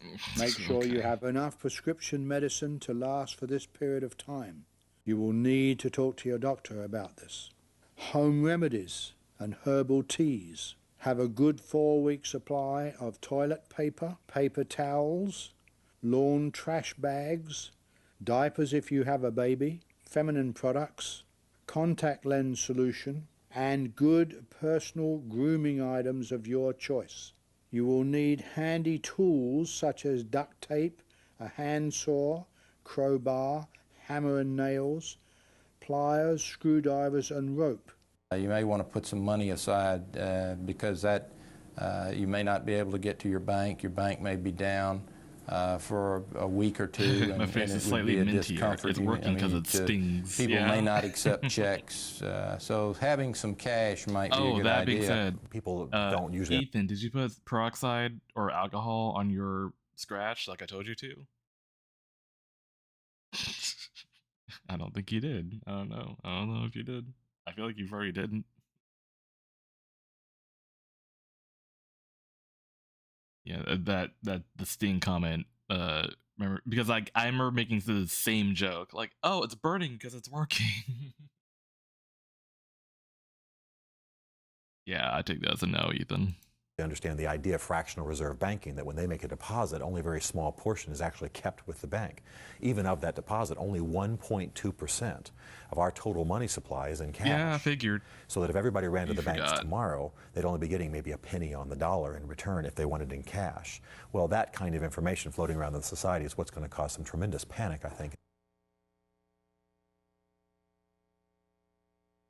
It may be a good idea to have some cash on hand. Although experts vary in their opinions, by personal choice put coin and cash away as much as you feel you are comfortable with. Get a copy of all financial records such as bank statements, mortgage statements, credit card statements, and all important documents. Store them in a safe place. Have written proof of financial assets as much as you can. We do not recommend pulling all of your money out of the bank. Just document what is there. Tell your children they don't have to worry about Y2K because your family will be prepared if the water or electricity goes out for a few days.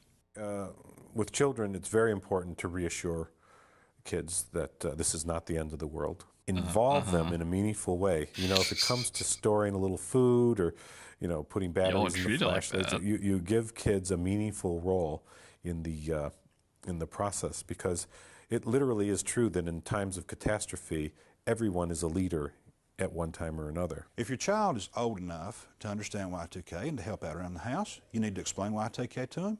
Let him help prepare. If the child is not old enough to help you or understand Y2K, then don't tell them. I mean, it'll be part of their life experience that children are pretty resilient. It's supposed to be giving advice for how much money you should Be have. sure you have provided for your well-being and morale. Have games that require no electricity, books, playing cards, puzzles and crafts. These will keep you and your children happily occupied. Tell your friends and relatives that preparing for temporary shortages and outages caused by Y2K is a good insurance policy. You don't expect your house to burn down, but you're still insured against that possibility. Now that you have seen some of the ideas in this program, you know how easy it is to start your own short-term preparations. Many people, especially those who live alone, are overwhelmed by the potential of this Y2K dilemma. Remember, all problems have a solution, and people will continue to work on the problems we have outlined in this presentation. If you would like more information about my educational materials regarding Y2K, my newsletter or other products, please call 1-800-948-8301. I think that it's prudent, just as companies are planning for year 2000, so also is it prudent for individuals to engage in that same type of thinking. I'm going to buy a generator and at least enough of water for a month's supply of food. Basically, we're prepared for a couple of 3 months. I don't think it'll last that long, but it's not that expensive in 1999 prices early. I plan to do is to store a month's worth of food and a month's worth of water. I will make my bank send me all my records. I'm keeping all my receipts for all of my medical expenses for the year 2000 or for the year 1999. Why don't you test yourself? Why don't every home test? Why not go home next weekend? Why not Friday night, turn the box off, turn the electric off, go shut the water off, okay? Have a few bucks in your pocket. See what you need. Y2K is a computer problem, but it's going to face the individual with their own reality. Whatever that reality is, it's going to face you face to face with a mirror. And in that mirror, there's going to be you. What? Here's a checklist to help you, your family, and your community prepare for Y2K. Do you have at least a 3-week supply of water on hand? No. Do you have at least a 3-week supply of food ready? No. Primarily canned and dried foods, which are not dependent upon refrigeration for freshness. Do you have hard copies of all your important documents, such as bank statements, stocks, assets, birth certificates, and so on? Do you have emergency independent lighting, such as flashlights, kerosene lamps, oil lamps, candles, and matches? Since Y2K will happen in the dead of winter, if you live in colder climates, do you have emergency heating methods or other means to stay warm, such as a well-prepared fireplace, at least 3 weeks of kindling, real or synthetic fireplace logs, as well as sleeping bags, heavy quilts, 3 to 4. heavy coats, I think he said thick 4 gloves, weeks. thermal underwear, and socks? Do you have backup cooking methods available, how you such as a prepare for a kerosene nuclear camping winter? stove, Sound barbecue like with right ample now. supply of charcoal, or a fireplace and cookware appropriate for an open flame? If you are continuously reliant upon prescription medicine, have you made provisions with your doctor to have at least a 3-month supply of medicine after January 1st, 2000? I think if you do that, Likewise, your doctor's gonna be like, "Why do you need all this for? What are you doing? Selling it? You selling that shit?" if you have a medical condition which requires continuous care, have you made provisions with your doctor to make sure your necessary medical care will be uninterrupted throughout? Well, it was fun going down memory lane with y'all while being targeted by my love of the Italian empanada. I need to be a good noodle and go to sleep. Okay. Well, good night, Jack. You have a fun jacking. The year You have a designated family member pre-chosen to be the first family sacrifice. 2000. Do you have a first aid kit? And have you customized it for the potential needs of you and your family?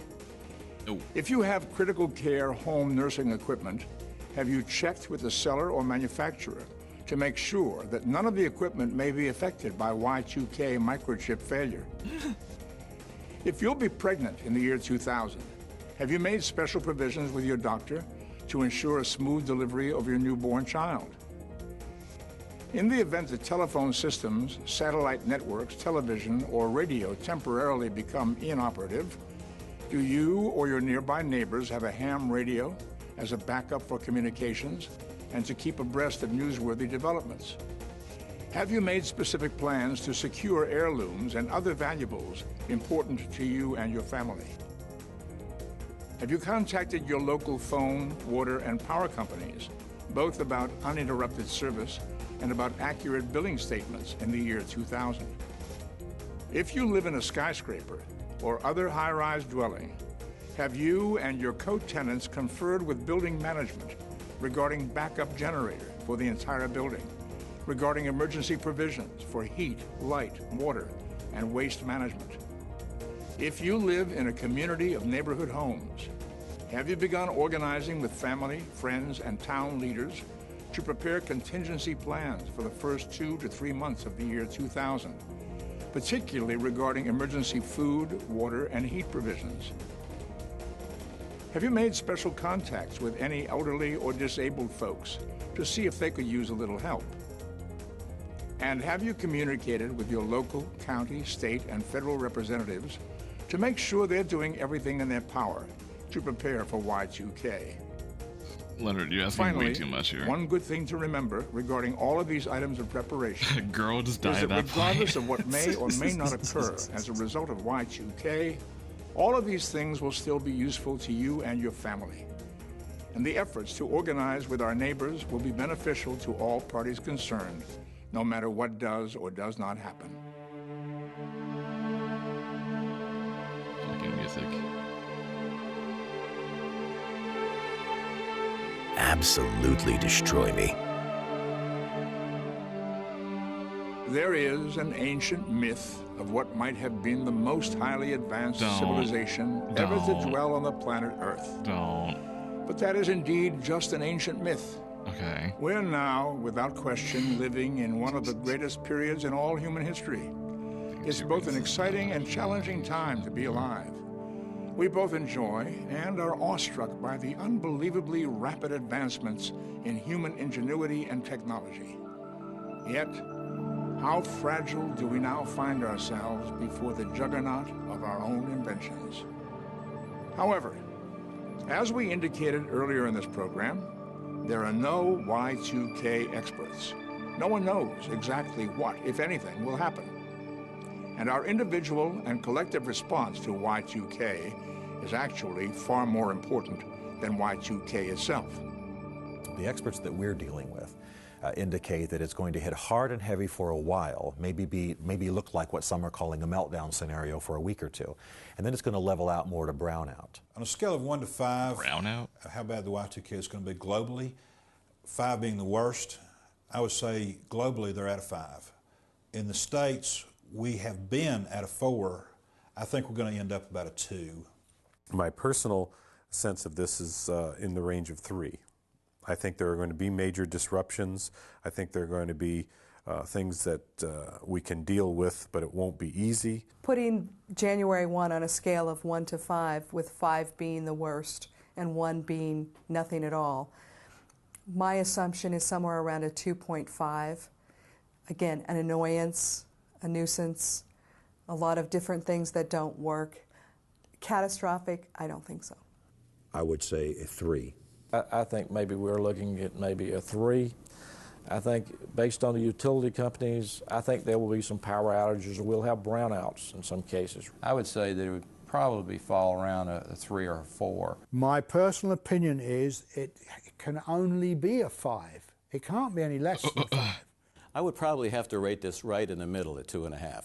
And the reason is because we know that this is an inevitable circumstance. Okay. I would put the year 2000 problem for the world at a 3 with a wait-and-see attitude. In a very real way, we're all responsible for Y2K, and there's no one to blame, morally or otherwise. We've all benefited from the technologies which have improved our lives, and we have therefore encouraged those same technologies to develop at ever more accelerated rates. And yes, perhaps we are now realizing that we've taken them a bit for granted and have indeed become too dependent upon the byproducts of our collective innovations. And so, we must not only prepare as families and work together as neighbors, but we need also use this moment in the development of our civilization as an opportunity to look at the long-range effects of all our human endeavors. Looking beyond Y2K, whatever perils our very human ambitions and short-sightedness may lead us to, our even more powerful human spirit will find a way to overcome. So, let us use the Y2K challenge as an opportunity to reflect on where we're headed as a civilization. Perhaps the most important opportunity we've ever had. If the omission of 2 simple digits can have worldwide impact several decades after its inception, we must ask ourselves, before we rush too far forward, what are we doing now in genetic engineering, with cloning, with the development of bacteriological warfare life forms, with death ray technologies, and pollution of land, air, and water that could have long-term, unpredictable worldwide effects? And what can we do as the inheritors, the caretakers of this world? What can we do to protect our home, our island in space?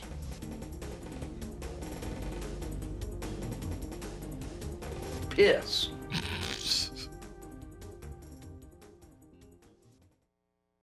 Oh, jeez. Okay. What's this next one? Oh, actually.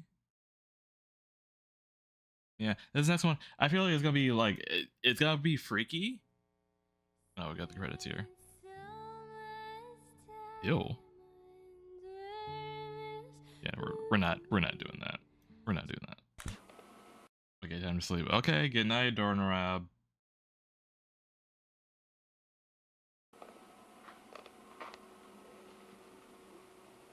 Freaky can be okay. It might feel freaky, but it's not. It's actually generally a home video of New Year's Eve of 2001.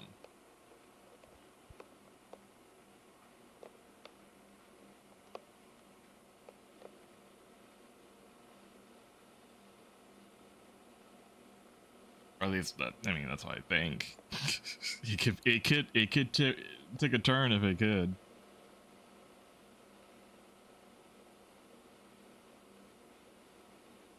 But I love how distorted the VHS is, though. What are you guys doing?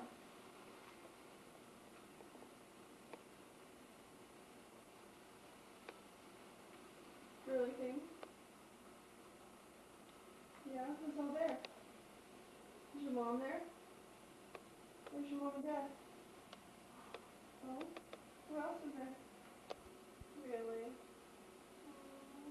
She doing okay?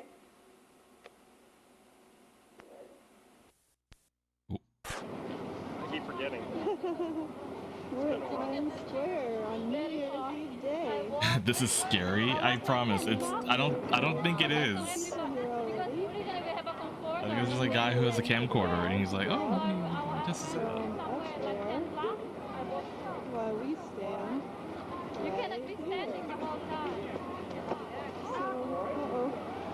Oh dear.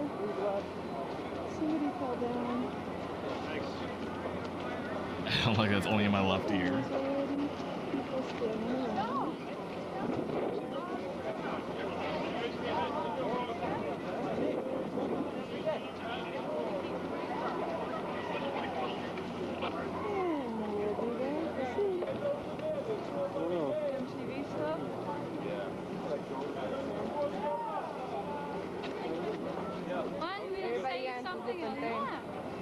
We were there, and then they say you have to move, you have to move. Yeah, we're gonna. Good luck. We're looking for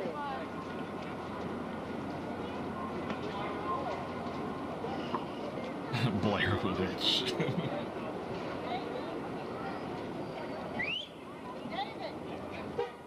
Sexy wife, sexy wife.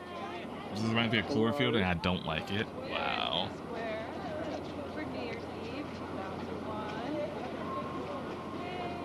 I find something generally wholesome, and all of you are terrified of it.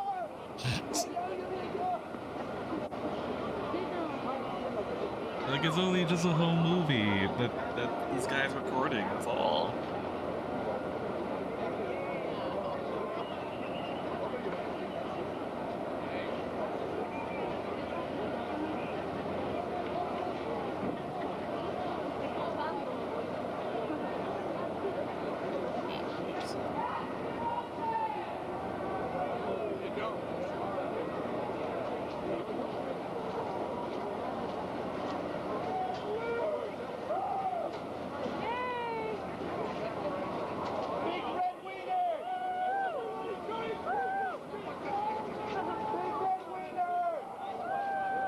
That bird made me flinch. Okay, all of you are like,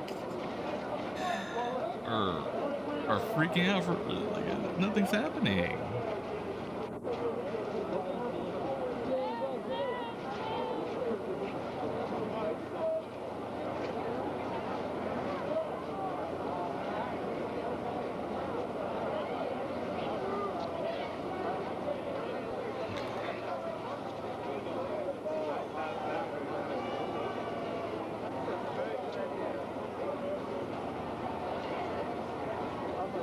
I can hear the smile at the end of it. You smile audibly. No, I was not smiling.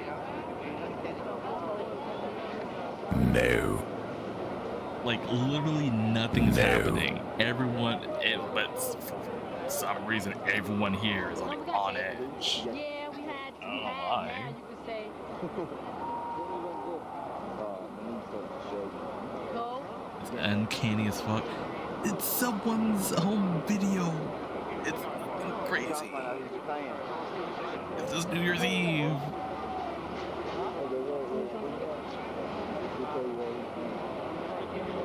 I found it. I was like, oh shit! It's actual camcorder footage. It's all. It's in my left ear. Well, I'm sorry about that. That I can't help. But.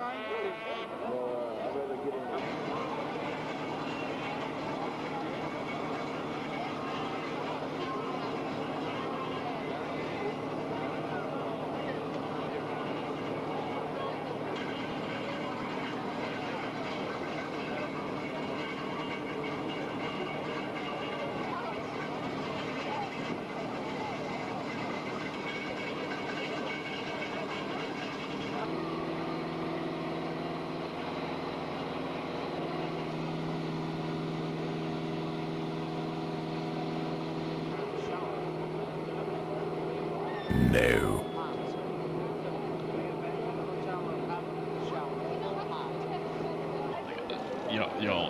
Y'all are killing me here. Like, nothing's happening. It's literally like they're setting everything up, which is crazy. I never really like think about this. Like, so we're watching it from an angle that we don't normally do. Let's see, discover card.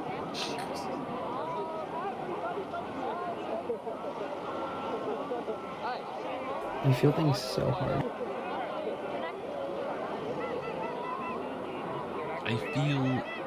I feel betrayed how you guys think I'm trying to scare you. It's literally just like a thing of this guy just filming the New Year's Eve thing. Like from boots on the ground angle too. Again, it's an angle that I'm not used to. I would love to go to like Times Square during New Year's.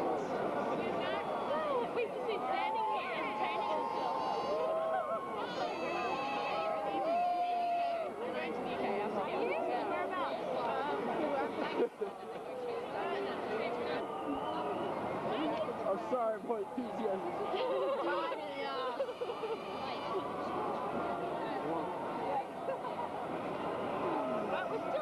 What city? Oh, worry about a timestamp here.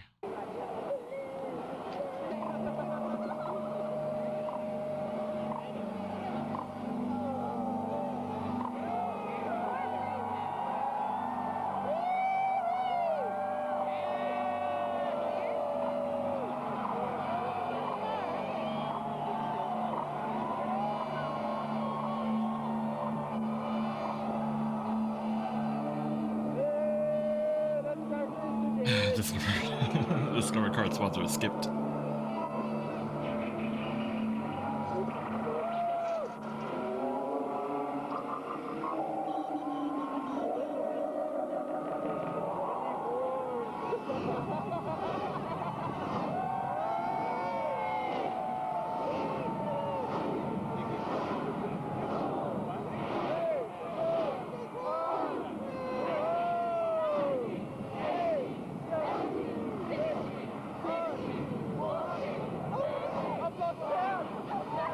It's so haunting. It's not. It's just New Year's Eve. That's all it is.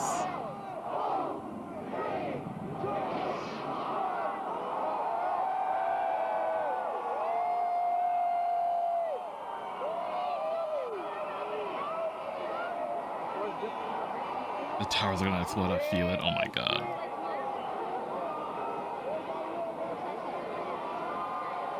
Y'all are conditioned for tragedy now. Like that's all I'm getting from y'all. Y'all always expect tragedy.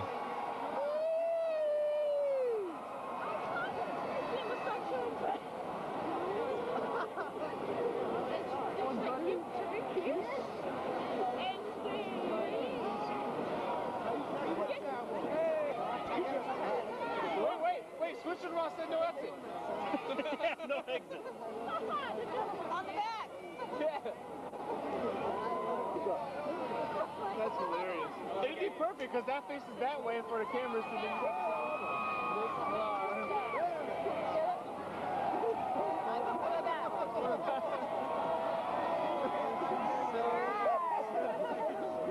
I swear to God. Where?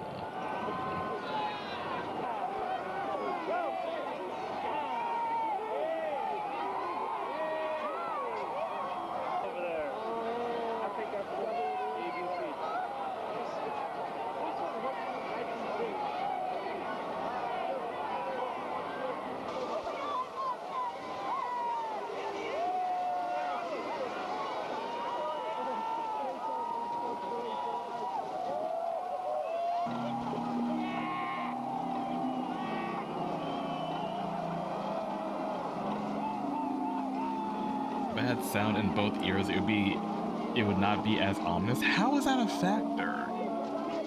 I sit around with one earbud in one ear all day. It does not bother me.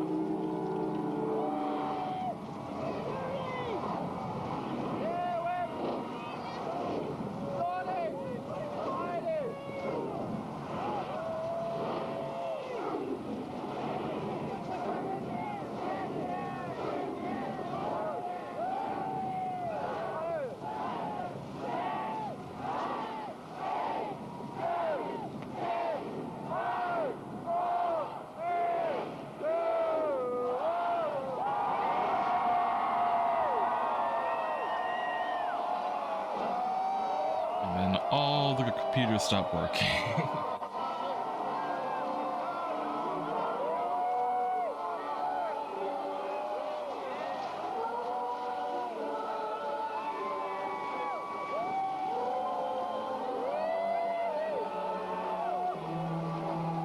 This feels like an execution. Oh my god, y'all are being dramatic here.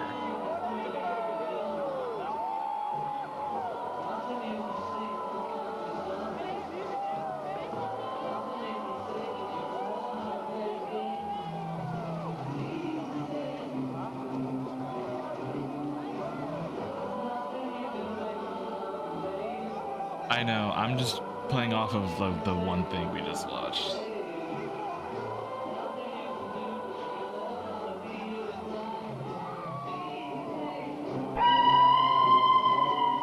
Nico Deball just cheered 100 bits. Yes. Allostatic load represents the cumulative biological burden when the stress response system, allostasis, is overused. It's the consequence of the body's inability to return to normal after repeated or prolonged challenges, resulting from excessive stress hormones and disrupted bodily systems. Not just that, but it's also the only load that Darsal can manage. Oh. Ha cha cha cha. Sorry Darsal B made me cope with comedy. Dude, it just... I mean, you didn't have to go after him at that point. Like, you're like on the ground, like convulsing, and you're just swinging wildly. Like, you're windmilling it, essentially. Uncalled for.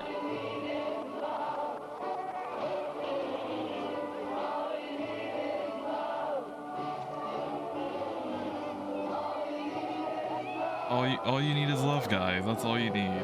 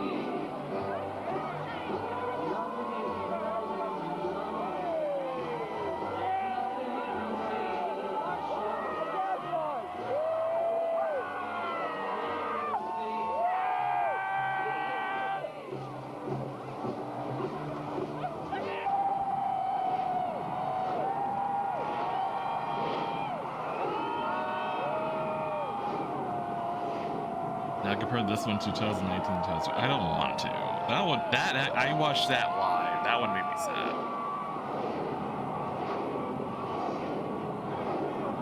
I saw that one actually happen in front of my eyes. Ugh.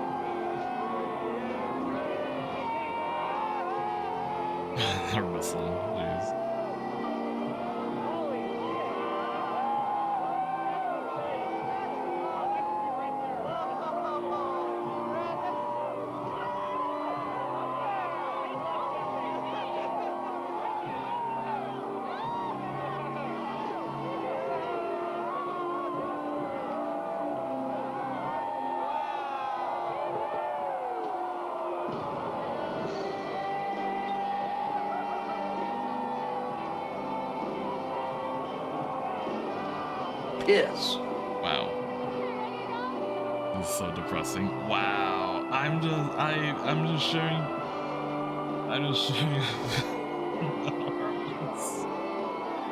video. You know what? You guys don't deserve this. I was feeling good about this video. You don't deserve it. You get this instead. Well, Happy New Year! We've been here, but I'll just get through the moment, okay?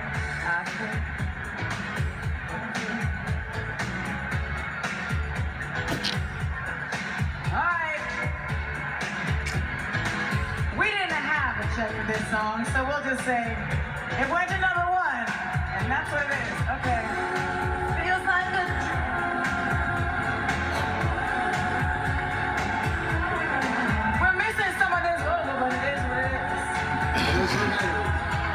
but I like the way I'm gonna say let the audience sing, okay? Dude, let the audience.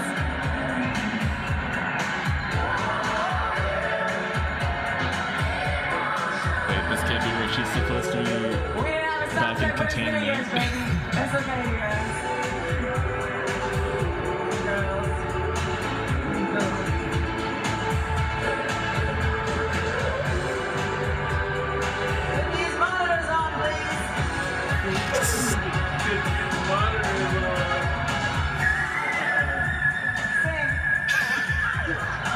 She's just talking through the high notes. Like it's like talking through them.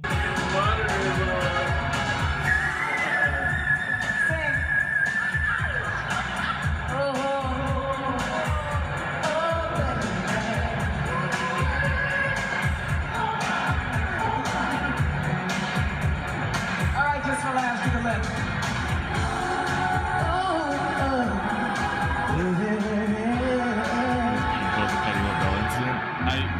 I feel like this one might be worse. I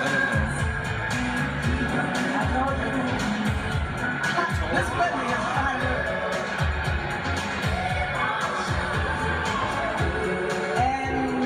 Because at least Patti LaBelle, she was ad-libbing and singing. I want a holiday too. Can I not have one? I'm trying to be a good sport here.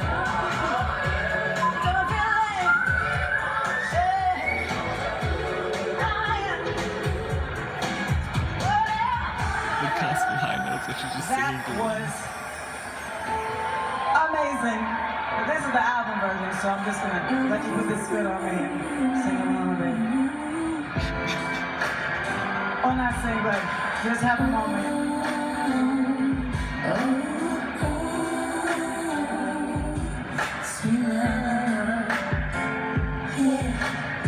I didn't mean it when I said I didn't love you so.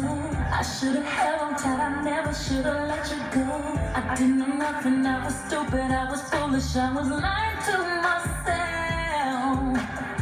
I couldn't have fathomed I would ever be without your love. Never imagined I'd be sitting here beside myself. I absolutely turning this into a commercial for April Fool's stuff. I never felt the feeling that I'm feeling now that I don't hear your voice. Or have you touch and kiss your lips cause I don't have a choice. Or what I wouldn't get to have you lying by my side right here.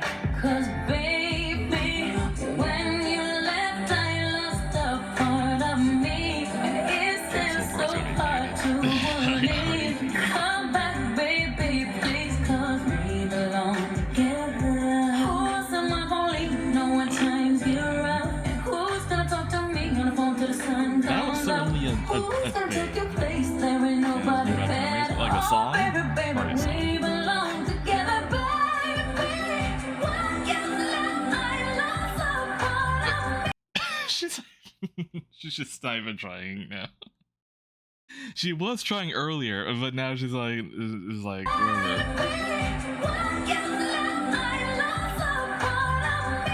the song, yeah.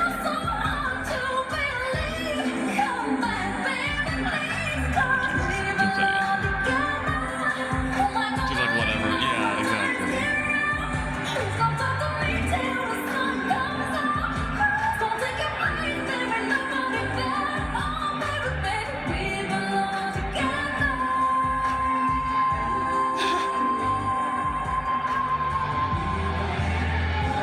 apparently, I mean, she even said it, like, her earpiece wasn't working.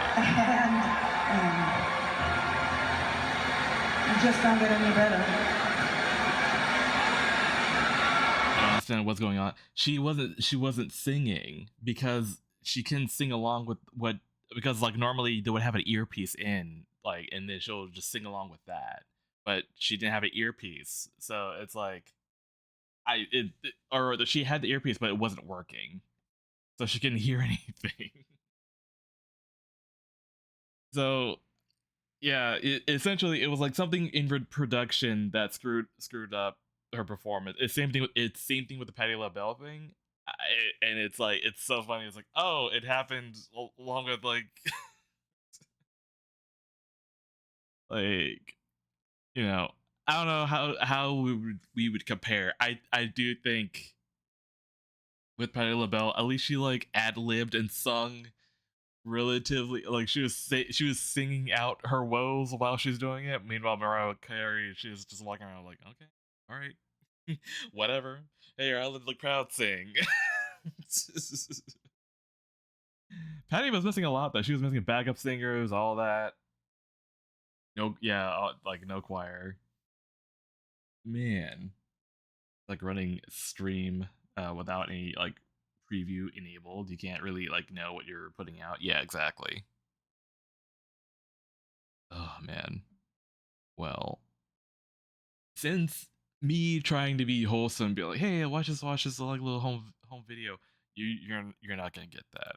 You can get something else instead. How you doing? Welcome to First Night with me, Jamie Kennedy. How's everybody doing? That was Girl Squad. Give it up for them. 2012 was a crazy year. I am so glad it is over. I'd like to talk about some stuff in 2012. Talk about some stuff that happened. Actually, Facebook founder. Oh, I'm sure you did, Eccentricity, but everyone else was freaking out about it. Priscilla Chan earlier this year, and they consummated their marriage with one long, awkward poke. That's right, guys. All night we're going to be telling jokes like this. Honey Boo Boo and her mom, June, became big TV stars this year. You guys like Honey Boo Boo? When asked what it's like to raise an obnoxious, chubby maniac, Honey Boo Boo responded, "It's tough." How about our good friend Lindsay Lohan? You guys follow Lindsay Lohan? No. She had a big year. She was Elizabeth Taylor in the miniseries Liz and Dick. She also crashed into a dump truck, whacked a pedestrian with her Porsche, and punched a psychic in the face. Clearly, she played both Liz and Dick in that movie. Honestly, though, I'd still hit. You know you'd hit too, sir. You know you would hit. You would hit. Is he before a live audience? Yes, he is in front of live people right now. Single. Isn't that exciting? And also, this is on top of it being broadcasted. Part of me. Okay. A lot has happened this year. Snooki gave birth to a beautiful 1-ounce bottle of spray tan. Seriously. The birth went very smoothly, though. After a brief scare, apparently the baby's arms got enough wrapped boss around for this performance. after fist pumping in the womb. Nobody's laughing. Nobody's laughing. Snooki was happy that her baby Lorenzo came out with 10 fingers, 10 toes, and 6 abs. Are you guys excited to be here tonight? No. Are you guys excited to be here tonight? No. Keep it going up there. Keep that going. Keep that next one going. Keep it going. Keep it Go going. back to 2013. That's right. That's right. We're going to have some crazy stuff. Did you guys hear that Kim Kardashian last night announced that she was pregnant? Did you guys hear this? Yes. Luckily she's a Kardashian because it's not called a baby bump. It's called junk in the front. When Kim announced that she was pregnant, easy. That's her husband. Darsal_Saber just cheered 100 bits. Oh brother, this guy stinks. Oh brother, this guy stinks. And he said, I quote, hey, You ain't Kim, never hold on suck a second. toe, I wanna pussy tell boy. You, I'm really happy for our pregnancy, but I'm going to let you know right now, and before I let you finish, Beyonce had one of the best hip-hop pregnancies of the year. You ain't never suck a toe, pussy boy. That was funnier. Rumor has it that the baby's first sex tape is going to leak any day. Too soon? Is it too soon? Too soon? Gangnam Style is now. Can you put him Gangnam, sir? up? What do you mean put him up? Gangnam, you Like got great hair, dog. You got good. volume wise? I mean, I'm at max here. I guess I could crank it up a little bit. Gangnam Style is now the most watched video ever on YouTube.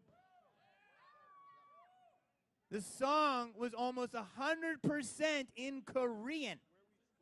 There were only like 4 words in English, which is more words than any Lil Wayne song. No, put him Now down. when you hear the word Asian rapper, you won't think of the little plastic bag that holds your fortune cookie. You got it? Asian fucking cookie, fortune cookie. All right, I gotta say, how many of you guys here like your new technology products? I gotta tell you, I'm excited I didn't use Apple Maps to get here. I'd be hosting this thing in a gas station in South Central. Hey, dope boy. No, reportedly, Kristen Stewart used Apple Maps to find Robert Pattinson's hotel room and ended up in Rupert Sanders' crotch.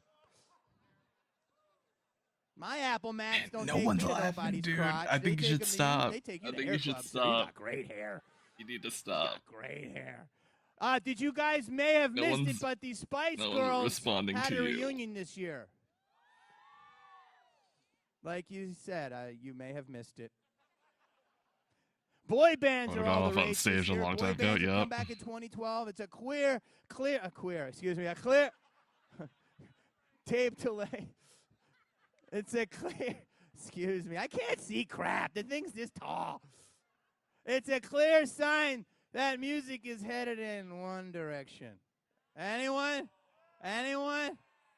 I think they're trying to process this man's words. Okay, maybe. It's really great to do jokes when I got a bunch of guys from grabbing crap. By the way, Prince Harry had a fun night in Vegas, didn't he? He put his family jewels on full display, did he not? Not nearly as many carats as one may have thought, though. He has a carat. That's a carat. That's a small PP joke. That was a small PP joke. 50 Shades of Grey was everywhere this year. You had Did to you guys clarify read the that, book? Jamie. You didn't read the book? Here's the whole thing. They're talking about who's going to play it. It's either Ryan Gosling or Chris Hemsworth. I'm thinking, why can't I audition for roles like that? I've been locking girls in my basement Yeah, for when you years. have to explain the joke. Percentages had a big year in 2012. The 99% taking on the 1% and Occupy Wall Street. Mitt Romney not caring about 47%. And then there was 8%, which was the Rotten Tomatoes score of my last movie. Played right here for 12 hours. Do you have a resolution this year, girl? God. Looks like your resolution's Patron. God. Yeah, that's what. What do you have any? Who is this guy? Jamie Kennedy. He Yeah, he okay, used good. to Well, in that's early 2000s he used to be like how long he used to be. He was like I don't know a lot of comedy movies had him in it. I don't remember where he first like appeared. I don't remember. All I remember there was one movie where he like played like there was a movie concept where like a kid goes into a coma and he wakes up and and that's who Jamie Kennedy plays, and he has to like play as like as a 12-year-old boy waking up from a coma, and he's a full-grown adult body, and he's like, yo, wait, what the fuck? Everything's changed. I think it's how it used to be. Like, but he's still a kid, and he's like trying to do young people shit, and not doing what. Like, that's the only thing out of the top of my head. What else? Malibu's Most Wanted is like he's trying to be a rapper, but all his friends were like, yo, don't do that, and they concocted a plan for him to get kidnapped by an actual gang to show him like, hey, don't be a rapper, this is what happens, or something. Oh, that's right, he was in Scream. He was the guy, he was the horror movie buff. That's right, he was like the one that came up with the rules. That's right, I forgot about that. I think that's probably where he first came up, actually. Me? Yeah, okay, yeah. Yeah, he was in Scream 1 and 2, and a little bit in 3. Enemy of State. I don't remember any of this. I'm aware of Enemy of State.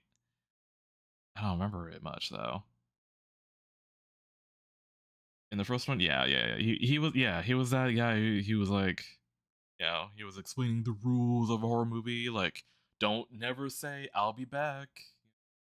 Don't check out the noise, or like he was that guy. Failed resolution. All right. There were quite a few not so positive headlines in 2012, so I want to see if we can spin them towards the positive. Okay. I don't think you can. There have been. Remember, we're spinning them for the positive. There have been absolutely no injuries in the 2012 NHL hockey season.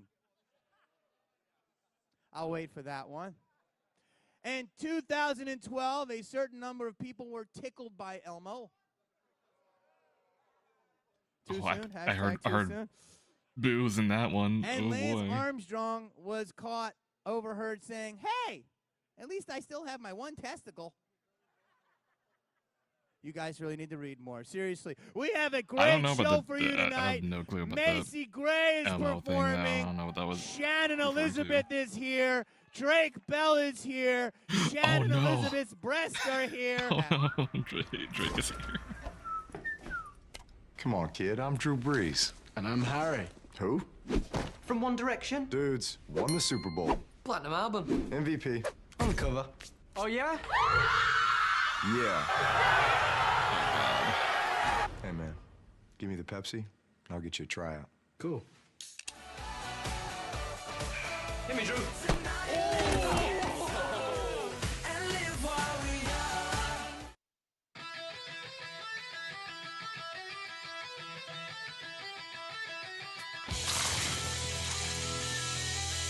Okay. Well, now I'm just hungry.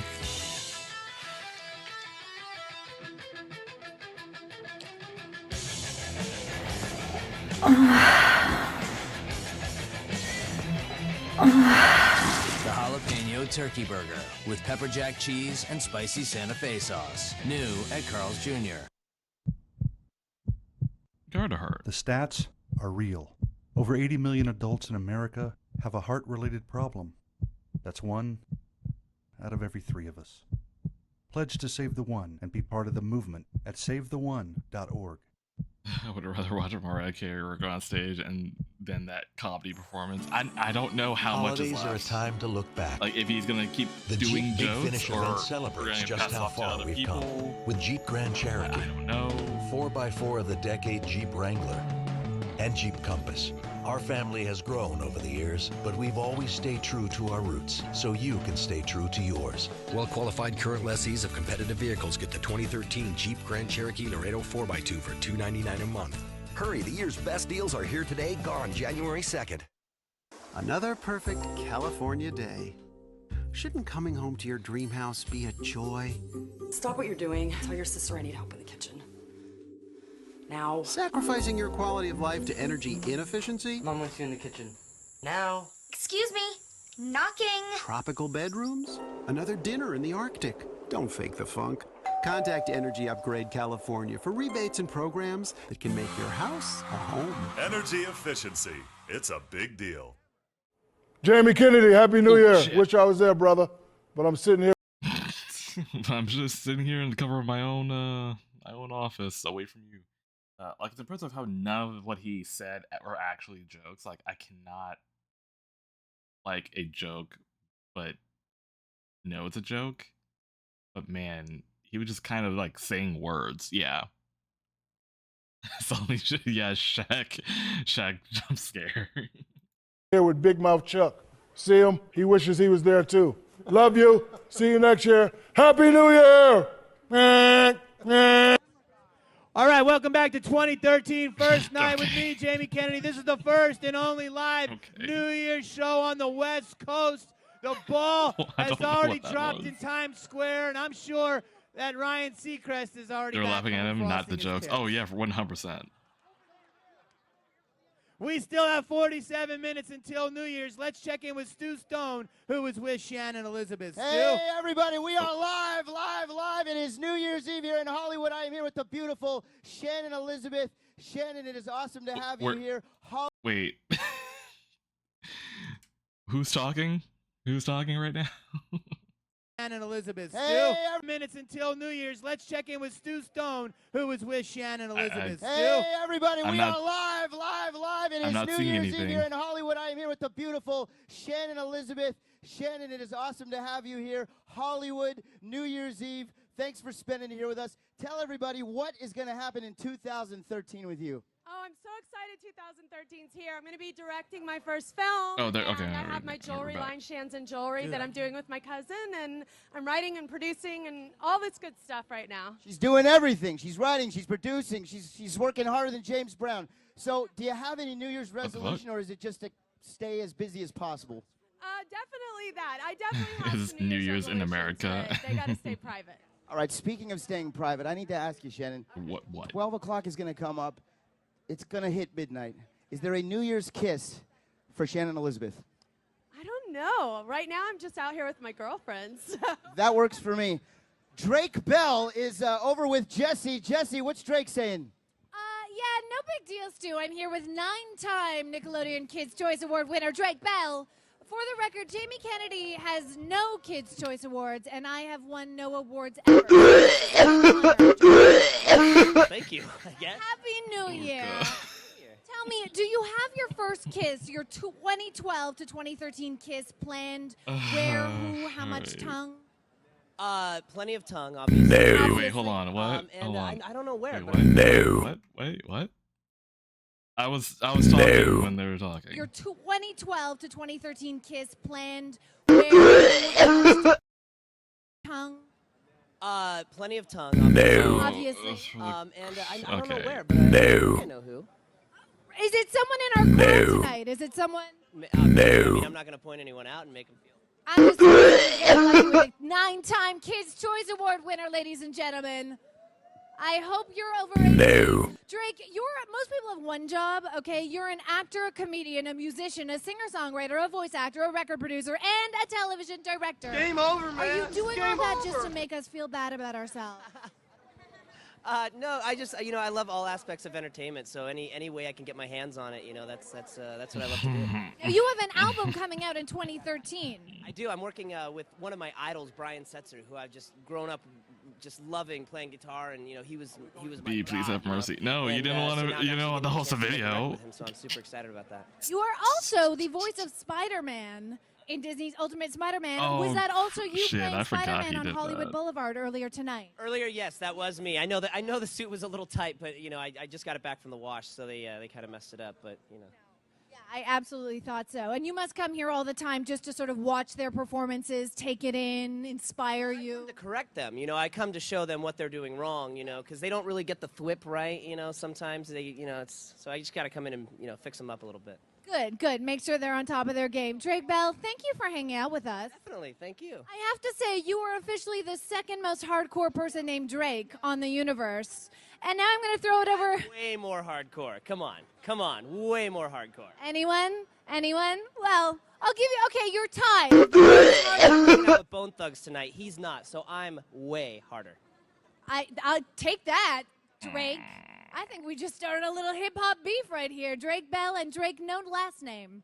I'm throwing things over to Stu Stone, who is officially the most hardcore man named Stu. All right, folks. We are back here in the VIP lurking area, and Commerce maybe not Hotel and have Casino, doodled up providing there us while with I- blackjack, with poker, with Oh, shit. baccarat. All right, I'm here with Buggy. World Heavyweight Wrestling Champion Scrap Say, Iron Drake. Adam Pierce. Scrap Daddy, I understand you have a new championship that you're trying to achieve. Listen, there's Bo Jackson, there's Deion Sanders. I'm going to become the first 2013 two-sport champion. Wrestling and blackjack. Let's make this happen. Do you have a strategy, Adam, that is different for blackjack than, say, when I go down to Commerce and I play? You're damn right I got a strategy. Hit me. Come on, dealer. Let's move it. Oh my God. No, hit me in the face. All right, it's getting a little out of control here. Folks, Commerce Hotel and Casino, they have provided us with all this great action, but Jamie Kennedy recently shot This is 3 giving short sperm films racing. for them. It We're gonna is check them giving out all night sperm long, racing, including honestly. this new take on gaming. I would Check rather this watch out. sperm racing than this. Gentlemen, I come to you here today with an idea. A game changer. Are you ready? Sure. No, I said, are you ready? Why is he yelling at us? Everyone yells in Hollywood. I'm yelling because this idea is so transcendent. I'm yelling because this idea is absolutely radiant. So innovative. Just tell us. Casino mascot. Well, that's one idea. I'll play the mascot. It'll be like Commerce Casino has its own personal Santa Claus 365 days out of the year. The mascot will go around the entire casino spreading cheer. People will love it. You ain't never suck a toe, pussy boy. Wow. Oh. Hit me! Plus, he's multilingual, so he'll appeal to everyone.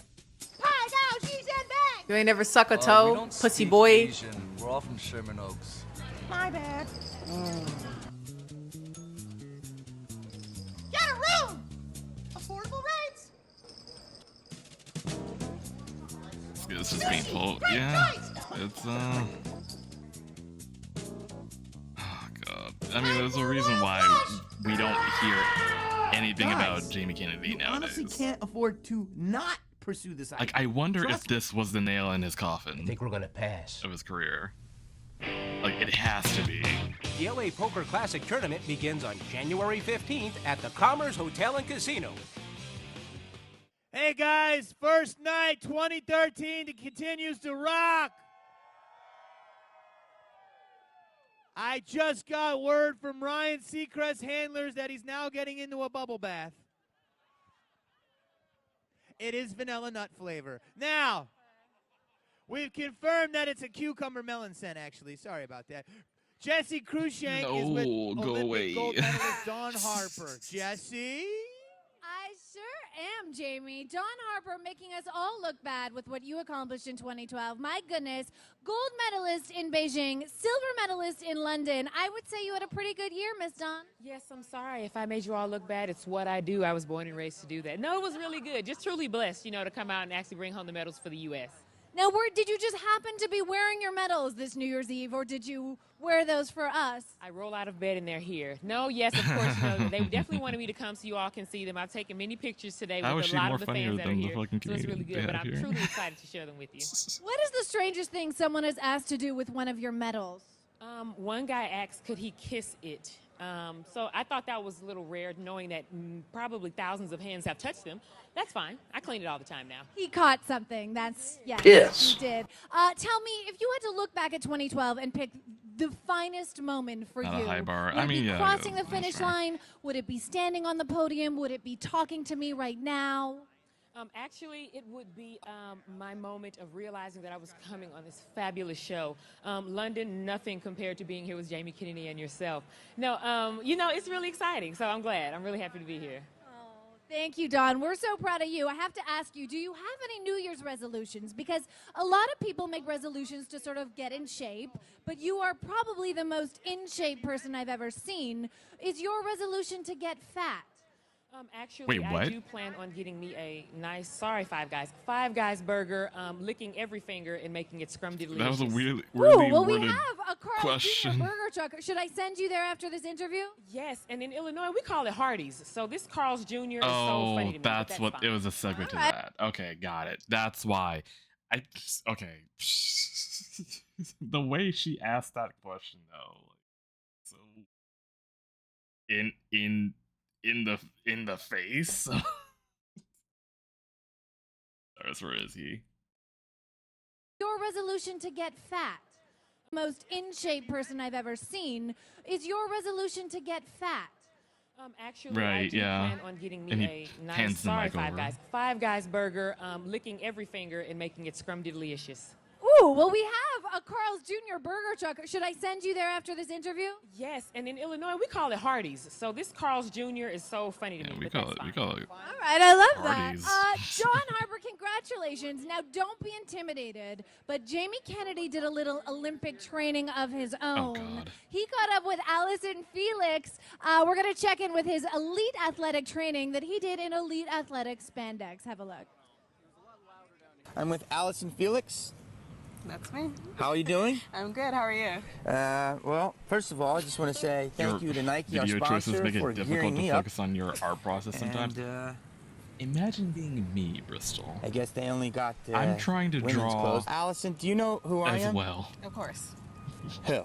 Andy Dick. I'm trying to keep it together. No. Tom Green. Nope. Seth Green. Seth Green's this tall, comes up to my you-know-what. Do I look big in these shorts? That's what I'm saying, girl. You're looking at the right area. I didn't even have to tell her. I didn't have to say squat. His humor is so outdated. Not bad, right? Maybe for like early 2000s. What was your gold medals in? 2002, maybe 2003. My gold medals were in the 200, the 4x1, But this and is the 4x4. what 2000 And this was your third Olympics? Yes. Wow. 13. So when was your first Olympics? When you were 12? When I was 18. It 18? does not Wow. To warm up, I do about 2 laps. Okay. Let's see if we can maybe want to go around. You want to try to go back? Oh, it's kind of hard to have a boyfriend when you're running all the time. It can be. You're really busy, yeah. I had heard that the village sent in 80,000 condoms, I don't know anything about that. and they were used, and they had to send 20,000 more. You don't know anything about this? I don't know anything about that. I didn't say that. Yeah. Well, my question is, was Wilt Chamberlain in the village? No. I'm just saying, that's a lot of rubber. What are some your New Year's resolutions? Oh, gosh, I haven't even, okay, New Year's resolutions. Probably to eat healthier. What do you mean? Yeah. You're 3 pounds. You say go.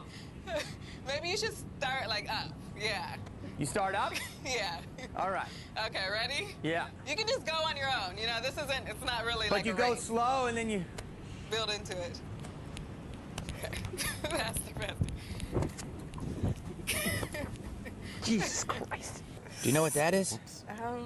Not too familiar with that. That is a Blockbuster Award I won in 1998 for Best Supporting Actor in Scream. Okay. Oh, there you go. Now, you can't win this award anymore. Do you know why? Do they not have that anymore? It's went extinct. Okay. 1 year and the awards went away. And do you see Blockbusters anymore? Not too many. You can always go to another country and run. Yeah, that's true. So I'm saying that's pretty valuable. I think I'm gonna go with my medals. You're gonna go with your medal. Yeah, okay, so a gold medal is more valuable than a Blockbuster Award. Let's just check out what else here. Medal or Is he bragging? a silver Yeah, flask from the 100 I don't know episode if that was party a of Ghost brag. Whisperer. Like being like, hey, pretty this is cool, the but only I'm good movie I've been Still in. gonna go with the My medal. medals. All right. Can I see it for 1 second? Brag or not.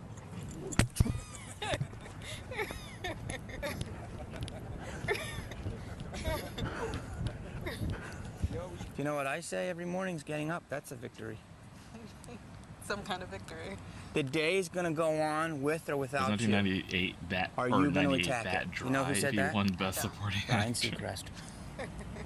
It's a true story. I'm sorry if I offended you. 2013 is coming in with a bang. I hated 2012. A lot of weird stuff happened. Back to me. Back to you, Jamie Kennedy. Thank you. Sure. I don't know what is up with those shorts that Jamie Kennedy was wearing, but folks, we are under a half hour away till New Year's. Is everybody having a good time? No. Ladies and gentlemen, our correspondent, Bridget Marcourt from Girls Next Door, is next door at Supper Club taking in the action. Oh, Bridget. Hey guys, it's Bridget, and I'm over here at the Supper Club where we are ringing in the new year with a splash. We're having so much fun over here. Let's see how much fun they're having. Hey everyone, is everyone having a good New Year's Eve weekend? Happy New Year! Let me hear you make some noise. I think they're having a good time. Well, it sounds like everyone's having an amazing time here. Don't think that I forgot about those Carl's Jr. turkey burgers. I'm going to put on my running shoes and head over there. Is that their See you only guys in a little sponsor? bit. They keep bringing it up. I think it's their only sponsor, dude. Oh my god. That's so funny. The Jalapeno Turkey Burger. New at Carl's Jr. Another perfect California day. Oh my god, that's fucking commercial. Shouldn't No, coming no, home no, to we're your not. dream We're house gonna go back. the true birds. The Dodge Big Finish event supported by SXT. Whatever. Wishing you a happy new year 2013. Make all your dreams come true. I love you all. All right, going green never looked so good, and I am talking about Stu Stone, of course. Now we're kicking it over to Jesse and Bridget, who are down at the Carl's Jr. burger truck. Oh, Jesse and Bridge. We are. We're down at the Carl's Jr. truck. This is, of course, Bridget Marquardt, if you weren't looking at her face, which, Jamie, I know you're not. You just ran all the way back here from Supper Club in a small sequin ensemble and rather high heels, and yet you're not sweaty at all. It was not easy to do, not in these shoes. But you made it. Officially, do you know the count of how many drunken catcalls you got? No, I wasn't taking count. Fair. Now, you obviously ran here for the Carl's Jr. truck. You have a turkey jalapeno burger in your hand. Are you ready to get down on national television? I am. This is going to warm me up tonight. Okay, so you start eating that, Bridget. And this is a healthy burger. I mean, you're not worried about this. No, this is perfect for my New Year's resolution. Which is? To stay in shape. Stay in shape. You heard that here first, Arby's had folks. some Stay in competition, shape with I a turkey guess. burger. All right, Carl's Jr. is famous for very sexy ladies eating sexy burgers. This is a very sexy burger. You're a very sexy lady. Is Let's it see what just it- how what it's known sexy for? Is Bridget that a can eat this thing? burger. Uh-oh, pressure's on. Pressure's on. Oh, okay. This is really impressive. If you could just like drip something, maybe something could. Oh, right? Just a little, maybe a little more tongue. You worked it out. I mean, I'm a vegetarian and I'm aroused, so that was very well done. We're going to throw things over to Jamie. Jamie, what's going on over there? Are you jealous that I'm hanging out with a hot Playboy model and a really hot burger? Actually, very- it's me, Jesse Stu Stone. I wish I was Jamie Kennedy, but I'm not yet. Why, he was so quiet. He was so quiet. He didn't know what was going on. Oh my god. the fact that the crowd was silent behind him, and then once he was like, "Well, actually, it's me," and then they A hot Playboy model and a yelling. really hot burger? Actually, very- it's me, Jesse Stu Stone. I wish I was Jamie Kennedy, but I'm not. Yes, folks. Welcome back. It is Jesus under, Christ. I believe it's just 20 minutes till 2013. Now, one of my New Year's resolutions is to be more green in 2013. And you know, Jamie Kennedy has been promoting the cause all over California. But you know, all of this green stuff has Jamie acting a little bit different. You'll see what I mean. Check this out. All right, folks, this next Oh, comedian God. coming to the stage is a veteran to the Los Angeles stand-up scene. Very funny man. Give it up for Jamie Kennedy. Run from it. Yeah, you know, I've done a lot in my career. It comes at you. Different stuff, but All the at same. the end of the day, basically I'm a stand-up, you know, plain and simple. No, you're not. Getting up in front of a room, kill, that is what I live for. That is my passion. Oh, how you guys doing? You guys good? Woo! But it's not my only passion. I have another passion, which is clean energy. Conservation of resources. Every minute that I'm not up on that stage writing, thinking of a new joke, We coming need up to with a find a new new passion. character, I work with California Upgrade to whip my house into shape. Because it's not only just good for the environment, I've actually almost got $4,000 in rebates from the state of California. Hey, I'll take that. Anybody else feel the draft? Gets mad. Your house get mad drafty, dog? Yeah, that's too good. I know you're feeling the draft, if you know what I'm saying. I think there's a way to blend them perfect together. Comedy, conservation, Mandy. People don't even know how to like set up their vents and Yeah, ducts. it doesn't need to be It's not environmental. hard. It's Is that comical. hard? All you have yeah, to do I is don't- just hire an I don't ECU think those two contractor. things work It's so together. simple. Am I right? Am I right? Look, Okay, I'm not gonna dumb down my comedy and worry about the mass appeal. Okay. It's You know already how some dumbed people down don't know the already, difference dude. I between don't know how dumber caulking you can get and it. weather stripping? I mean, they're both effective air selling so techniques, far but on the ground damn, right man, you gotta know the difference if you're using caulk or a strip. You ain't funny. You suck! I'll tell you what sucks, sir, is that your household appliances and electric equipment that suck energy even when they're not in use. That's what sucks. What are you even talking about? Do I miss making people laugh? Yeah, sure I do. Yeah, I do, okay? I do. I love jokes. I love hearing people laugh. But it's all about priorities. I'm sure you haven't heard that in a long time. Because clean energy is no laughing matter. You should have stuck with rapping. Shut up!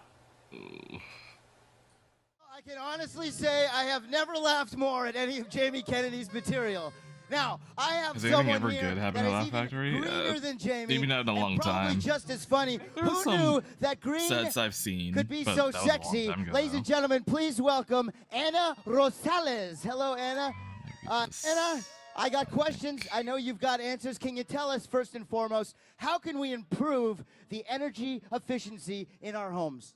Hi, Stu. It is a pleasure to meet you. And Is it? California homeowners could do different types of energy efficient type of projects to their homes. Anything like changing out their windows from single pane to double pane, insulating their home, improving their heating and AC systems, and many more. And now we actually have a Wait, statewide program. I missed it. Energy Hold on. Upgrade California. He made a green joke, but she's wearing red. Is he colorblind? Oh, I didn't even clock that. That's actually funny. That will give you incentives to do those type of projects in your home. Now, let me ask you, how much, be honest with me, okay? Stu the Jew here, I need to know, how much money can a homeowner This feels like an expect SNL to skit. How is save this real, by dude? making their home more energy efficient? I wish it Well, wasn't you know, real. Stu, with Energy The fact that Upgrade this- California, this is we will televised. actually give you up to $4,000 in incentives. And by implementing the projects, you're going to save money on your utility bills. You hear that? You can save money and go green. I got a couple questions real quick. Hey, Chrono. Honestly, if these people here did just a little bit to conserve energy, how much impact can it honestly, realistically have?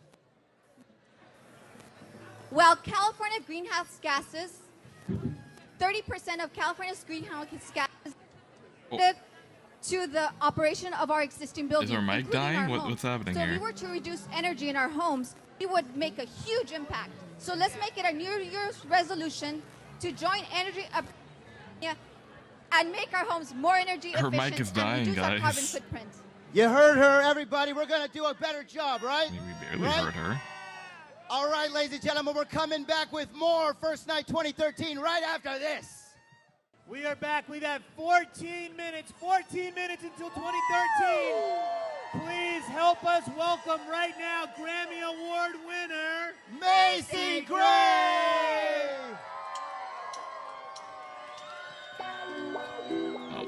Hey! This person's getting muted.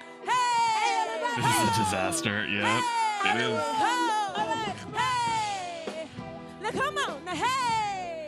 The question: do you enjoy shitty written books?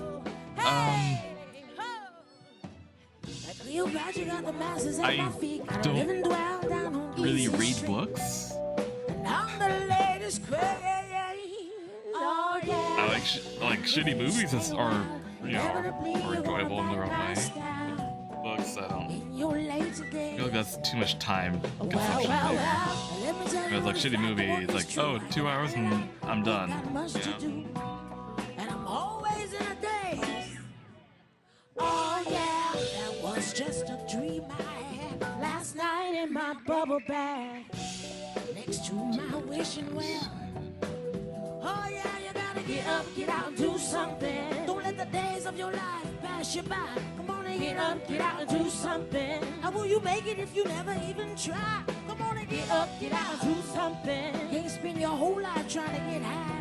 You got to get up, get out and do something. 'Cause you and I got to do for you and I. Alright, what's been happening? How you doing? Where you been? I'm further behind now than I was back then. Lost in some old I was gonna say, read Chuck's Dinosaur. Number 1, it's only 3 chapters of shitty written smut. Oh.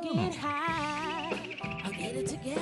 I'll keep that in mind. Other day, in my dreams I dwell. 'Cause all my dreams are swell. That's a good choice. I'm trying to balance it out with the other nip, that's all. You would too, if you could see that. That's when I know I gotta go.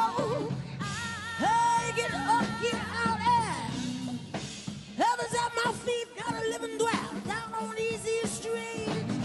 And I'm the latest crying. It has like 9 volumes. We'll see. In my bubble bath, next to my wishing well. Pat on Get his up. chest.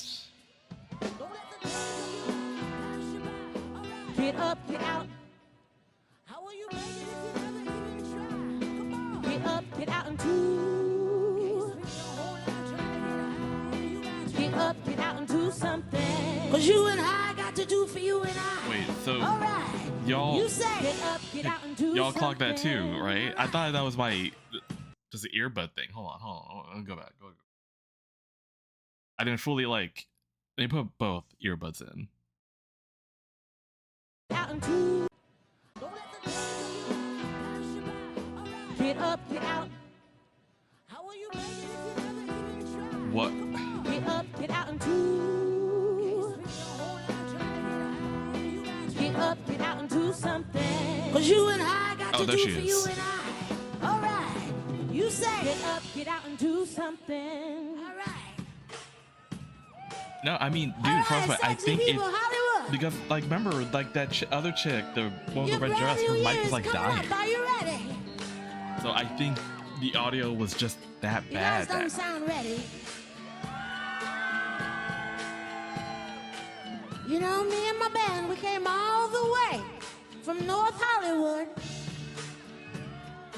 just to hear you scream. Yeah, not a whole lot of people to hear the Just to scream. bring in the new year with you.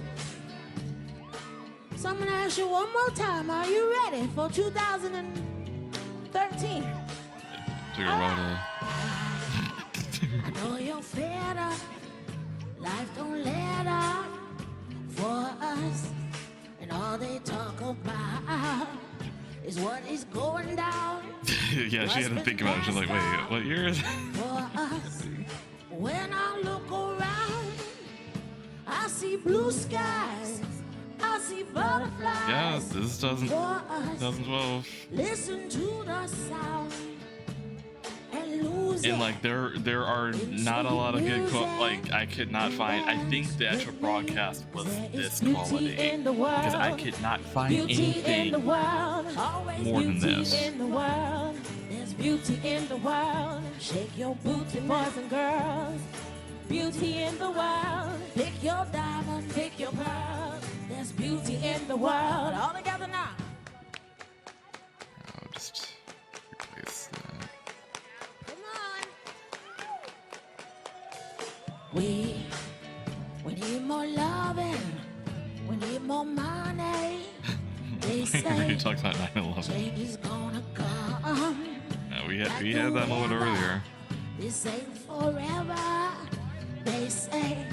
So baby, in between, I feel like when notice the we're blue sky. was on stage, that would have been a perfect point for her to Don't talk about test 9/11. me. Stop and smell the flowers and lose it in sweet music and dance. Yeah, it's 2012 going into 2013. 2013. There's beauty in the world. Beauty in the world. Always beauty in the world. There's beauty in the world. Shake your booty, boys and girls. Beauty in the world. Pick your diamond, pick your pearl. There's beauty in the world. All together now. Hey, Lord. Yeah, okay, so I was hearing it too, that like I'm hearing feedback from other mics. So it is Hey, from baby, Riz. when I'm looking at all you, over. I know it's fact is true that there's love, there's hope for us, and there's beauty in the world. Hey, baby, when I'm looking at you, I know this fact is true. It's true. There's love, there's hope for us, and there's beauty in the world.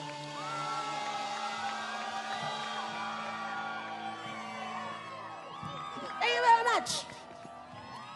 All right, what time is it? much time do we have? What time is it? 12:50. 11:15. 10 minutes. What are you guys gonna do at midnight? Why don't you just be early? What? 10, 9, 8, 7, 6, 5, 4, 3, 2, 1.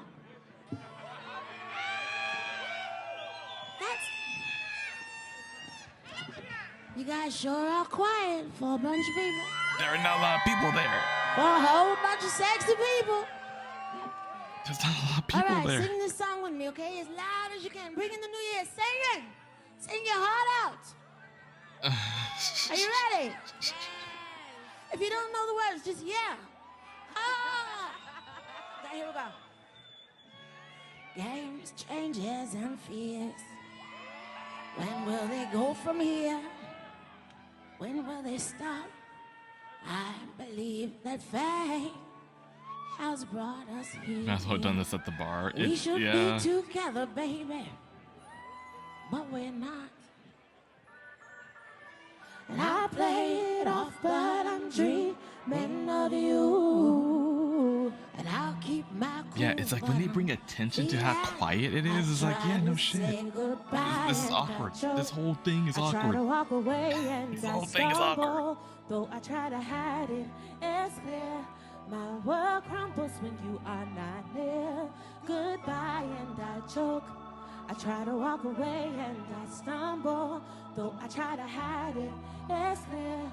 My world crumbles when you are not Is she a transphobe? I don't know. I don't fuck with her. I don't know. But I'm just She's just here. of your love, and I may seem alright. Like earlier we saw Drake as well, so it's like, you know, product of the times. Just a People are gonna show up who did not age. hey, and I play it off, but I'm dreaming of you. And I'll keep my cool, but I'm feeling I try to say goodbye. As proud as that, silent Hey, as I walk sad. away Yeah. and I stumble, though I try to hide it. It's clear. My world crumbles when you are not. You are not goodbye and I goodbye and I walk away, though I try to hide it. It's clear. My world crumbles when you are not near. And here is my confession. May I be your possession. Boy, I need your touch. And love kisses and such. With all my might I try. This I can't deny.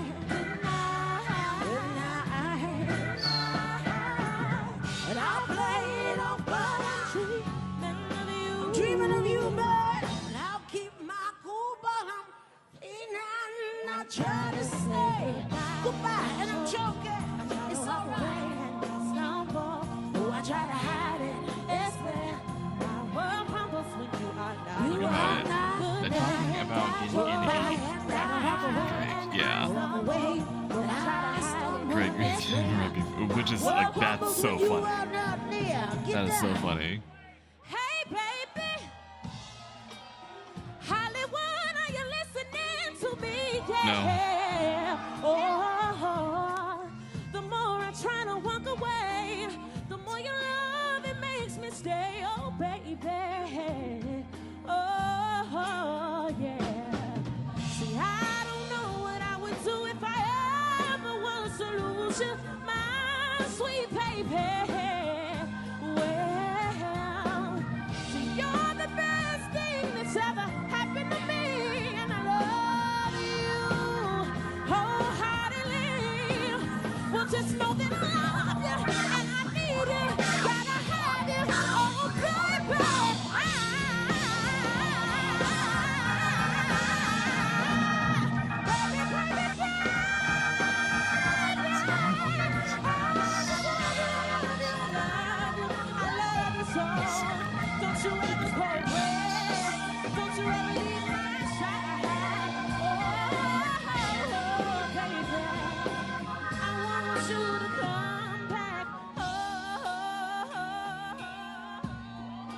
Shamika Secret, sexy people.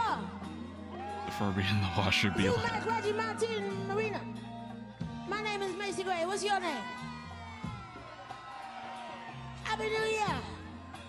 All right. For the new year, I predict everything's gonna be all right. Everything's gonna be all right now. Everything's gonna be all right. Everything's gonna be all right now. Everything's gonna be all right. Everything's gonna be all right now. People have said it is. Yeah. People have said she's drunk during this. I can't believe that. Like that little weird interaction with the crowd and asking like what time is it, being like, just get it over with. You too much. So, I can believe it. Happy New Year, everybody! If I was involved with this, I'd be drunk too. Bottoms up! Macy! Oh, jeez. Macy Gray! God. Macy Gray! Okay. Macy! Okay, bro, you're not gonna say it again. Hey! Is he still saying her name? Macy, in about 3 minutes, I'm Okay. gonna pop this bottle, and I'd like you to have a little something. I mean, I wouldn't drink anything from him. Do we? Do we have enough Wait. for everybody? Does everybody have You glasses guys up? love me. It's been amazing. Hold on. Where's our countdown? It's getting a little janky. I have to apologize. West Coast, are you ready to ring in 2013? We forgot. Wait, we what? forgot to. What? Where's our clock? Some people are ready. Where's our You don't have a clock? clock? We got 2 minutes, guys. Where's our 2 clock? minutes. Where's our clock? What?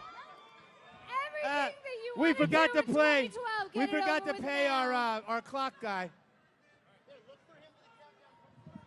Macy, do you have any resolutions you'd like to tell us about for 2013? Y'all, okay, you guys have 2 minutes. You can't be doing I this. just want to be better. I don't really make resolutions because I never keep them. But for all you that make them, I hope you keep them. Good luck with that. Hey, everybody, you're on TV. Here you go, Miss Macy Gray. Jesse, what are some resolutions for 2013? I've thought long and hard about this. I would like to smell better in 2013. Please, I hope you do too. Yeah, just for your sake Guys, and we your have under sake. 2 minutes to go. Under 2 2 minutes. Girl Okay. Squad was here. Macy Gray, I have a Sir, do question. you have any Oh resolutions my God. for 2013? Make a lot more Oh money. no. A lot more money. The tax man got you in 2012. Almost. All right. I can't imagine paying money to be Less than a here. minute. I mean, Get your Jesus. hands up, guys. Come on now. 1 minute. 1 minute. Where's our clock? Oh. Macy, you got to come up here. Where's No, our Macy clock? doesn't have to be up there.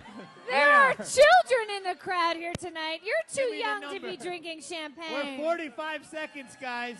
Get ready, because I'm going to pop my cork. Girl Squad, you should come up here. hello. Girl Squad, Oh. hurry. Hurry. My favorite 14-year-olds. Weren't they great? Yes. Girl Squad. Give it up for Girl Squad right here. Now, when the Wait, clock strikes Go- midnight, Google says they've been late by 10 seconds, so they missed. They missed the whole thing. It's a fucking countdown. is everybody gonna have someone to kiss? Are we ready? Are we all gonna be kissing? I'm going to kiss Stuart, although it's not legal yet. That was a joke for some people. Thank you. Daniel got it. 15. Appreciate it, dog. 15 Oh, God. seconds. Here we go. Macy, where you at, 13, baby? 12, 11, 10, 9, 8, 7, 6. I'm wondering how they'll come to the conclusion that they missed it, though. 2, 1. Happy New Year! The fucking Hardys. The fucking Hardys. Happy New Year! Happy New Year!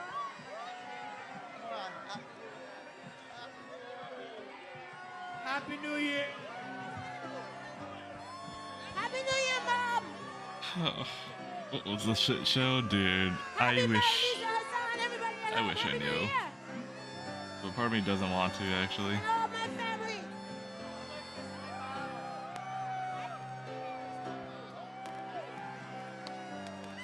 I feel like some people just shouldn't run events, you know? I feel like it's just like leave that to like the professionals. I like to say Happy New Year to my family on the East Coast, but they're not watching because we didn't get that far. What? Happy New Year, everybody. Have the best one. Happy New Year to Canada. Thank you, Jamie. Yes, Happy New Year to my people in the homeland. Is it weird being on stage? Is it weird being on stage with 14-year-olds in Champagne? Oh my god, dude. I mean, we're making it happen right here. Christ. God.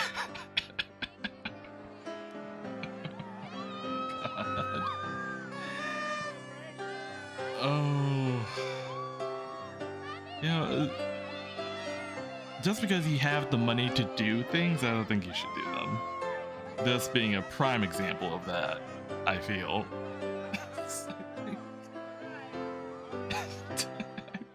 Well, it's that time of year again. Time to get a holiday deal. It's not a Hardee's Ram commercial, truck. at least. A truck that will pretty much haul anything. With a legendary Hemi engine and proven durability that goes the distance. Let me look at the clock. And while How much most is- families how much is bring left? their tree to the house, Ram families bring their Wait, house we're only to the tree. more than half. Well-qualified What current more is there lessees to of be done? competitive vehicles get the 2013 Ram 1500 Express Quad Cab for $259 a month. Hurry, the year's best deals are here today, gone January 2nd. The fucking Hardee's commercial. No, we're not. We're skipping that. We're skipping.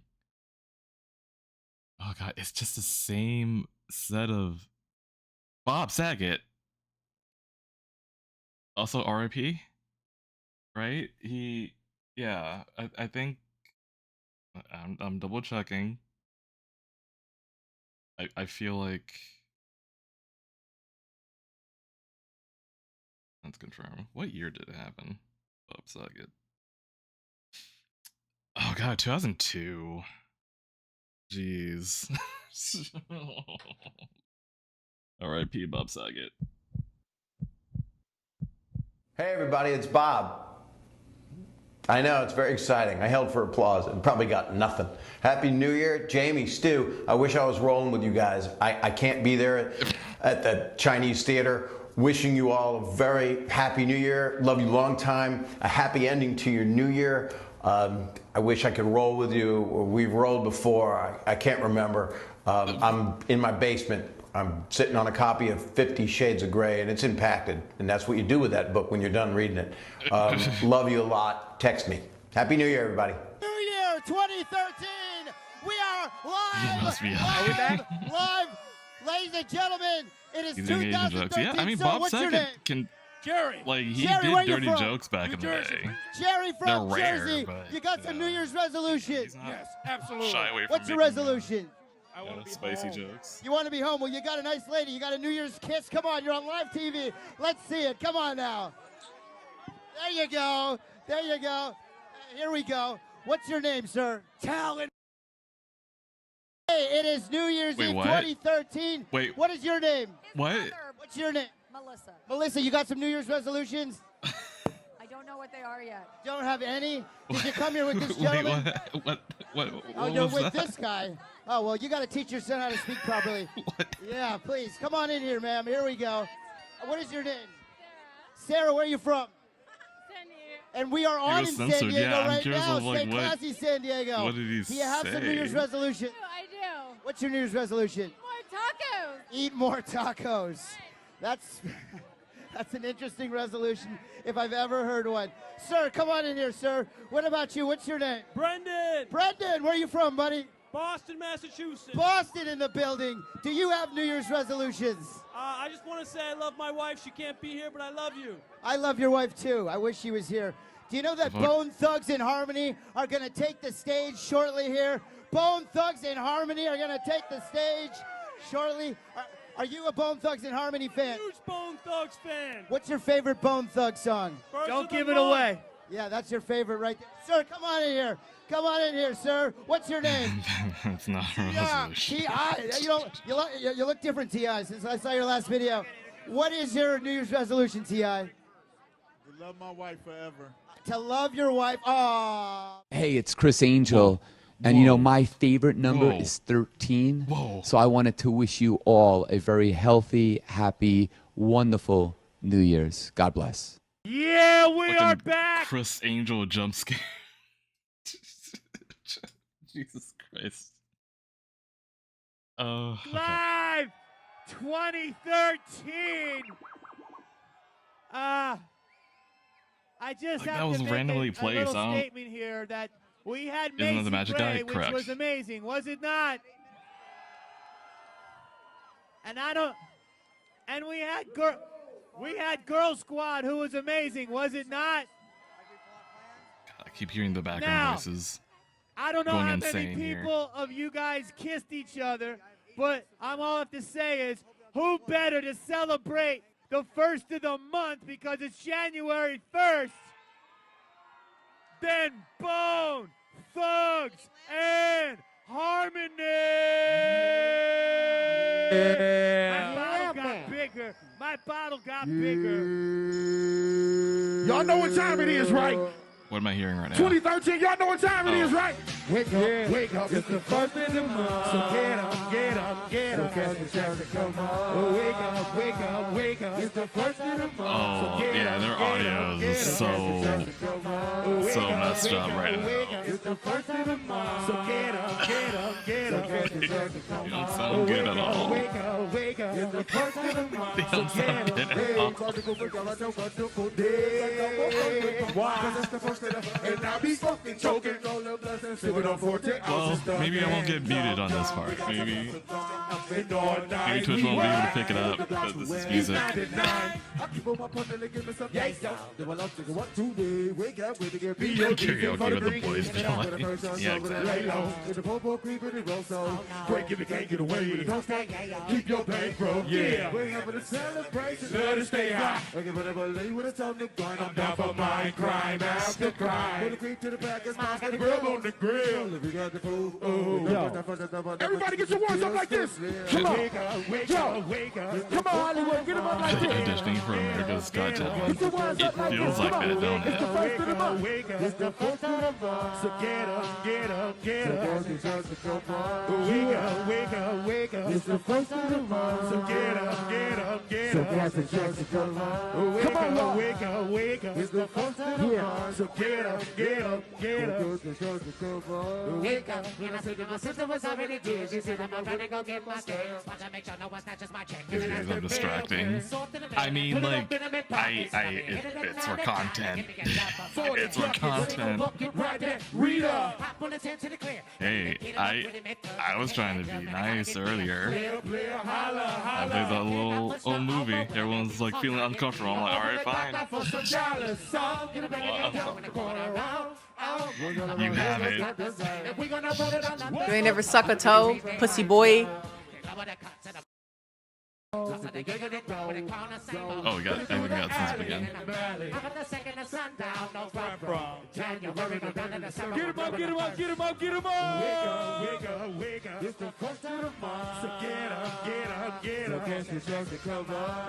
I'll give away all my money to be that glass. Oh, because it's pressed up against his belly. Wake up, wake up, wake up. It's the first of the month. So get up, get up, get up. Wake up, wake up, wake up. It's the first of the month. So get up, get up, get up. Gotta grind, gotta get mine. This is the same, and I say go to number 9.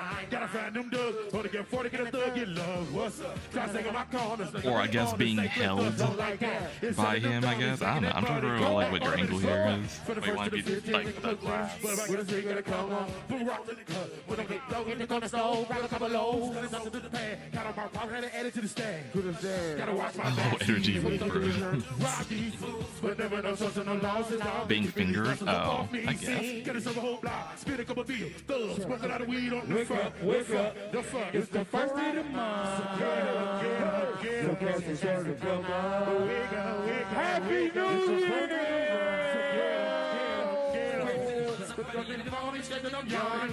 Just a little fix at a time. My true first hustle on. Hop on the phone. Wanna know did your OG check? She put me down. I'm on the bus with you. You know let's get warm. Put me down. Oh God, we're over the first come around now. Thinking of black and mild. First get celebrated. Rest in the block with the woman get faded. Looking all wild. I'm gonna punch my ticket. I need to sleep and it's taking me out. Wow. Twitter. Fine. Go to sleep. But just so you know, I hope Gene Kennedy visit you. I hope you get plagued by bats stand up in your sleep.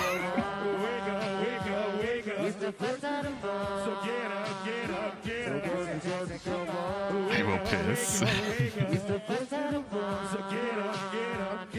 Enjoy freedom from here. At least you guys are looking at Old Man Bear Bartender. You're at least you're getting something from this.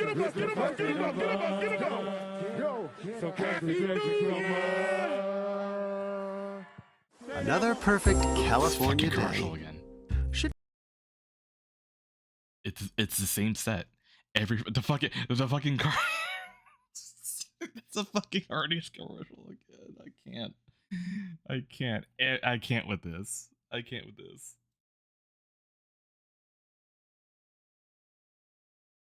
Okay, I think that's a different commercial for one. Oh, I don't like this. I don't know what the fuck this is. I don't like this. Oh, this must be. It's a skit. It's a skit. We're not doing the skit. I'm not doing the skit. I'm not doing the skit. Oh God, it's still going. Okay. We got this. We got this. Not your Mayan calendar, your regular calendar. Hey West Coast, this is IndyCar driver Marco Andretti wishing you a safe 2013. I don't know. Buckle up and drive safe tonight. Are you a singer maybe? I don't know. Wait. Let me put my other earbud in. I don't think we can hear her, guys. Here in Hollywood, but there's another Okay, epic she's party only in one happening ear, just down I the think. street. Oh, wait. And our Hollywood. Here in Hollywood, but Okay, there's they another epic party you happening remember to just turn it on. down the street. And our fabulous correspondent Bridget Marquardt is there in purple sequins at the Supper Club. Bridget, what's going on over there? I'm back at the Supper Club. I've had a little something to eat, and now I'm ready to get my drink on. Here at the Supper Club, Get my drink on. normal. When you order a drink, it actually comes from the sky. Aerialists bring down my champagne. Oh. I can't wait. I think I'm gonna be up there next. Holy cow! Look at that champagne! I'm so excited. The party is really going strong here. Everyone's ringing in the New Year's Eve, and we are excited to get our champagne. That is one unique way to bring it. I have never seen it done that way at any club before. It's gonna be amazing. That is a giant bottle of champagne. Okay, I hope you guys are coming over here to share it with me, or maybe I'll have to bring some back. The party's going strong.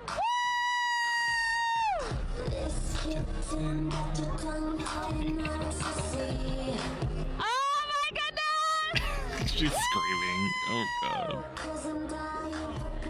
Wow! This is how you celebrate the New Year. Are we gonna open it?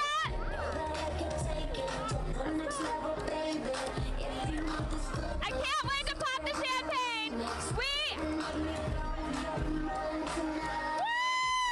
All right, guys. When you get to see B come down like that. Happy New Year! I don't know, maybe on my birthday. Good year, everybody. Oh, God. Let's come over here. Ladies and gentlemen, I'm with Busy Bone. No, go back to the club. I want to go Bone back there. Thugs in Harmony 2013. Awesome performance. That was unbelievable. Great to have you here. What do you think of Hollywood New Year so far? Well, you know, I've been living out here for a while now, and it's always exciting, it's always live, and it's always love. So I want to thank everybody out here that helped us out, thank Jamie Kennedy, 2013, New Year's. Now, do you have a New Year's resolution for 2013, sir? Health, wealth, and happiness. Hey, that sounds pretty good to me. Health, wealth, and happiness. Now, are you familiar with Jamie Kennedy's brand of comedy? All day, yeah, I watch his stuff, I know. Now, are you a fan of Malibu's Most Wanted? Everybody is, of course. Could B-Rad G be a member of Bone Thugs in Harmony if he really tried? If he really tried. Awesome. It's really an honor to have you here. Awesome. Bone Thugs were awesome, weren't they, guys? Do you guys, you have a record you want to promote? Anything you want to promote? Hey, man, just everyone love each other, man, and music is abundant. Have fun. Music is abundant, and Bone Thugs in Harmony is all about the music. It was definitely an honor to have you guys here as part of the broadcast. Thank you so much. Honor to have you here, man. All right, guys, we're coming back with more 2013 right after this. The fuck? I am so happy I'm not doing shots right now. I am so happy I'm not doing shots. Oh my god.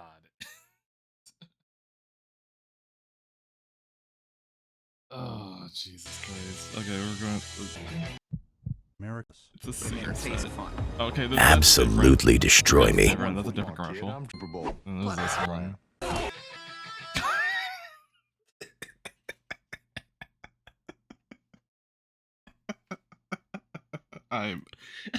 I'm losing it. I'm actually losing it. Oh my god! I know how much I said. Like, oh man, I miss commercials. I don't miss it in this capacity. He got some big old titties. Fuck. Oh. Oh god. Happy New Year. Okay. Hey, what's up, Jamie? It's Tony Hawk. I want to wish everyone a happy New He Year. got some big old 2013 titties. is going to kick ass. Make it happen. And we are back, and in He got some big old 2013, titties. I know one of the things I want to do is I want to be more healthy. Don't you guys want to be more healthy? You can't be healthy. You're And sponsored one of the by things Hardee's. right now we're with a wonderful foundation. It's called Guard Heart, and I'm here with Dr. Bahar Siddharadi. I'm the scientific spokesperson and the ambassador of a nonprofit Guard Heart Foundation. And what exactly does Guard Heart do? Well, we're here to raise awareness about heart disease. Out of 3 people, 1 is being diagnosed with heart disease. So we are here to raise awareness and join our movement and pledge to save the 1 out of 3. And it's supposed to tell you when you're about to have a heart problem? Well, it's going to tell you about the risk factors of heart disease, and also we are partnered with a new technology which is going to help us to predict the risk of a heart disease in the next 5 years. So, yes. And who are you, ma'am? Dina Scaglione with a beard. All right, I got to tell you, you guys looking good tonight. My heart needs a little garden. That was heart humor. I started drinking because Heart of this. humor? Heart humor. You're warming the cockles of my heart. Okay, well, we'll do our best to do so. You know, I got pricked today. Oh god, I'm he's dead like. serious. Oh, I'm god, waiting for my results. You want to see it? Audio's so bad.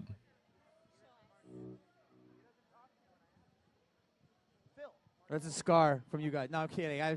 I got stabbed by a Puerto Rican girl in the 70s. I'm kidding. That was a joke. Everybody at home. It's 12:30. But we're very excited You about saying this. it that Tell it's a us joke. anything else. Give us a website to plug. Give us That anything doesn't. more. That just means it's a bad Save joke. the one.org. Save the It's one. It's a bad joke. That's all Save it the is. one. It's .org. it's just a bad joke. All right, and get your heart I'm- checked because having a beautiful I think heart I is a might be beautiful losing thing. it. And thank I you, think I ladies, might so be much. actually going insane. Happy New Year to you, and thank you for having me. We tend to tough right things now, out. you know what, guys? If We you tend want to to get your heart, We tend to tough things out. We toughed out Christmas in America. That was light work to me. That was light work to me. You don't have to. No, I need to commit. We started it. getting You need to crazy. commit. We got the newest, youngest, sexiest young Most boys of the on the shit block. Stu, come on is in. gonna be Stop talking Hardee's about commercials me. anyway, We're so talking we'll just about go it. through You that. Can't say their real name. We TTK! Christmas in America was way better than this. Yeah, it was. Christmas America was a production. This is a fucking nightmare.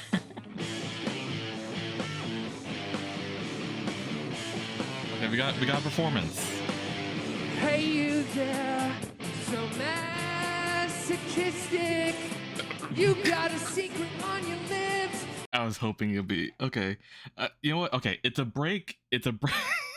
It's a break from Jamie Kennedy. We have to take a win where we can. Okay, we have to take a win where we can. If I can't resist, I'm so afraid.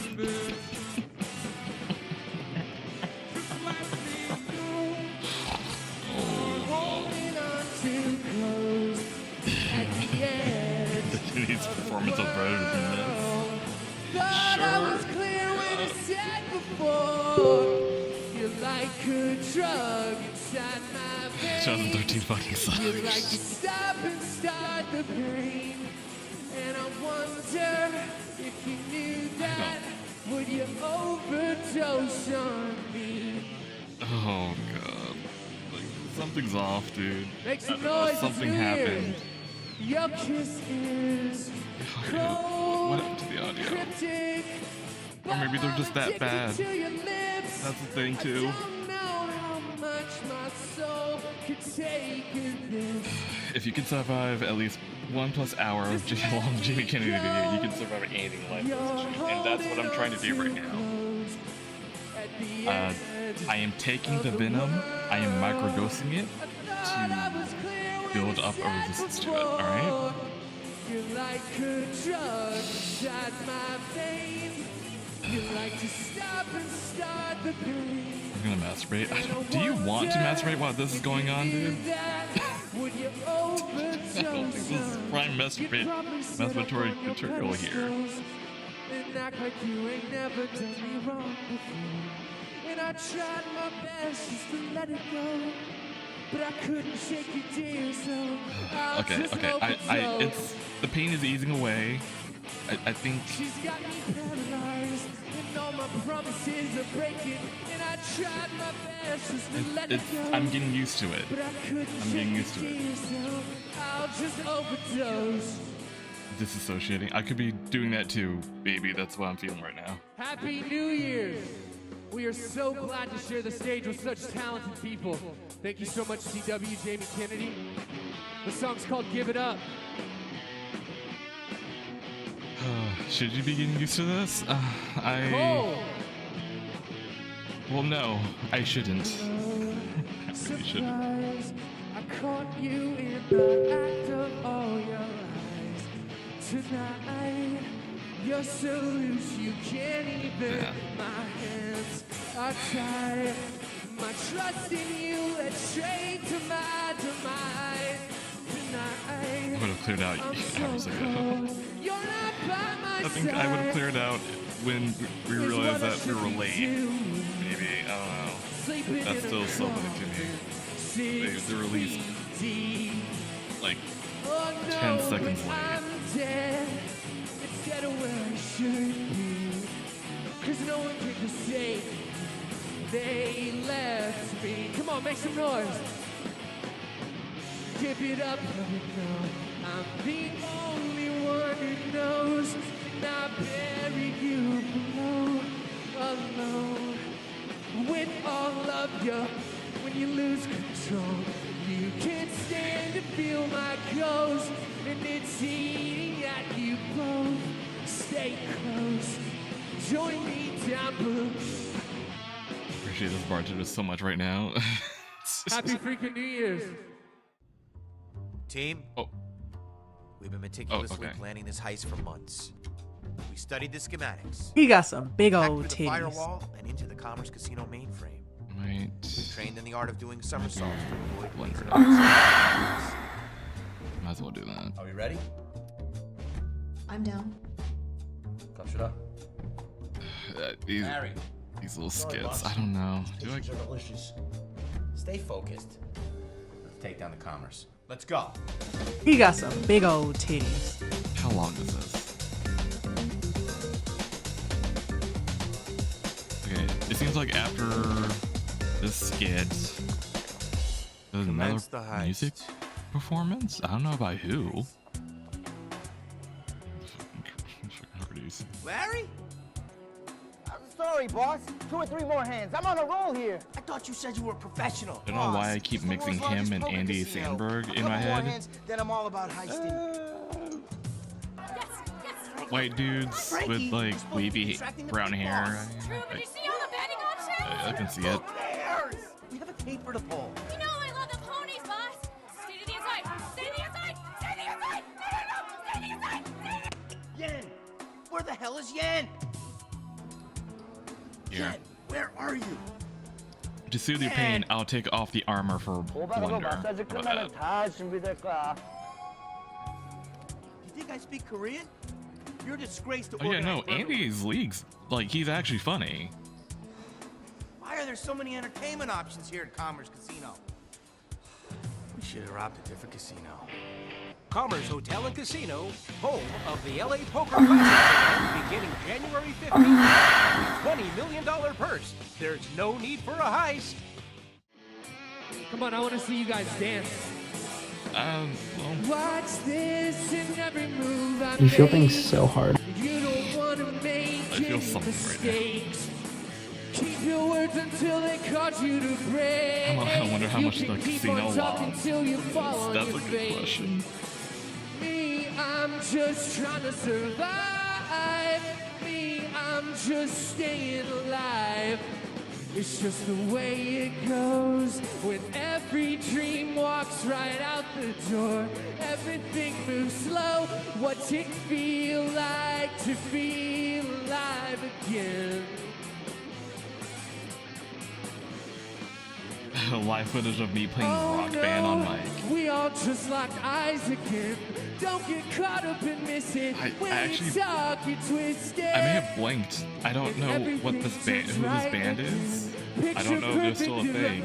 Really just wanna feel alive. Anyone want to like Stop trying check to fight see me if and just take my side. Me, broke up I'm afterwards? just trying to survive. Me, I'm just staying. It's just the way it goes when every dream walks right out the door. Everything moves. What's it feel like to feel alive again?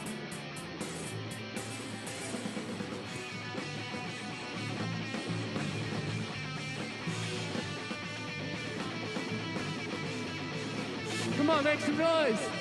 2013. There's no one there to make noise. There's no one there to make noise. Don't try to make the cut.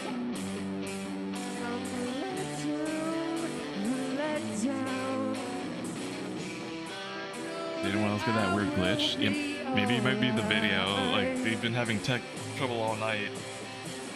It's just the way it goes when every dream walks right out the door. It all moves slow. It all moves slow. It's just the way it goes when every dream walks right out the door. What's it feel like to feel alive again? What? It's just the way it goes. Like, are they that bad, or is the audio right out the door. really that messed up? I don't. What's it There's something feel really off like here. to I don't know what it feel alive is. again? This doesn't feel normal. Oh no, we all just like eyes again.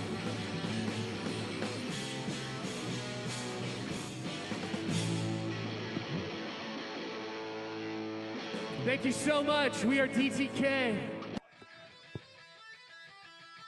Oh, fucking. the fucking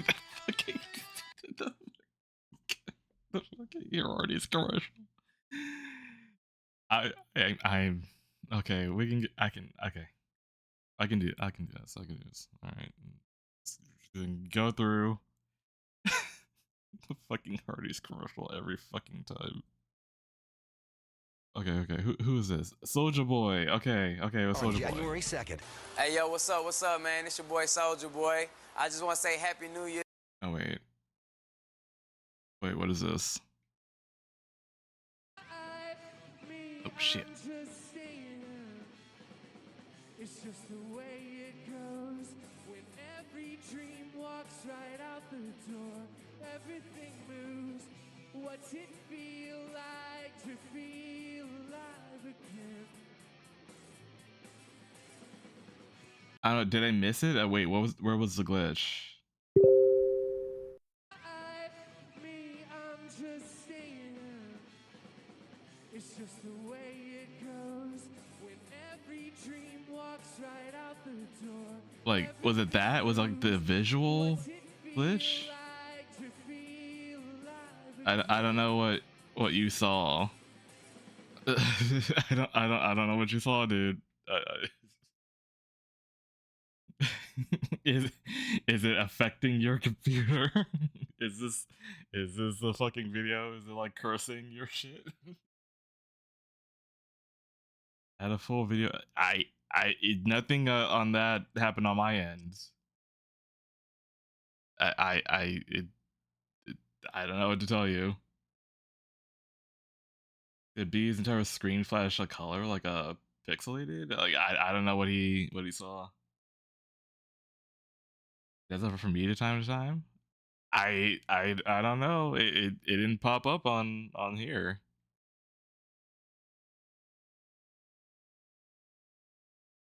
Yeah, his entire stream went really glitchy. And I clipped it and it didn't show up in the clip. I don't know. I don't know. Like we just saw the clip and it wasn't in there, so I don't know. B stream's haunted. I mean, at this point, I wouldn't be surprised. With all the shit we've watched on here, I would not be surprised. Cheers to everybody out there, man. I hope everybody partying right now, having a good time, enjoying themselves. Shouts out to Jamie Kennedy. You already know what it is. Your boy Soldier. Sweat. Oh my God. Oh my, I don't know which to watch. Do I look over there or do I look at you? I'm just gonna stare straight at your face because I want to see your reaction to yourself. I'm just gonna lean in close and enjoy your manliness. Thank you. Oh. Appreciate that. You smell like patchouli. And dreams. Jamie, if I remember correctly, this is the classic rape scene from Scream, right? The rape scene? Wasn't that yours brainchild? No, that was Courtney Cox's. Oh. What were you thinking in preparation for this scene, Jamie Kennedy? Hey, don't put him on the spot. Why are we constantly bringing up Scream? That they was write like a rape a decade scene, ago. Perform a rape scene. Yeah. It's not, Like they I constantly don't even bring that up. remember this I scene think from that's this the only movie. like highlight Yeah, of I'm his pretty life sure there in this wasn't a rape career scene that in the he movie. has. I think you And they just wish constantly there was bring a it rape up. scene in the movie. I put in, this is Clockwork Orange. I'm sorry, guys. Yeah, that's what. There it is. Okay, it's on. I'm It's sorry. got I guess. It's on now. Your new nickname is gonna be Rapey. Yeah. Oh, it's coming on! It's coming on! It's coming on! Oh, this is the part where you explain all the rules about horror movies. Would you say that word for us right now? The whole thing? Yeah, the exact Yeah, thing, sure. word for word. Okay, let me see if I can remember. All right. There are certain rules that one must abide by in order to survive a horror movie. Okay, he can't be like just doing a scene from. Never drink. Yeah. You can never Don't do it. He's not. Like, what even is this, dude? Is this like part of the? It might be part of something, or like, did he feel like pulling something out from his own like specials to like slide them in here since he's presenting this whole like event? I guess. With you. Jamie Kennedy. Oh no. You were also were in that movie Romeo and Juliet. Yeah. Yeah, What- back in the day. What did Claire Wait. Danes Was he in that movie? No. movie Romeo and Juliet? Yeah. Yeah, What- back in the day. What did Claire Danes' boobies look like? Oh, for God's sake. Okay. Honestly. She was What 16. role is he in that movie? Oh, we're all going to jail. That's what's happening right now. Thanks a lot. It's not You made illegal us- to look. Is your last name Sandusky? Or I was.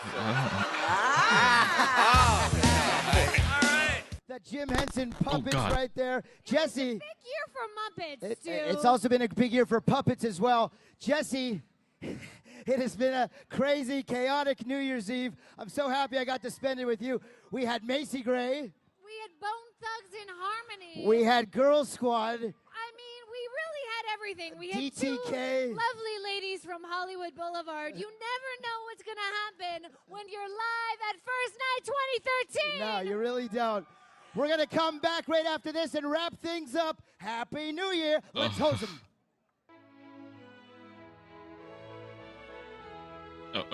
Okay. Tonight's going to be rather crazy. It certainly is. I'm going to show my No, it's still going. Silence, Friedrich! I hope I piss myself and you call me your little pee-pee piss boy.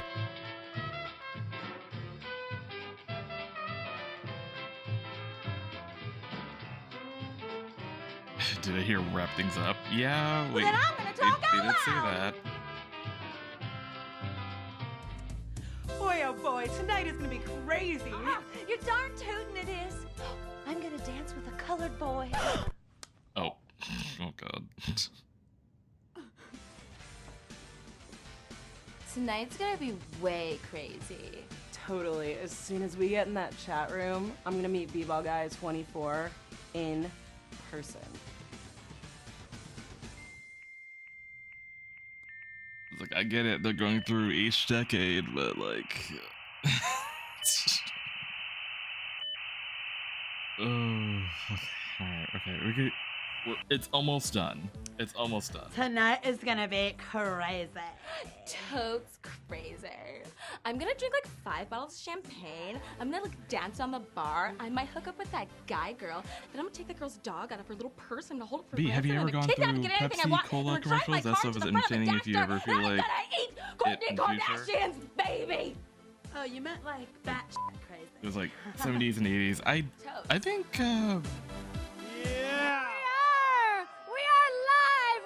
like, I feel like they popped up in all the holiday stuff we've It's been done. an unbelievable night. We want to thank everyone who came out. Unbelievable, TTK, right? DC Gray, Bone Thugs in Harmony, Shannon Elizabeth, Bridget Marquardt. It's getting crazy here. We also want to thank Carl's Jr., Commerce Hotel and Casino, Gardahart, all of our great sponsors. Heart Guard, Echo Green, EUC, ECU, all our guests, and thank you, Hollywood. It was great doing a West Coast version of New Year's. Now I know why they don't do one. God bless you, and we'll see you in 2024. Good night. Bye. I don't think, they did.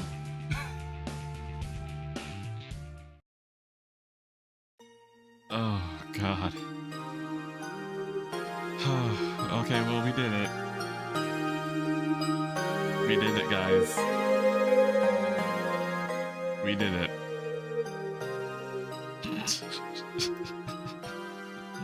we actually did that shit.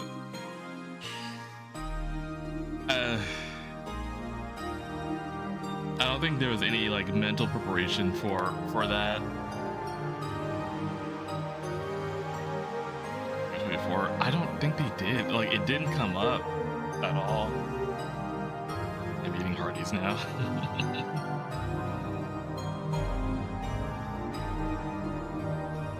That was rough. Dude, I knew it was gonna be bad. I had no idea it was gonna be that bad. I honestly did not know.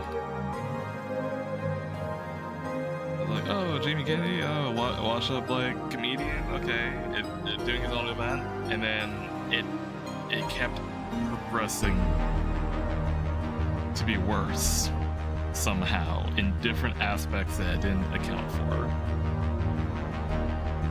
I would rather watch the sperm race again.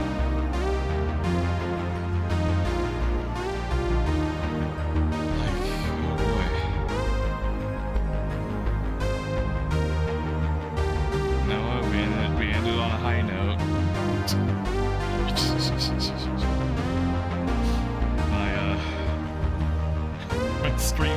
exploding on cringe, and it ended on that note. So you know what? I think it's perfect. So ending it with exploding cross. It's not exploding; it's just shining. With like synthy music. But anyway.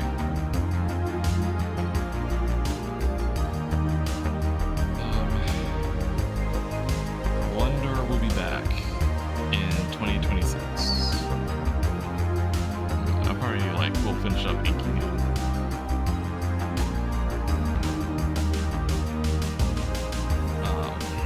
Throughout the week, stuff like that.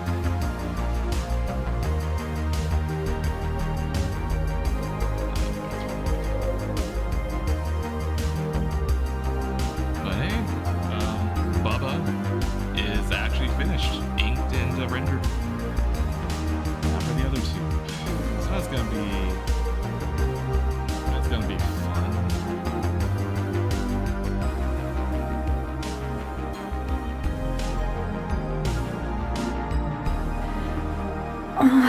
D&D recap, not even like a morsel?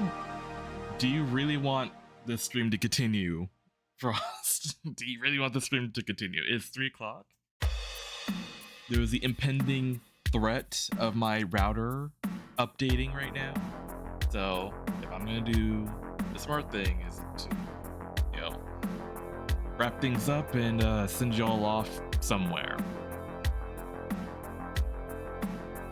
Wolfblend will be back in 2026. But you'll get a D&D recap on Saturday. He got some big old titties. All right. Let's see.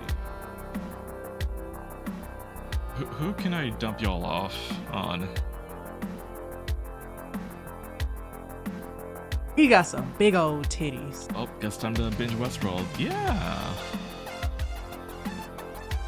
He got some big old titties. Oh, is he actually still alive? Okay, we got Crudberry. I hope I piss myself and you call me your little pee-pee piss He got piss some boy. big old titties. Raid message? Y2 gay. He got some big old titties. Absolutely destroy me. That's the raid message. You ain't never suck a toe, pussy boy. Or or you want to do E, you can do E. Y2 gay. That's. He got some big old titties. Okay, alright. Okay. Thanks for the stream and for the fun. Yeah, you'll be cursed to your streams. Yep. He got some big old titties. Probably more to come. There you go. There you go. What Frostbite said. That'll be our raid message.